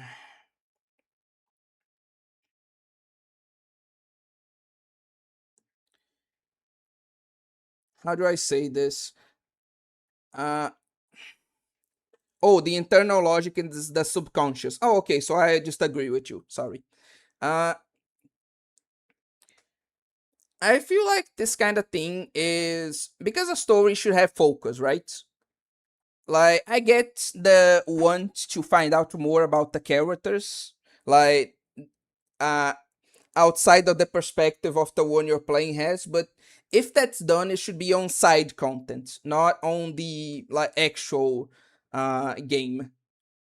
But I guess what you mean is like things you can experience after the main story, not in between. So if that's what you mean, then yeah, I do agree with it. The art is good. The change in style throws me off though. I'm used to like Shin Megami Tensei, and that has a lot of art styles mixed together, so it doesn't bother me too much. But I get what you mean. Her giving the letter about her feelings and wanting to make sure she's okay mimics how Natsuki gives us a poem to make sure Yuri is okay. Both couldn't talk at the time and scared. Hmm, neat. But Bonica intervenes both times, one for the better, the other for the worst. Okay. It's only been 1 day since Yuri's letter was delivered to Natsuki, with Monica's help. Because Yuri chose not to attend the club meeting that day, she and Natsuki haven't faced each other since. Although it's only lunchtime, Yuri finds herself anxiously counting the hours until she will need to face the outcome of her efforts, whether good or bad. And because the passing by of students was making her feel even more anxious, Yuri picked out the most secluded spot she could find to spend her lunch. Because the staircase is under maintenance, no student would have any reason for coming here. It's such a relaxed feeling that to have a moment of solitude in the middle of a frantic school day. Awkward. Eh, what are you doing here? I just. Yui grips her book with enough force to wrinkle the pages beneath the pressure of her thumbs. Well, what are you doing here? I just came to get a drink from the vending machine. The other one is out the drink I like. Yui notices Natsuki fidgeting with a few coins between her fingers. She nods, avoiding eye contact. Natsuki, also looking away, shuffles over to the vending machine. So quiet that every one of her movements seems to reverberate through the entire stairwell. After far too long, she finally receives her beverage, which she then fidgets with in place of the coins. It's some kind of iced tea. But instead of leaving right away, Natsuki just stands in place. She glances all around her. It's like way too quiet back here. It's creepy. I mean, that's not what I meant. Really, I meant it's totally cool that's your thing or whatever. Like I can see how it suits you. So not because I think you're creepy or anything. I didn't mean that either. You know, I'm just gonna stop talking. That seems like a good idea. It's okay. Everything is okay. Yui finds herself attempting some words of comfort after hearing Natsuki stammer herself into dejection. Seemingly in response, Natsuki approaches the base of the staircase and hesitantly sits down near Yuri. Well, I can leave if you want. Yui shakes her head. Uh, Natsuki twists the cap of her drink and takes a sip. Despite receiving Yuri's general permission, Natsuki doesn't say anything more. Yuri continues to read, or at least pretend to. And the two just sits there for a long time. The tension seems to fade a little bit as time passes. Even without words, this seems to mean at least something, though it's not clear what that may be. Lunch ends more quickly than expected. Natsuki is the first to stand up with her empty drink bottle. Are you coming today? To the club. Yuri nods.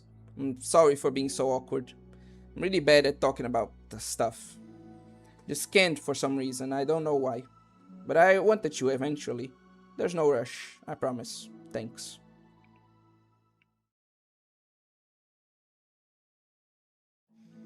It's the next day. Natsuki appears from around the corner and steps up to the vending machine, glancing at Yuri as she does so.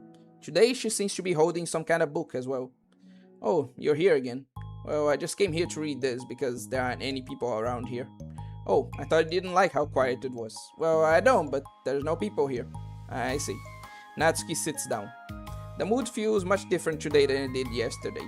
After yesterday's lunch and the club meeting that followed, Natsuki and Yuri are beginning to feel more relaxed around each other again. Although Yuri's letter is still lingering in the back of Natsuki's mind, she continues to detour around it. But it's okay that I'm here? Yeah, I don't care. Mostly just don't like dealing with the crap I get from my friends about it.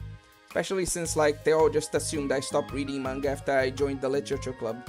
Not that I'm trying to hide it from them exactly, but I just don't want it to come up again now after I waited so long for this new volume to come out, literally months at this point. You don't have other friends who are into manga?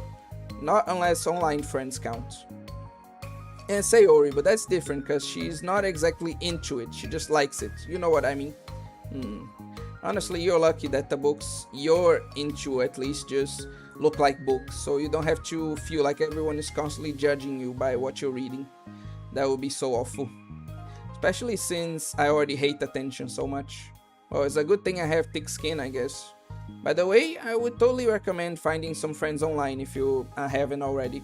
If you're like me and have no one to share your hobbies with. Oh, I have online friends, since middle school actually. I was especially desperate back then. It's somewhat embarrassing to reminisce about those days. Sometimes I feel like the me from a few years ago that benefited from a good smack across the face. Oh, whatever. We're all just stupid kids. We were all just stupid kids back then anyway.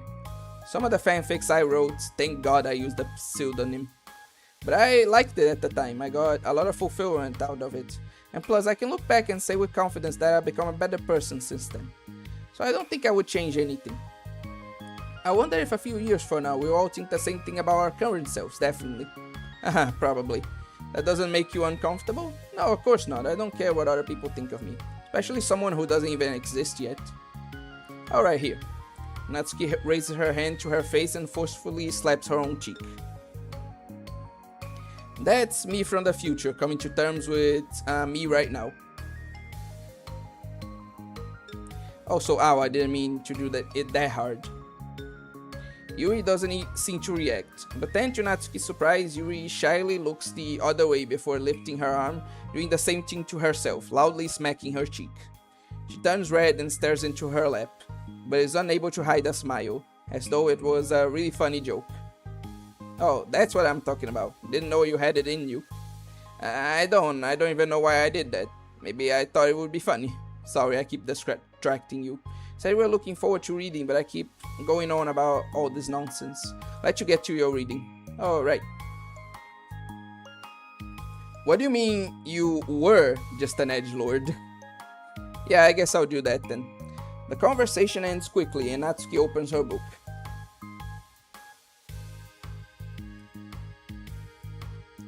The two read silently for the remainder of the lunch hour, but the whole time Yuri feels distracted by a twist of regret over having so abruptly forced the end of their conversation.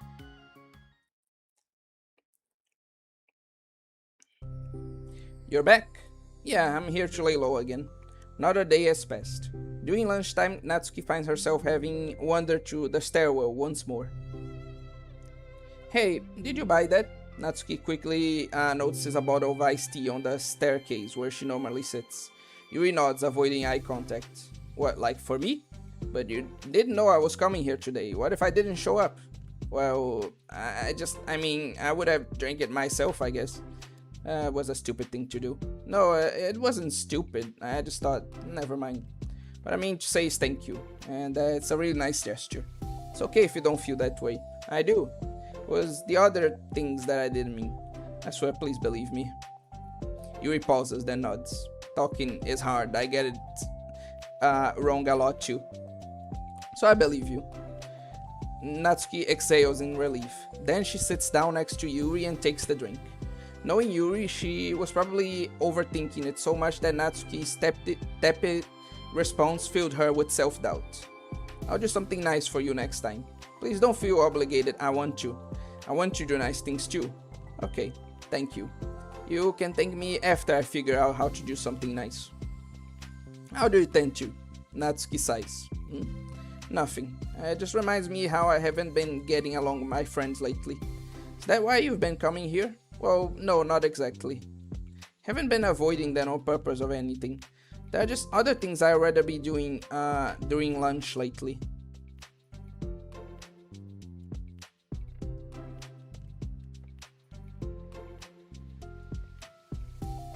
Just a sec before I continue.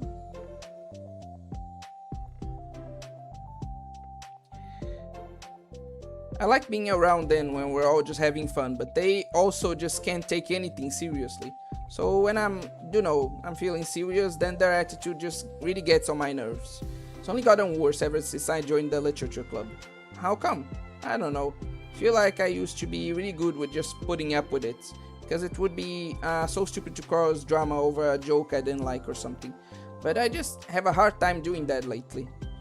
But it's my fault for being overly sensitive. If I have a problem, I'm not going to demand for everyone around me to change. But, yeah, I know. Monika and Sayori really don't agree with that kind of thing. But they're not in my position, so it's easy for them to say that you should just communicate your feelings or whatever. It's not like my friend group does that kind of thing. I would just be making an embarrassment of myself. Sorry, none of this has anything to do with you. I don't know why I'm talking about it. It's okay. I like listening. What, listening to other people's problems? Yes. That's weird. Sorry. I just like learning about people. You think it's weird?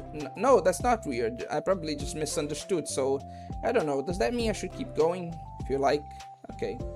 Well, I don't know what you talk about now. What are some things that you like about your friends? A lot of things. I mean, they're really fun to hang around out with, like after school and on the weekends. And they really like my baking. And it's fun to complain about school together. They make me laugh a lot, and we have a lot of good memories and inside jokes. Oh, I'm bad at a lot of these things. So? Are those all things that are important to you? Well, kind of, but they're not things I need to get out of everybody. Everyone in the club is really different from that, but I'm still friends with them too. Well, Sayori really likes your baking. She makes you laugh, and she complains a lot.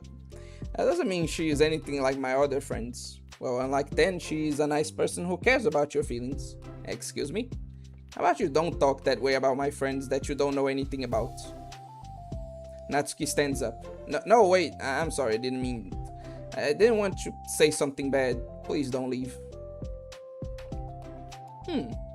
It's interesting that Natsuki doesn't perceive her friends like that, despite how other girls see them. And like me, for example, like people from the outside.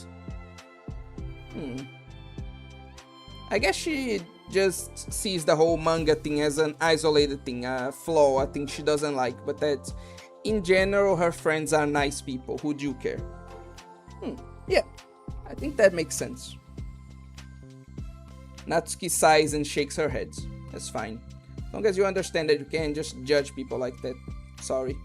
Natsuki sits back down. You can't just compare friends like that and like measure who's better than who. Everyone's different. I'm sorry. I just don't like people who want to hurt you. Moment of silence stretches between them. They don't want to hurt me. We just like to tease each other about stupid things. It's fun. I don't like that. Oh, that's why I'm friends with Ten and you're not. You like it? Just don't worry so much about me. It's not worth it. I'm sorry. I wish I knew how to help with social conflicts, like how Monica can. She's good at these things. Not really. Also, I don't always want help. Sometimes it's just stuff I have to deal with myself. That's what Monica and Sayori never seem to understand. Sometimes all you have to do is look at them wrong and they're all like, oh, what's wrong? Is everything okay? Just want to mind my own business sometimes and decide myself if I want to talk about things. The only one who understands that is you. Hmm, really interesting. So you really shouldn't be so hard on yourself. You're not as bad as you think. Oh, you don't need to reassure me or anything. I mean that. Plus, it makes sense that someone who doesn't like to talk a lot would make a good listener. Thank you. You're also nice. It's really hard for me. Doesn't come naturally at all. So weird because I always thought of myself as someone who can just say whatever's on my mind. But I feel like that only works when I'm annoyed or upset or I want to say something mean. Why am I like that? Don't have to answer that, I'm just talking to myself. Yuri nods and remains silent. Natsuki notices her fidgeting with the page of the book. How come you like reading so much? Oh, well, a lot of reasons. But I just get sucked into it easily. So immersive, like I want to be part of it. I think there are a lot of things about people in real life that make me feel uncomfortable and frustrated, especially when it comes to following social conventions and group interactions. Just don't really understand it and have no real desire to participate. But it's different with books. It feels like I always want to be around the characters. I feel such a strong emotional connection with them in ways that I never felt with real people. So in that way, it can sometimes feel more real than real life. Really? It's that hard to be around people, like all the time? Fairly often, especially in group settings.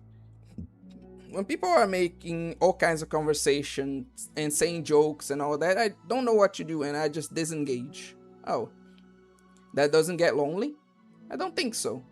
I can still enjoy spending time with people one on one, and I have online friends too, of course.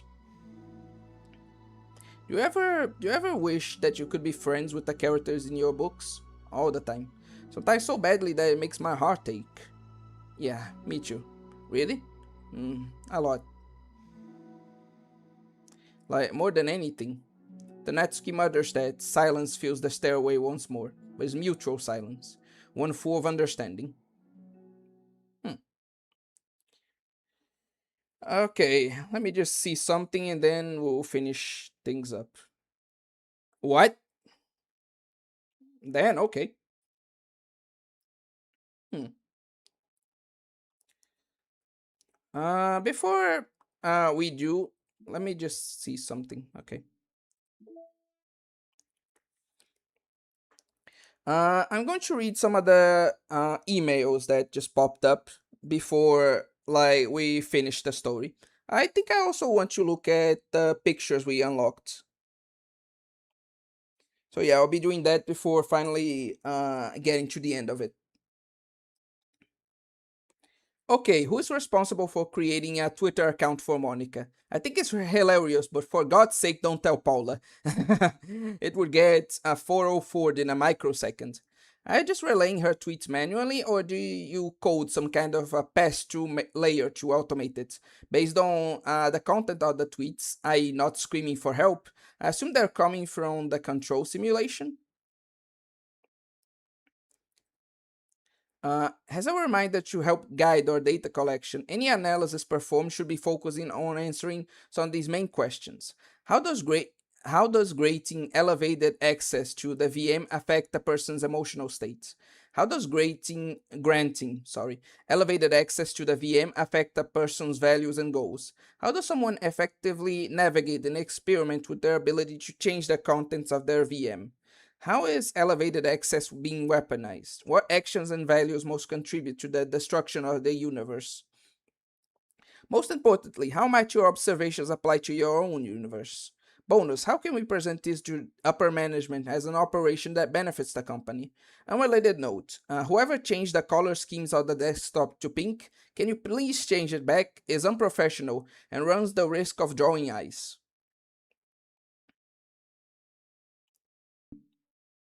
Is pink a not professional color? Whatever, anyway.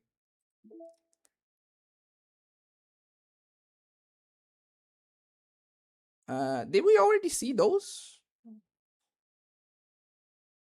I don't think we have, honestly. I remember this one, and I think this one as well.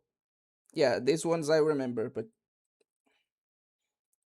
I never seen this one, for example. Or this, or this, or this, so they must be new. Hmm, pretty nice. I think we already saw this one, though. The poems, and the CGs, and, well, this. It's almost over. I think we already seen most of that. Yeah, we already went through most of the images. Okay, so let's just finally finish it off. It's almost over. Yeah, it's just a little bit more. What are they so happy about? What do you mean? Like, what are you talking about? Like in the artwork? Fuck if I know. Anyway. Hey. Oh, hello. I almost thought you weren't coming today. Yeah, well, lunch is already more than halfway over. Natsuki had typically been. Think the rest are just options you never picked. Okay. Natsuki had typically been meeting Yuri in the stairway. Uh, I'm not even going to address that last one. Anyway. Natsuki had typically been meeting Yuri in the stairwell much earlier, since it had been a good way of dodging her friends when she didn't feel like seeing them. Today, she's holding a large plastic container in both hands. I ran to my friends, so I hung out with them for a while. Is that so? Yeah. Was in a good mood today, so I figured I should. I hadn't seen them in a while, which I had come up with an excuse for, but I expected that. Plus, I have more of these than I know what to do with, so I figured I would share with them too. As she sits down, Natsuki opens the lid of her container. You make cupcakes. You know it. It's been a while at this point, so I figured it was about time again. You can take one if you want. Yui takes a cupcake and carefully twirls it between her fingers. It's brown, with a dark green frosting, immaculately shaped into a floral pattern, and topped with some kind of glittery powder. Wow, pretty. I just ate, so I may not be able to finish it. Are they for the club? Yeah, I guess so. Didn't really think about it, I just made them. I thought that because it's green. I just thought that because green is Monica's favorite color, right? Well, yeah, but that's not really. Yuri takes a small bite. This is green tea flavored. Yeah, it was definitely for her. I love green tea. Oh, do you? It was just a random idea I wanted to try, so goddamn it, Natsuki. Don't laugh at me. I'm not. Just felt happy. Oh, sorry. Usually when... never mind. What I mean is that I'm glad. Sorry for saying dumb things again. Just wanted to do something nice. And this is something I happen to be good at. And I do know that you liked them from past experience. Yui turns red, recalling the time she treated herself rather generously to Natsuki's cupcakes. Ironically, her mouth is too full of cupcake for her to stammer an excuse, so she just settles for a disapproving look. Yeah, I'm going to have to take care of that. How did you get into baking? Oh well, I don't know, it kinda just always appealed to me. Well, a few years ago I read this manga with a lot of baking, so I got like super into it for a while. I was probably making stuff almost every day. But it's something I always knew I liked anyway. It's like baking is like an art, but when you get good at it, it gets more delicious too. I'm struggling to imagine myself putting my heart into something so artistic, knowing that it would just be eaten afterwards. Maybe you're too practical for it. Think I prefer to be on the receiving end. That's my other favorite part about it. Something I can do that makes a lot of people happy, like unconditionally. Everyone is always so thankful, and in that moment you get to be like the bringer of joy. Don't know, it just makes me feel valued.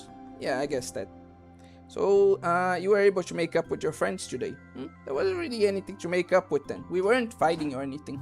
You weren't? Maybe I misunderstood. It only turns into a fight if I lose my cool, and that's just unnecessary drama. It only makes things worse. So they're not going to stop? I mean, it only happens sometimes anyways. It's just the way they are, and I'm the one who ever has a problem with it. It's just not worth it. Especially since I have somewhere to go now where I don't feel like when I don't feel like hanging out with them. Oh, I see. Cupcake's empty foil wrapper audibly crinkles as Yuri clenches a fist. I'm glad that the situation's resolved. Baking is no different from growing your own crops or domestic animals. Okay. I guess it's just a... No, I can see like the resemblance to some extent. And that you don't have to avoid them anymore. Yeah, me too. And I don't have to bother you during your alone time anymore. Sure you have a lot of reading to catch up on. Yeah. I know that cupcakes are basically nothing compared to all the stuff you've done for me, but it's the best I can do, so you can have the rest of them. Natsuki grabs the box and slides it over to Yuri's feet. Yuri stares at the box, then she shakes her head and slides them back. You should save them for your other friends, but I made them for you. Natsuki's voice whines as she protests. I know, and I like them very much, exactly as you thought. You succeeded. But I know you care about making your other friends happy too. And if this is your way, if this is the way you know how to make that happen, then I'm not going to take it from you. No, they were for making you happy. You make me happy. You're worth more than cupcakes. You're worth more than cupcakes to some people. That's why they want to spend time with you and be your friends. Without warning, tears pour over from Natsuki's eyes. She pulls her knees to her chest and starts sobbing into her arms. Natsuki, such a bad person. Yuri stammers, feeling panicked. Didn't mean to say something bad. Natsuki shakes her head and wipes her eyes. You didn't, Natsuki tries to choke back her sobs, but struggles to speak through them. Just really hate myself sometimes. It feels so wrong when you say those nice things to me. Like I don't deserve it. I'm sorry.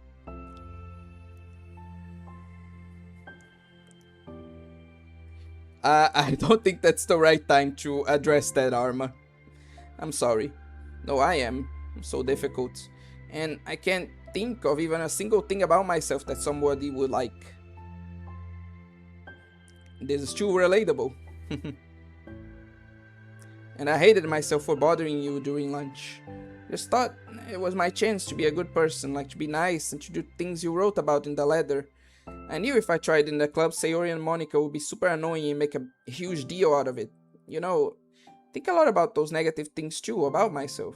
I never felt like a good person. I always scrutinize everything I said, and later I feel like I said all the wrong things. And I just spent so much time thinking about myself, hating myself, and feeling like everyone else must hate me too. So I understand some of that through my own experiences. That's why I wanted to write the letter and express my feelings. It pained me to see those things in someone else that I saw in myself. Natsuki sniffles. Yuri rustles through her bag and pulls out some tissues, then hands them to Natsuki. Monica told me that it takes a good person to reflect on these things.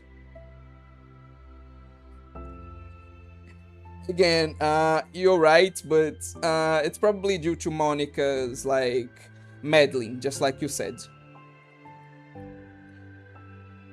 The desire to improve yourself, that makes you a good person, so don't worry so much. Also, there are things about you people would like, so... Like what? Like how you're fun for people to be around.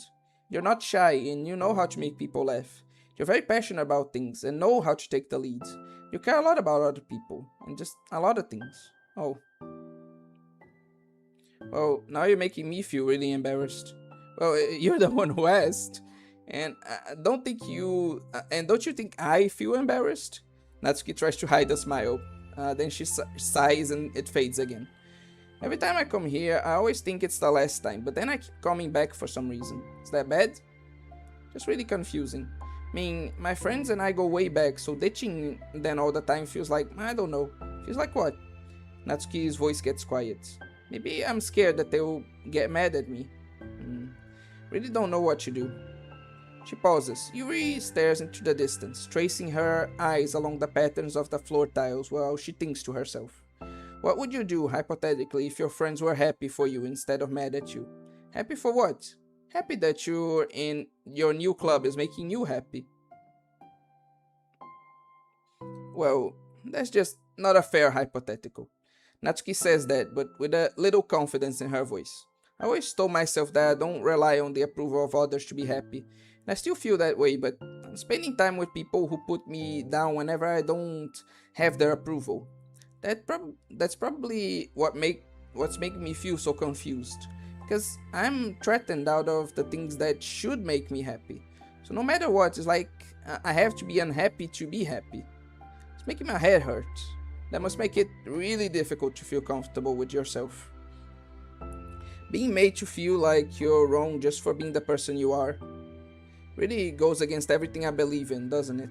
It goes against the kind of person I want to be. Fed up with it. Fed up with a lot of things. Natsuki presses her palms into her forehead and shakes her head.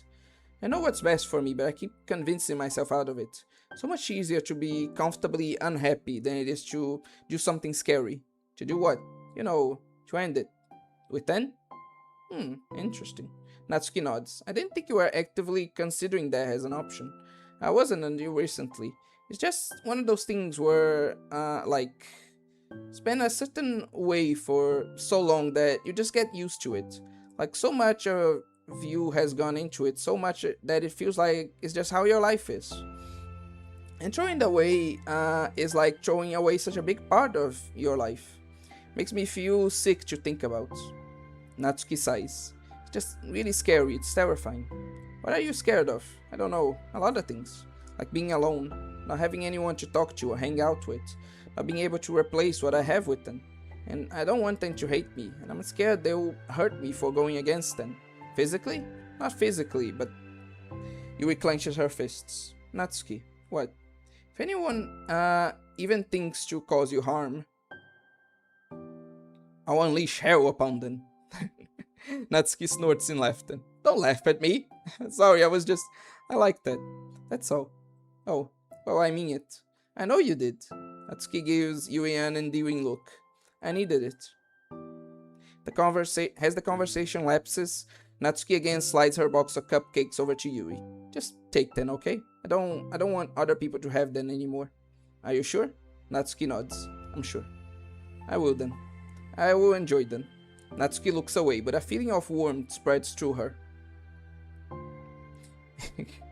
She holds on to that feeling, knowing it will give her courage.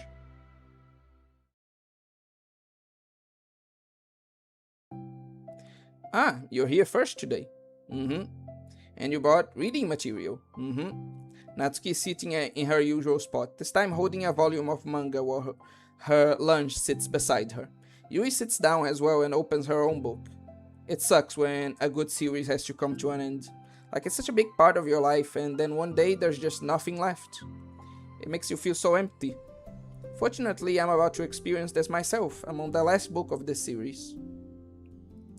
Is it bad that I never felt this way? Like, I guess my approach when it comes to media is not to get too passionate about particular pieces of media, but about the media as a whole. So I never feel like this empty feeling, because there's always more to experience. Like, the end of something is the beginning of something else. I always viewed it like that. I understand that I'm the weirdo here, but I don't know. I always felt that way, personally. So I never could understand this feeling, Even if it seems like such a common thing for others. Anyway, I think you get it. That sucks. But there's also something satisfying about letting a story conclude. Don't know if I want it to go on forever.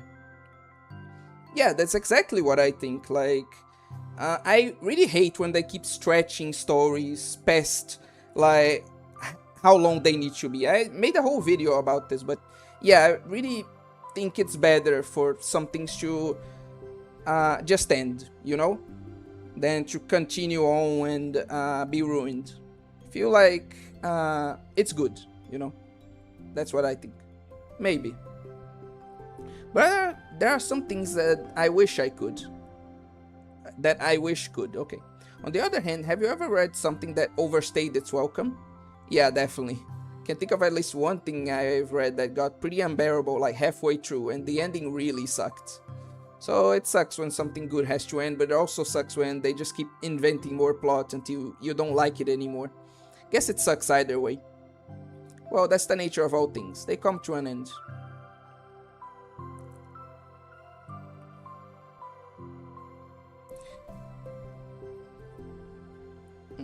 Yes, I never cried or anything, even watching anything sad, and when it ends, or when it ends. But just kind of an emptiness after it's all over. You let it go fast, but those feelings near the end is perfect. Again, I agree, but I feel it while watching the end. I see. The two fall silent. They slowly eat while making their way through their respective reading material. Except Natsuki doesn't seem to be touching her food at all. You don't go out during the weekends, right? Excuse me? Like with friends at the mall or downtown or whatever. Another total shut-in. Oh, my bad for making assumptions. Well, I'm sure I go out less often than other people like you and the others in the club.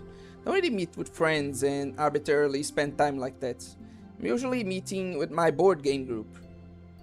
Interesting. Board game group? It doesn't matter, it's just more nerdy stuff. Why do you ask anyway? I was just curious. I just realized that I couldn't picture it, so I was just curious. Yuri looks at Natsuki and realizes that she's shaking. Don't look at me like that. Sorry. Natsuki pulls her knees onto her chest and puts her head down. I can't take this. Did I do something? Yuri gets flustered, her mind racing over what she may have said or done wrong. I did. I ended it. I texted them early telling them, and then I just blocked them because I'm so afraid of their responses. God, I need to take care of this, like, fast. Yeah, I'll get an opportunity and just do both. And now it feels like I'm dying inside. Oh, I'm sorry. Totally unsure what to do, Yuri can barely find the words of support to offer. Meanwhile, the sound of Natsuki's unusually hard breathing fills the air. Then she speaks again, barely above a whisper. Help me. Feel sick and I want to hit my head against things. Please help, I can't take this. Maybe having a panic attack. With that realization, Yuri's demeanor suddenly changes. I have experience with this, so I'll help you through it, okay? Natsuki meekly nods through her rapid breath, head still buried in her knees. Yuri slides herself over to Natsuki and sits on the steps behind her. Then she puts her hands on Natsuki's shoulders. Can you feel my hands? Natsuki nods. Her shaking becomes much more apparent through Yuri's sense of touch. Yuri keeps her voice low and gentle. You're safe right now. You're in a good and safe place. There's nothing that can hurt you. Natsuki nods once more. Although Yuri is only touching Natsuki's shoulder, she can practically feel her racing pulse through the base of her neck. We'll do a breathing exercise together. All you have to do is listen to my breaths and breathe along with me. Let's breathe in now. Yuri takes a deep, slow breath. Beneath her hand, she feels Natsuki's shoulders rise as she takes a breath of her own, trying to mimic Yuri. They exhale together, although Natsuki's breath shakes on the way out. That's good. Let's keep going. Yui breathes in once more. Natsuki joins her. They continue like that for a few more cycles while Yuri closely monitors. Eventually, Yuri feels Natsuki rest more of her weight into Yuri's palms. Let's focus on the physical world. All you have to do is focus on the feeling of your breaths going in and out.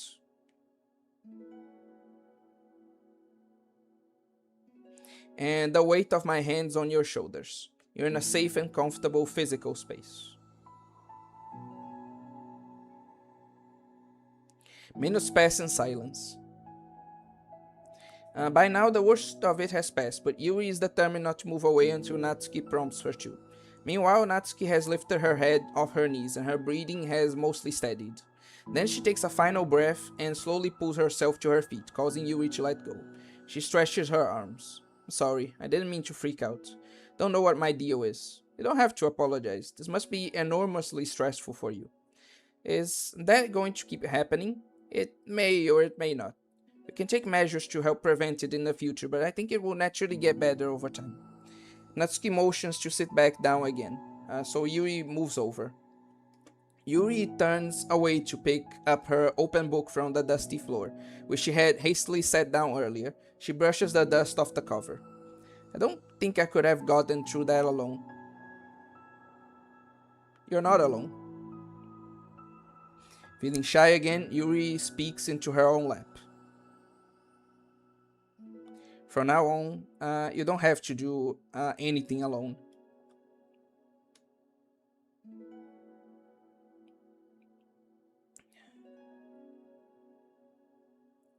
The end of something feels empty because they are becoming a part of me, irreplaceable, and would never exist again. That's how it feels.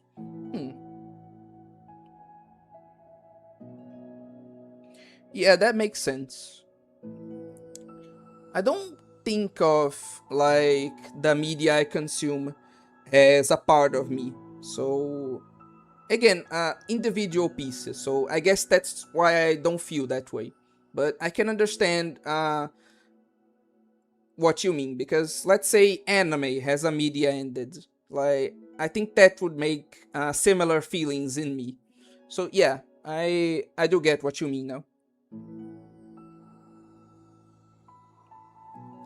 AOA, is it normal to have extreme feelings but never cry for years? What about you? Oh, I'm a crybaby. I just cry at fucking anything.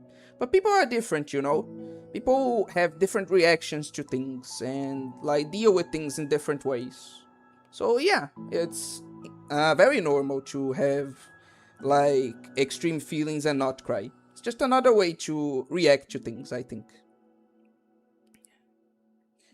Uh, The scene with Natsuki is relatable, but having no friends whatsoever and learning how to cope with yourself, to the cure to loneliness, is studying it out.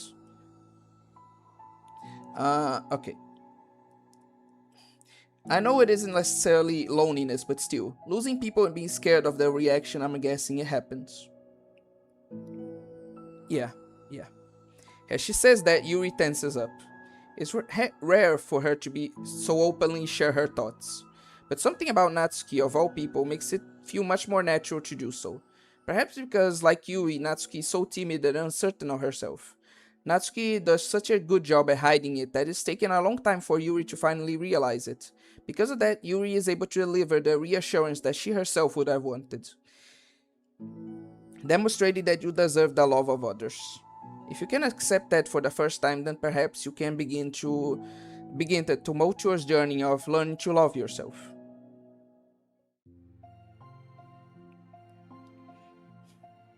Do you really mean that? You're probably gonna regret saying that if you do. How so? Because I'm probably gonna have a lot of free time during the weekends from now on. So you're giving me permission to be as annoying as I want and drag you around to a lot of places. I see. You already said it, so you can't take it back now. I suppose I have no choice but to accept that responsibility then. I know a good ice cream place. Oh, that means you probably figure out what my favorite ice cream flavor. What? You finally figure out my favorite ice cream flavor. Huh? What are you talking about? Oh, you don't remember? The first day that you came to the club, you guessed everyone's favorite ice cream flavor, but for me, you said you have no idea. Seriously? Don't remember that at all. Oh, wait, yes I do. I said it was probably green tea. Yui shakes her head. It's a good guess, but my favorite is usually to get chocolate and raspberry together. Chocolate and raspberry? How fancy. How is that fancy? Oh, I don't know. Feel like I should have guessed something like that. Well, maybe next time, I'll try chocolate and strawberry.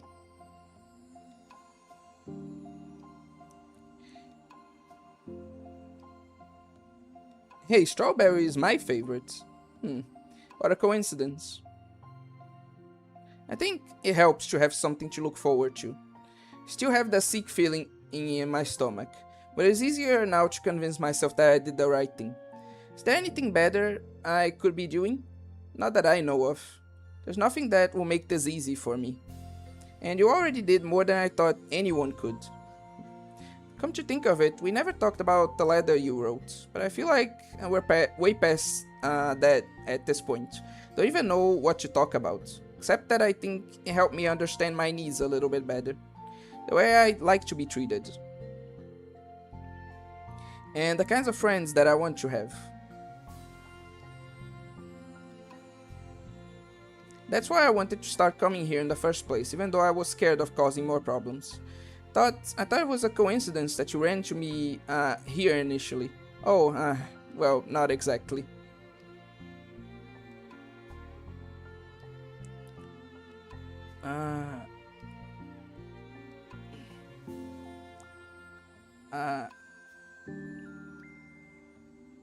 Again, I will, you're making some good points that I want to address, but I need to finish the story and, well, do something first. Actually, I'll do it now. Be right back.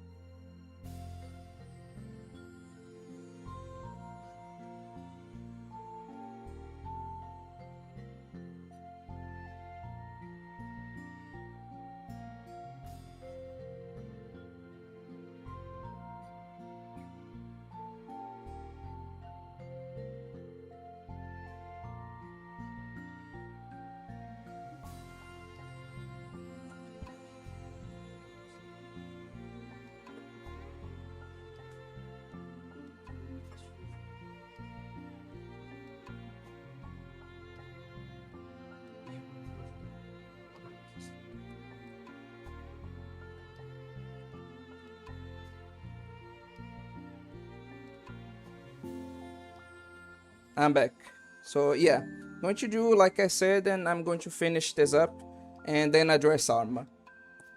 Then after that, I guess we'll end stream. Yeah, it's been going on for way too long now. What do you mean?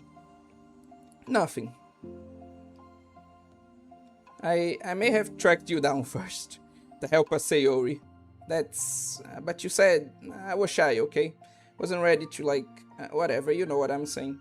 Well, I guess I'm glad you worked up the courage, even if it was in your own way. Can tell you've been making a lot of difficult decisions. It's brave, and it will make things better in the long run. I think anyone would be proud of it for you. Anyone? You mean like you? Yeah, like me. I'll be honest, I really don't like to stream for this long. You know, I really never want to do this again. But I just want to end this today. You know, I don't think it would be a good idea to make another Doki Doki stream that's just like an hour for me to finish one side story. That's why I'm doing this, you know? But yeah, let me tell you, this isn't gonna happen again. Well, I say that, but if the same situation happens with another game, then god damn it, I really shouldn't say things about a future I know nothing about, right? Fucking hell. Anyway, you know, I could get used to this. As long as you don't tease me too much. Fine. Just a little then. That's fine. I know how uncertain everything feels to you right now, but I really do think that good things are in store. Those are my honest feelings. Thanks. Feels nice to be reassured. The two girls continue their conversation through the remainder of lunch, but a new feeling hangs in the air, a feeling of greater certainty in their path forward. Oh, you evil motherfucker, don't do that. In just a few hours, there will be another literature club meeting, where the 4 club members will happily spend time together. Each of them, all with their own special qualities, have something unique that they can deliver to one another. Through friendship and literature, the club members will continue to grow and find new happiness together. The end of each chapter is the start of the next. Yuri thinks to herself, since she's about to finish her long-running series, it would be best to have a new book lined up.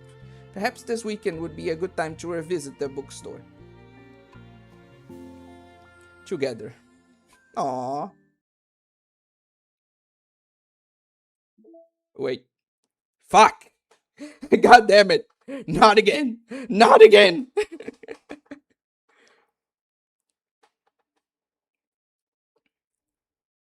Anyway, before we get to this, I'm going to address, Arma here. I know the whole Monica thing, but they seem way too close now to feel like absolute strangers in, like the LC? Mm, I don't know what that. Strangers in the literature club. If they're hanging out after school, it would make sense if it felt more like Sayori and MC slowly losing their friendship. Speaking of that, I wonder why she doesn't talk about him much. She mentioned him once vaguely. Yeah. This is a criticism I see a lot for the side stories, you know? That they don't seem to make sense as prequels to the original.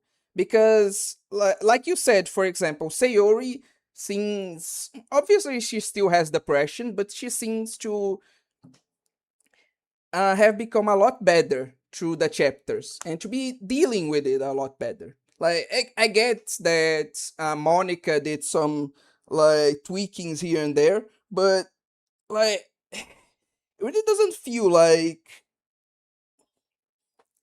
uh her actions make too much sense. You know, if we take this into account, Monica as well. Like, let's guess that she discovered that her reality was a lie. Like, I get that, but like, like she said, she really loved everyone in the literature club, and I can see that here. So, like, the thought that she even thought about deleting her friends and doing all that stuff, it doesn't make much sense to me. Same thing with, like you said, like uh Natsuki and um like Yuri's relationship, right? Like, I get that Monica was tweaking stuff around and like uh a lot of it was due to programming and stuff like that, but I don't know. I feel like I agree with the criticisms that these offer like way too much character development for it to make sense, like what they do in the proper canon, you know? So I feel like this criticism is valid. I really like the side stories, but they don't make sense within has prequels to the main story, I don't think. As for the thing of Sayori rarely mentioned in the protagonist, I think he like mentions that like Sayori and him have been drifting apart like lately, like over the years, and only have gotten like closer a few days from the beginning of the game. So it makes sense that she wouldn't talk about him much.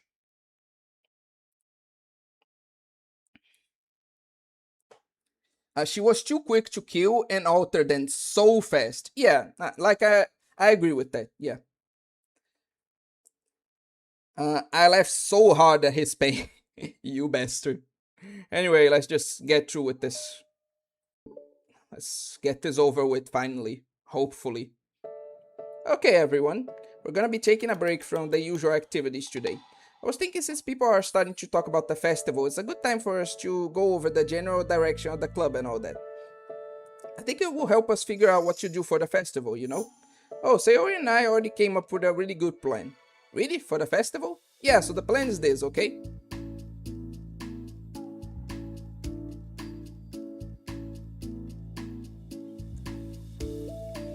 Yeah, you have a good point there, Arma. Yeah, yeah. You and Yuri collect information ahead of time on which clubs and classes are doing food booths. Then we take a map and plan out the most efficient route, so we can get the most out of them before the lines get too long. Hey, that has nothing to do with the club. Well, you have to let me finish.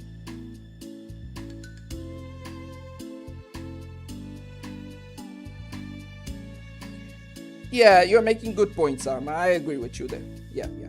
Those are, I think, valid criticisms to make of the side stories, unless I'm missing something. Sorry. Well, you have to let me finish. Alright, fine, go ahead. Right, so basically we get all the food we can, then we come back here, and we all eat together. That's all. Wow, I got tricked twice by the same joke. Boo, don't be a hater. It's not like you can come up with anything better. Look, even Yuri was thinking about it. No, I wasn't. I would really prefer to do something literature related. We can eat together anytime. The festival is a unique opportunity. Yeah, this doesn't make fucking sense at all. Like, Yuri is talking about the festival has a unique opportunity. How does it make sense that she's so hesitant about it in the main game then? Like, this... Yeah, there are some definitely valid criticisms to levy at the side stories, I think. Besides, it's been quite a while since we've seen any interest in the club.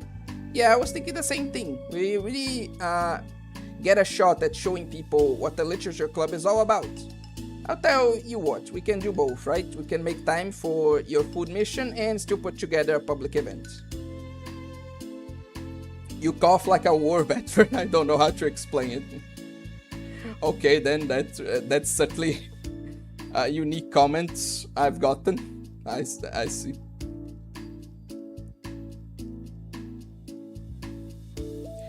Oh my gosh, yes! I was just joking, but that's a really good idea.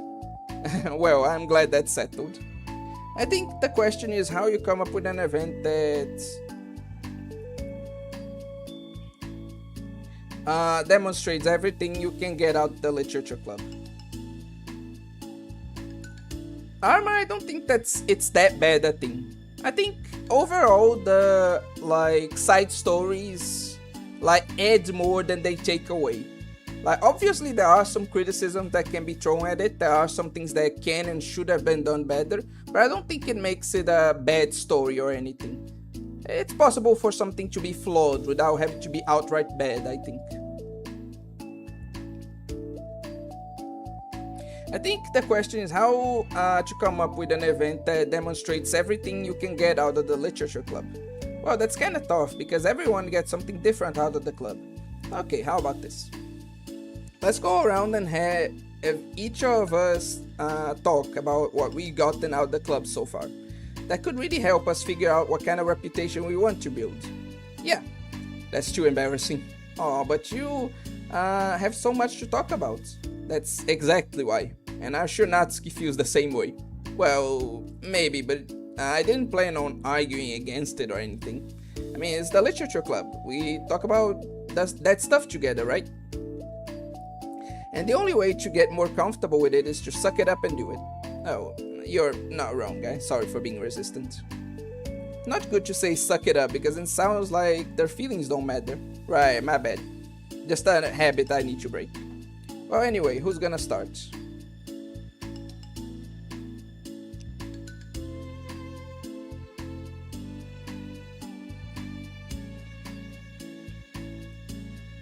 I'll start. I was the first to join after all. Wouldn't that be me? No, I wanna go first. Fine, you can start, I don't mind. Yay. So, gosh, it feels like so long ago. I think I joined because I want to have fun sharing poems with people. Seemed like it would be a safe way to express myself, you know? Like, if it's just a poem, then I can share it without feeling like I'm burdening everyone with my problems. And I thought it would be a really good way to start to know other people too. So yeah, I was really surprised when I walked in and it was just Monica.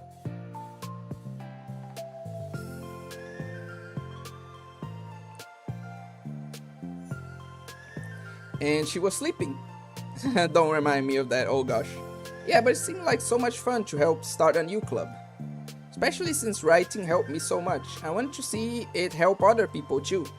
But it ended up being me who was inspired, because I remember feeling like Monica was just so sweet and mature and that I could trust her with anything. It made me feel a lot less alone, having someone who knew even the bad things about me. And at that point I knew the literature club was gonna be special for a lot of people. don't go into that. Yeah, I felt the same way. Really helped give the club a more cohesive vision. Yeah, and then Yuri joined, but she was so different from us, and Natsuki too. I think for Yuri, it really helped me for me to take the lead before she was able to open up a little. But Natsuki was kind of the opposite, where she wasn't ready to get really close to someone really quickly. Never really thought about that sort of thing. It really feels like I gotten better at understanding people's different needs. That makes me really happy because my friends are just the most important thing to me.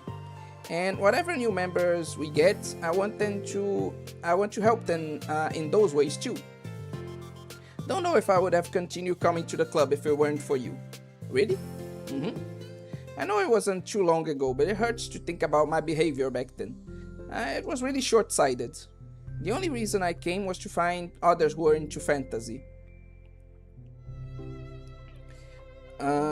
Sorry. I suppose that was my idea of making friends with people. And I remember feeling uncomfortable because you and I have such different energy. Had such a specific idea of the kind of person I could be friends with, so when Sayori tried so hard to get to know me, I felt like I was just wasting her time. I think I was naive to assume that similar interests were the key component of friendship. Sayori and I were able to be friends because she always thinks about the needs of other people. That's something I never knew how to do or even thought to do. But I stayed in the club thanks to that, and I started trying as hard as I could to understand people better. You really went above and beyond when it came to that. I was just super impressed. Well, I always hated that I didn't know how to behave like a person who is easily liked by others, like the two of you can. And because of that, I spent so much time thinking about my own behavior and all the wrong things I said. The whole time I should have been thinking about other people instead, not myself. Once I started doing that, I was able to make friends with everyone else. Oh, also I discovered that sometimes I'm a better communicator when I take the time to write rather than speak. So strange the way things turned out. It's so far different from anything I ever would have expected. But I'm happy. Suppose we don't always know what we really need. Oh my gosh, you're so cute that I'm gonna throw up. Okay, please don't do that, Sayori. Besides, I'm not cute. Wrong. Hey, isn't that my line? Oh. Well, for me it's actually true, so... what are you saying? Nothing. Finish my part, so somebody else take their turn. My heart! Sayori, take some deep breaths. Okay, fine, I'll go. I can't believe you were complaining about doing this and still went before me. What a show-off. I was just following up on Sayori. It was the easiest way to get it over with. Besides, you left out the most important thing that you get out of this club. I did?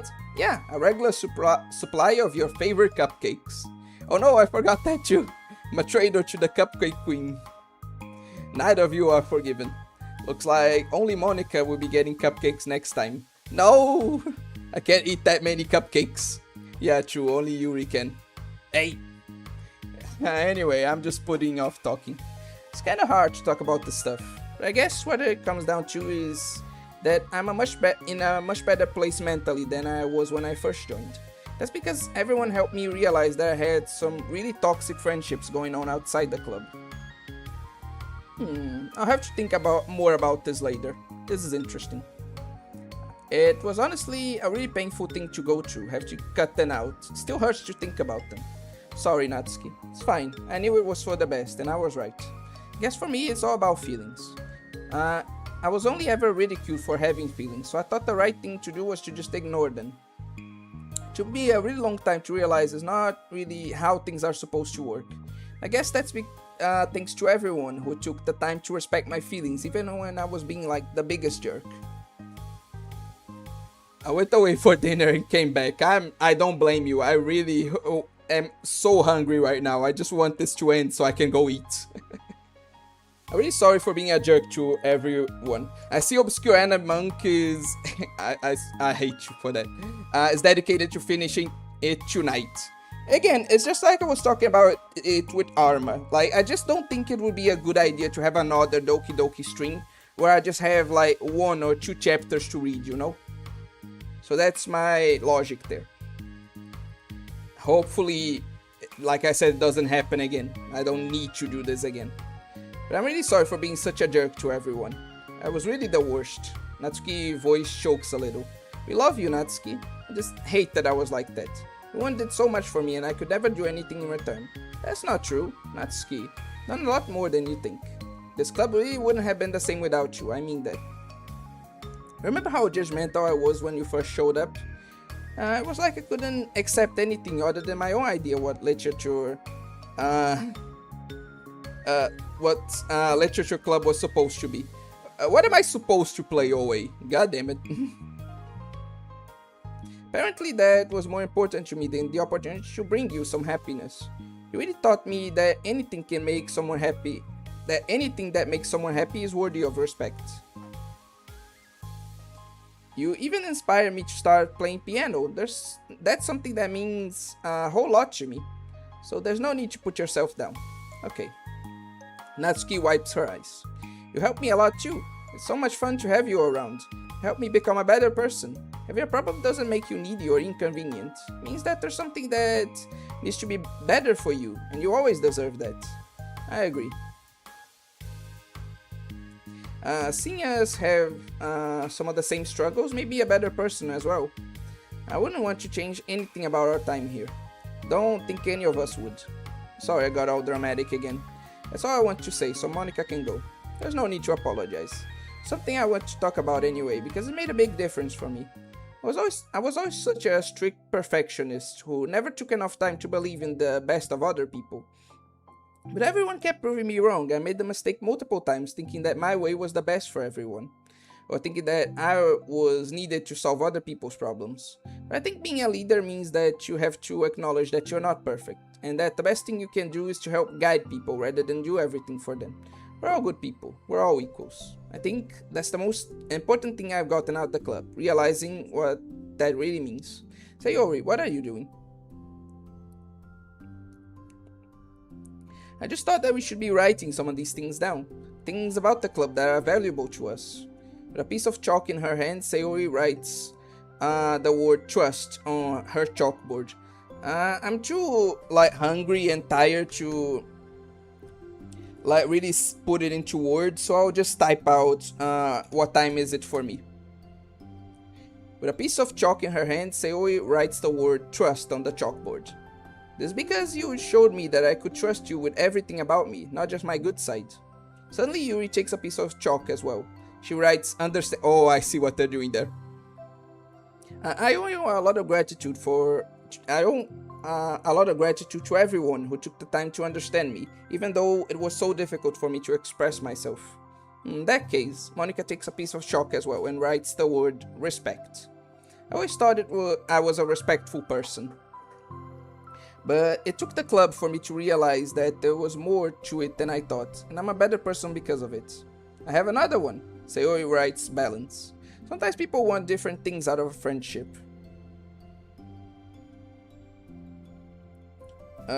Like... That's not 11 p.m. Like, that's 9 p.m. Let me write it down in American, so you understand. More precisely...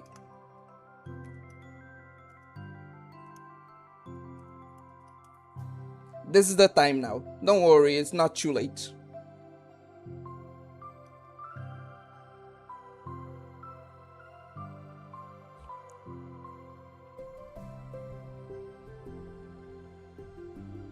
Oh, holy math.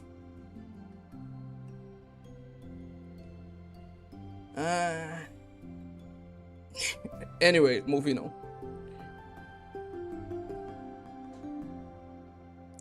7:16 here. Okay. Sometimes people want different things out of a friendship, or they need time before they're ready to become close. So it's important to keep things balanced between you and the other person. That reminds me, Yui writes reflection.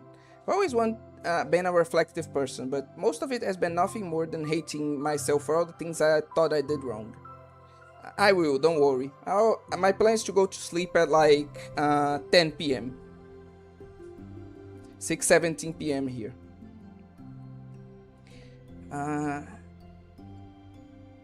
Once I started reflecting on other people and not just myself, a lot of things changed for me. So I think that's the most important one for me. That's great, we have a whole list of things now.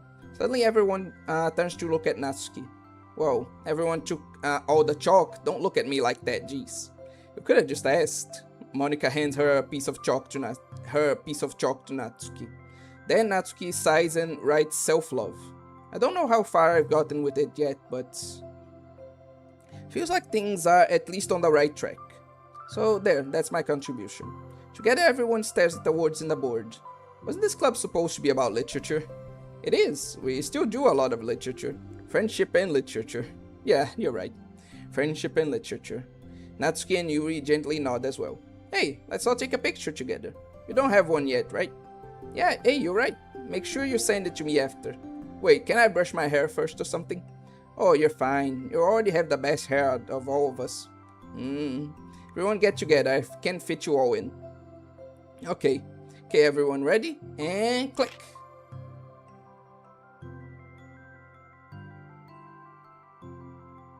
I'm really glad we talked about this stuff. It's easy to forget how far we come with only 4 members. Yeah, I have so many happy thoughts right now. I'm getting some really good inspiration for a poem. You know, I feel the same way. I kinda want to get some writing done. Me too.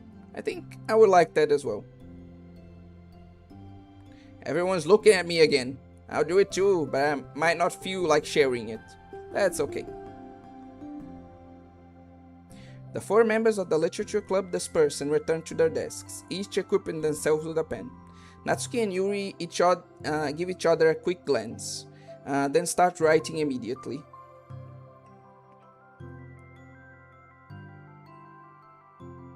"16:29.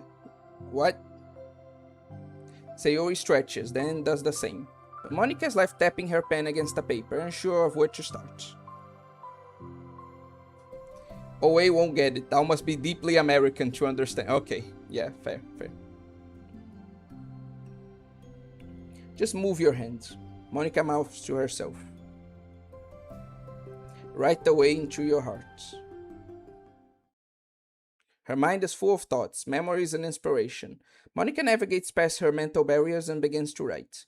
Doesn't matter what, just that is something new.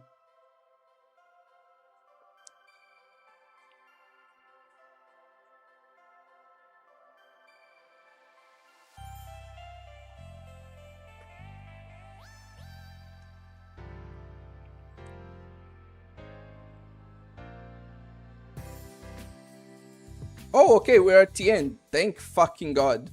Okay. I just need to address some comments after this and we can finally end stream, I think.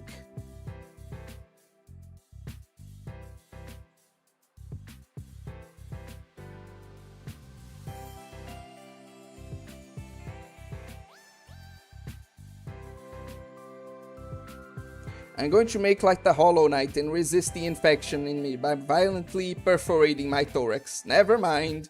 It's raining out and the clouds are covering the sky.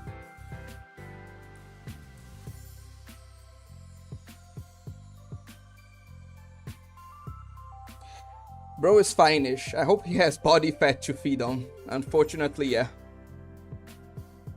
Okay. Let me address some comments. Good night always. Sleep well, buddy. I'll stay until the end of stream, though. Okay. Might die from lightning. Okay. Beautiful storm. Peanut butter. Okay. Just Monica. Okay. Yuri and Natsuki have a pretty tense relationship. Then Yuri and Natsuki are the best of friends. And I think the side stories are around like a few days to a week before the MC joins, since the festival's coming up.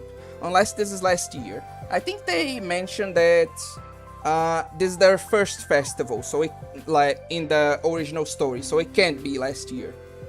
So yeah, it just is really weird, like what happens in the proper like original story, considering the side stories. But if it was last year, Sayori and MC's relationship should have been more of a focus, since around this time they would start breaking apart. Well, it wasn't, so that makes sense. But yeah, I just agree with you that there are quite a few, and the rest of the internet too, that, oh god, that's so cute. There are a lot of flaws that can be pointed out. I still deeply enjoy the side stories, but there are quite a few flaws that deserve to be called out. And like I got the achievement, so that means it's finally over.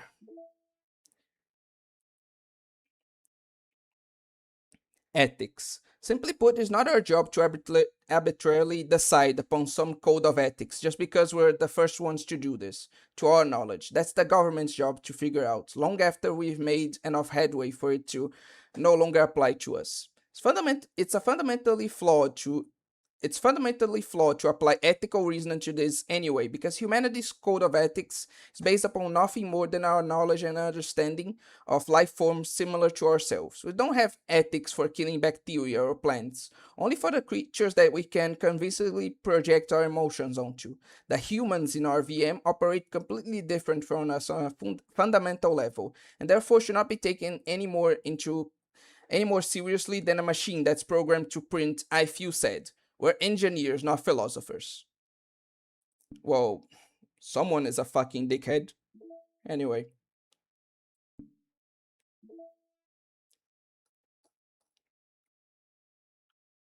Oh, okay, so these were the two that were missing.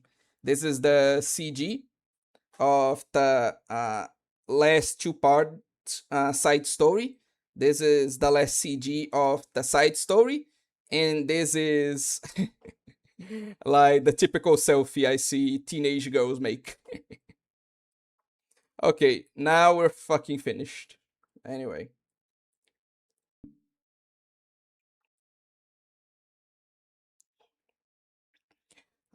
MC stayed around high school. They began to stop talking. So if this was first year, it would make sense. Hollow Knight is literally 15 of my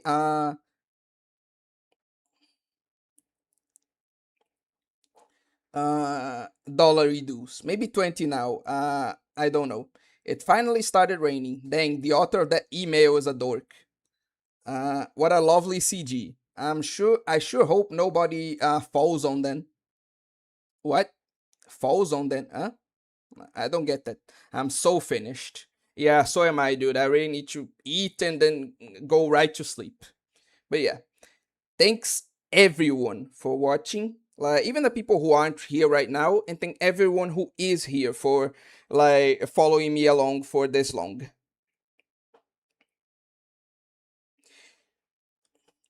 Dude, the lightning over here is so intense the entire sky went green.